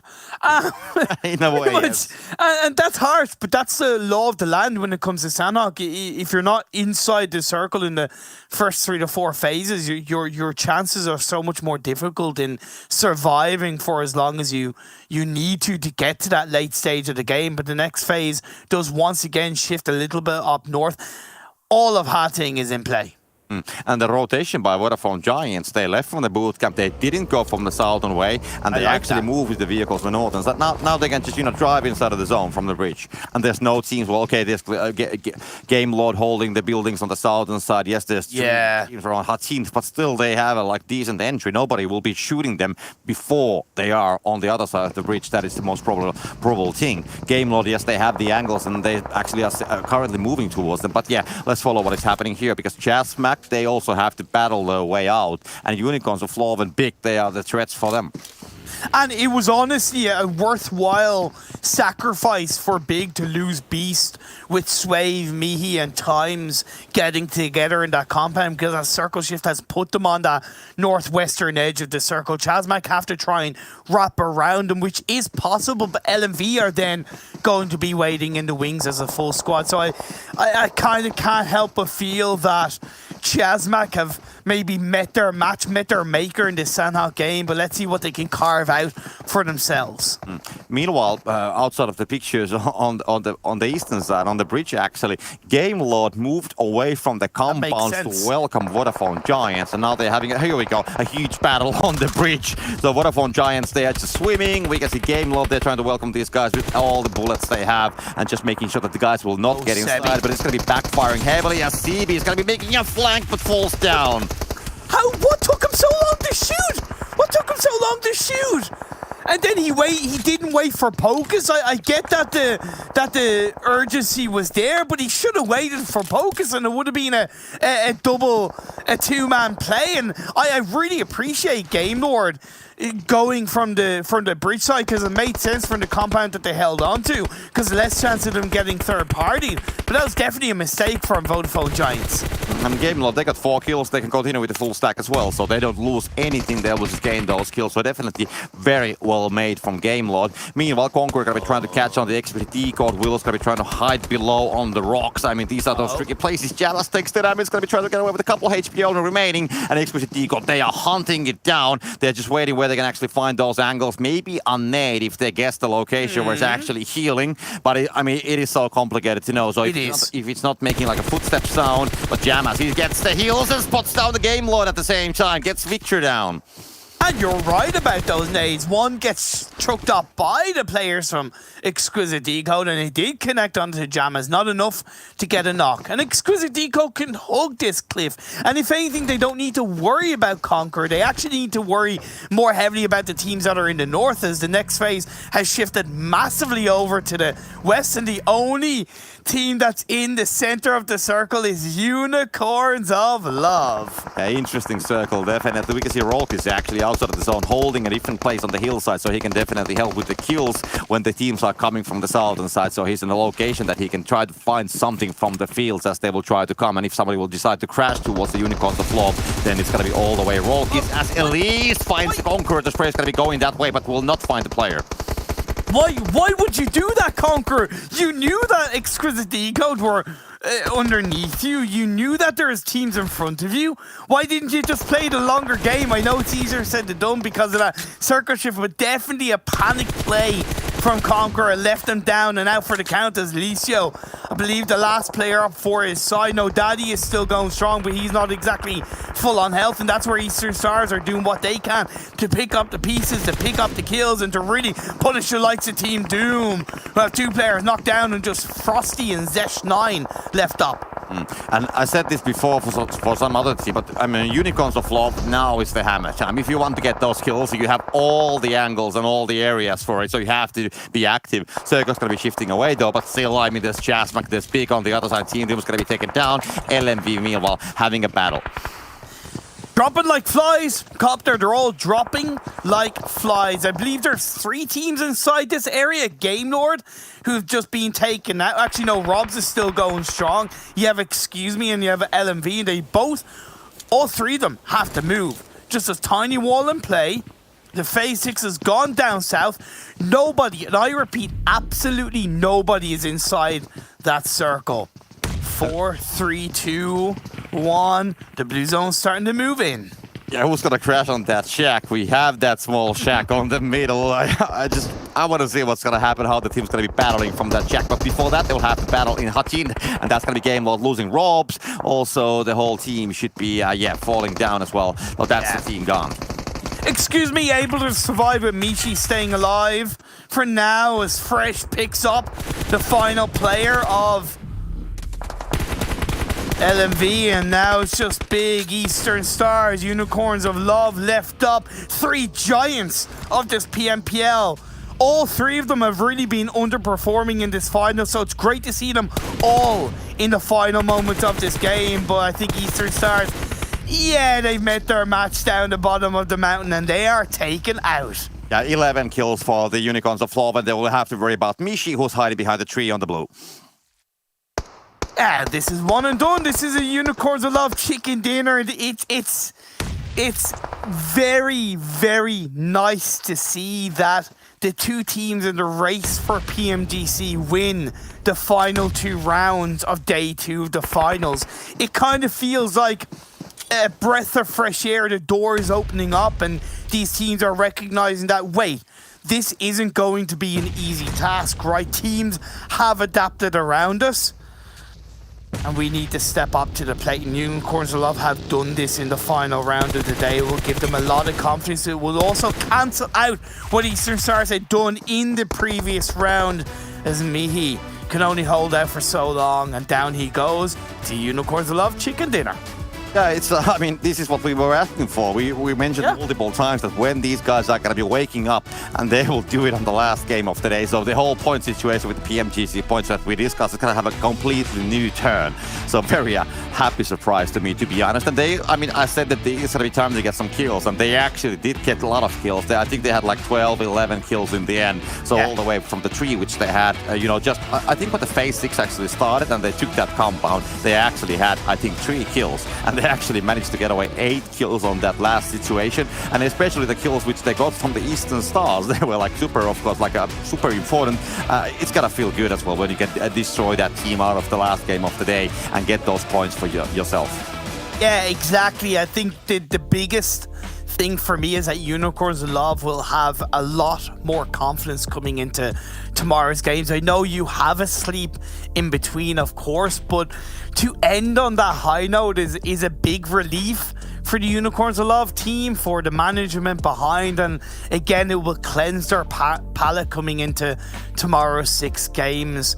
The circles were definitely volatile. I wasn't expecting it to end in that specific area of the Northwest Island, but Eastern Stars, they definitely made the most of it, right? They were not quiet, they were getting kills, and they didn't overstep their mark. I mean, the circle was definitely, yes, interesting. We spoke about the Unicorns of Love rotation, playing it slowly, coming late to the zone. Yeah. And at some point of the game, I raised the fact, well, not the fact, but my worries about the situation that can they actually find enough kills. So I think it's now proven that it is possible to get a decent amount of kills with that kind of strategy as well.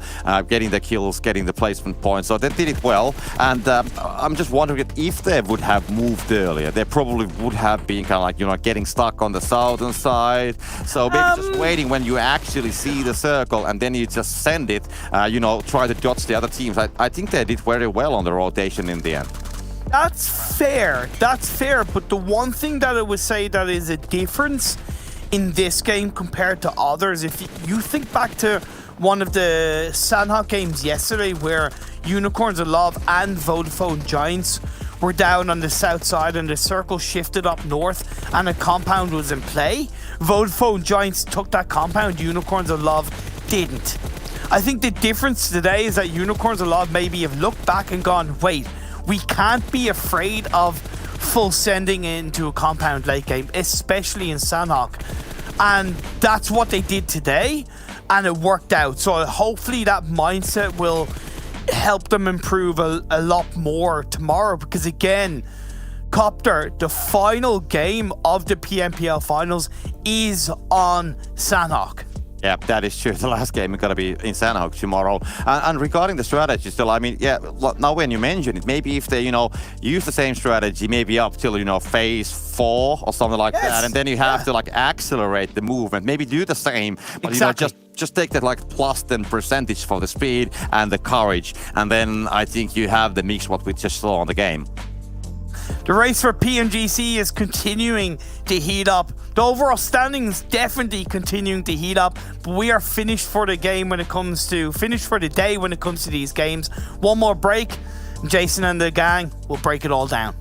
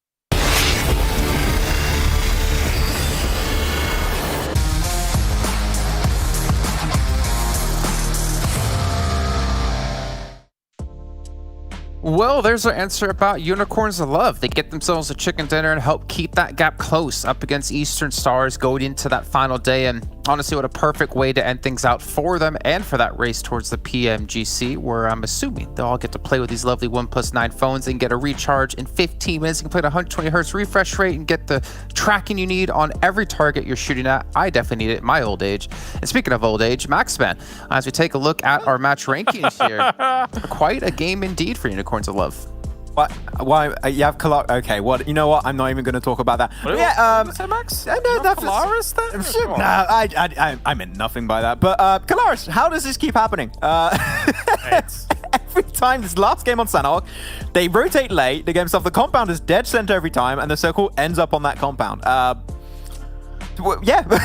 I don't know how they're Nothing allowed. else to add to that. I don't know how they're allowed. Like, again, in a similar vein to, I had my concerns about it being a bit of a gamble in, the last game of yesterday. We get to this one. It's the weird thing is it's less of a gamble in this game because they don't quite have as much room to, to maneuver and move around. But like they come late to the circle. You get yourself your 27 points because you've bombed it towards a compound that in theory, by the time you get there, should be taken by somebody else. But it's not. Good for Unicorns of Love, 27 points on the board. You gotta give a shout to Big there too. Even Eastern Stars obviously getting some decent points for themselves, but for Big, considering they were at the bottom of the table at some point today, I'm not too sure if that's gonna be enough, especially with the result from the last one. What we can see here, Vodafone Giants 0 points, Nexus 1 point. We've definitely seen that fall off that we kind of expected today, right? We expected it a little bit earlier, I would say. They've been falling off more towards the end of today. These last 2-3 games have been a little bit rough for them. So they still had a good start, but unfortunately not ending on a good note. So that position is going to be contested towards the top. We'll have to see it gets closer. We're seeing Unicorns of Love being a little bit more present. We're seeing more of Eastern Stars towards the top 2. So they're going to try and contest those positions towards the top. And Kapahala being the top damage of this game. But before we jump on that, something interesting I'm thinking about. You had that finish between Eastern Stars and Unicorns of Love, and you see the kill feed, because the kill feed, when you actually confirm those kills, you know who got that kill. And when you have such a strong position held down by Unicorns of Love, I'm thinking Eastern Stars know that's Unicorns of Love, and the fact that they did not decide to die to the blue, I think it was a little surprising. I would have personally done that myself, but it seemed like they wanted to give it a shot, but it didn't quite work out at the end. Also, there's actually extra things that occur from this game which may not have occurred in any other game, right? And it's the fact that Unicorns of Love know that the race is very close right now, right, Jason? So usually, you're 4 alive, you're in the circle, you know somebody's healing in the blue, nah, whatever, who cares, right? You just sit in your circle and wait for that person to use all their meds and then they die. But no, actually, Unicorns of Love, I love that they did this, and I was shouting at my screen just before they actually do it. Hunt the kill. You've got 4 alive. You know you're guaranteed to win if you just leave one person in the circle. Send your other 3, fan them out, try and find that extra point, because it could come down to just 1 point later on, Jason, in that race for the PMGC points. I can confirm that while watching that, he was shouting about the game, among other things, and other people. Yeah. But, it was well done by Unicorns Love there. Still, again, even if we ignore the race to PMGC, they still are not in a position where they're safe at all, right? So even that extra point potentially could get them a little bit higher and maybe break through into top 5, so they don't have to worry too much about the race to PMGC points, though that would obviously be the ideal way to get through. But let's take a little stock of things and a quick little recap of what's happened over the course of today, and obviously check in with who won each chicken dinner throughout this day, because we did have, honestly, we didn't have a single repeat, but we also had a lot of newcomers, a lot of new teams in general in the finals finally get their first victory on the board. Yeah, it's been really good to see, especially the resurgence of LMV Gaming, that good game they're able to get himself on the first Miramar. It was a very decisive one. They got himself the best position.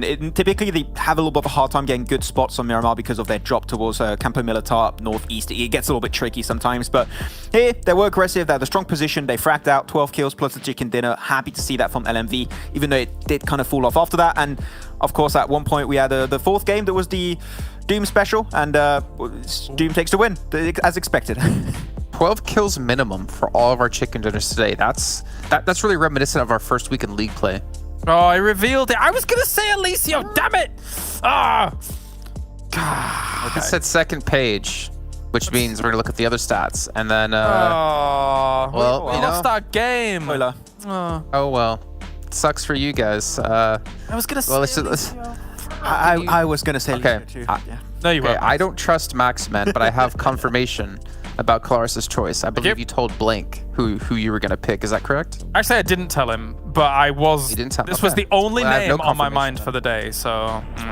Let's just assume you both had it and you both get the point, okay? Because we're not really keeping track of points anyways, doesn't matter. But it is good to see Alicio back into the things, considering he was the MVP at the end of the finals last season. I think one thing to take away from this though, Jason, is yes, Exquisite Décode UK did not get themselves a chicken dinner throughout the day, right? But Alicio was still putting up big numbers. The reason my mind originally navigated to Alicio as well, one, MK14, best gun in the game, but two, the fact that you get yourself 7 kills as well as a 1.1k damage done in just one game alone, that already across the 6 games is putting up a decent chunk to push you towards that MVP spot. It's Alicio. Even though I don't know the stats for a lot of the other games, he's a guy that's gonna be putting up numbers regardless, be it 300, 400 damage here and there. Well, you did forget about one factor in your choice of him, that it's coming home. Maybe Coming the home? MVP is Hey. coming home. Who knows? It could stay home with him since he Could. won it last time. But let's get an update now. It's time to see who is our #1 team at the end of these 2 days of play. Let's see where all the teams currently stand in our overall standings at the end of 2 days. Pretty insane to me that we've been at this for basically a month now, and tomorrow's the last day, and Vodafone Giants still maintain that #1 position. But look at Eastern Stars. Now they've got 2 ways to potentially get into PMGC.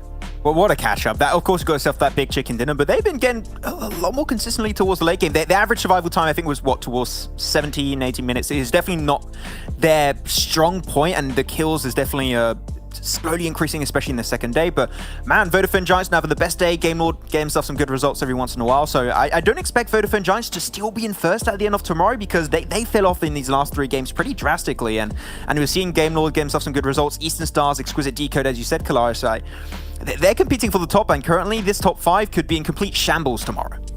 Yeah, it could. I mean, look at all the way down to 8th place, Unicorns of Love. Yeah, you got 2 chicken dinners on the board, but everything else has been a shambles, apart from those 2 chicken dinners. Realistically speaking, I'm speaking in maybe 2 extremes here, but the Sanhoks have saved Unicorns of Love from absolute disaster down towards the bottom of the table. So tomorrow they're going to come out they're going to have to come out blasting, and obviously, if they for some reason then win the last game of Sanhok again of the tournament, that would be absolutely insane. No, I got one step further. Oh. Eastern Stars is 5th place, Unicorns of Love. They win the final game, pass Eastern Stars in the rankings, and pass them in the brace to PMGC points, and Eastern Stars is completely out. You just spoiled the script right now. I don't, yeah. And win this tournament, because I've been calling it since the beginning, yeah. You know what, Max? That is an Avenger level threat ending. I like that. I like that a lot. I'll go watch that in the cinema for sure. I mean,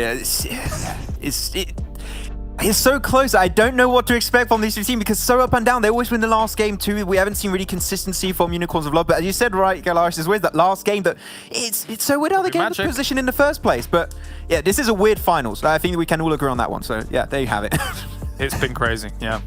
Well, now that we've seen the stands, let's get an idea of the race to PMGC points and see how far ahead Eastern Stars are still currently at. I believe, actually, I'm not sure who is in the lead at the moment.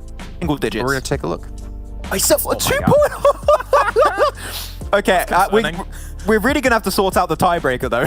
I think we're getting to the point where we need to know what is working out. But, man, so much back and forth. And the kills the Unicorns of Love got on Eastern Stars, I think they got 2-3 kills on that last game on Sanhok. That could be the difference maker. That is why I think that Eastern Stars maybe should have given themselves to the blue, knowing that fight at the end was versus Unicorns of Love. So, oh, man, I mean, 2 points you just can't know until you see the games happening tomorrow, and it's great to see these 2 teams being so close. Both teams right now have the opportunity for tomorrow to be the most important day of their PUBG Mobile career, to push them onto a guaranteed PMGC slot here in 2021. So it's a big day tomorrow for both of these teams who, I mean, Eastern Stars really stepped up today, still Unicorns of Love floundering a little bit, but both are not only prone to floundering, but also prone to looking amazing. Like, they can have ups and downs, so tomorrow is going to be exciting.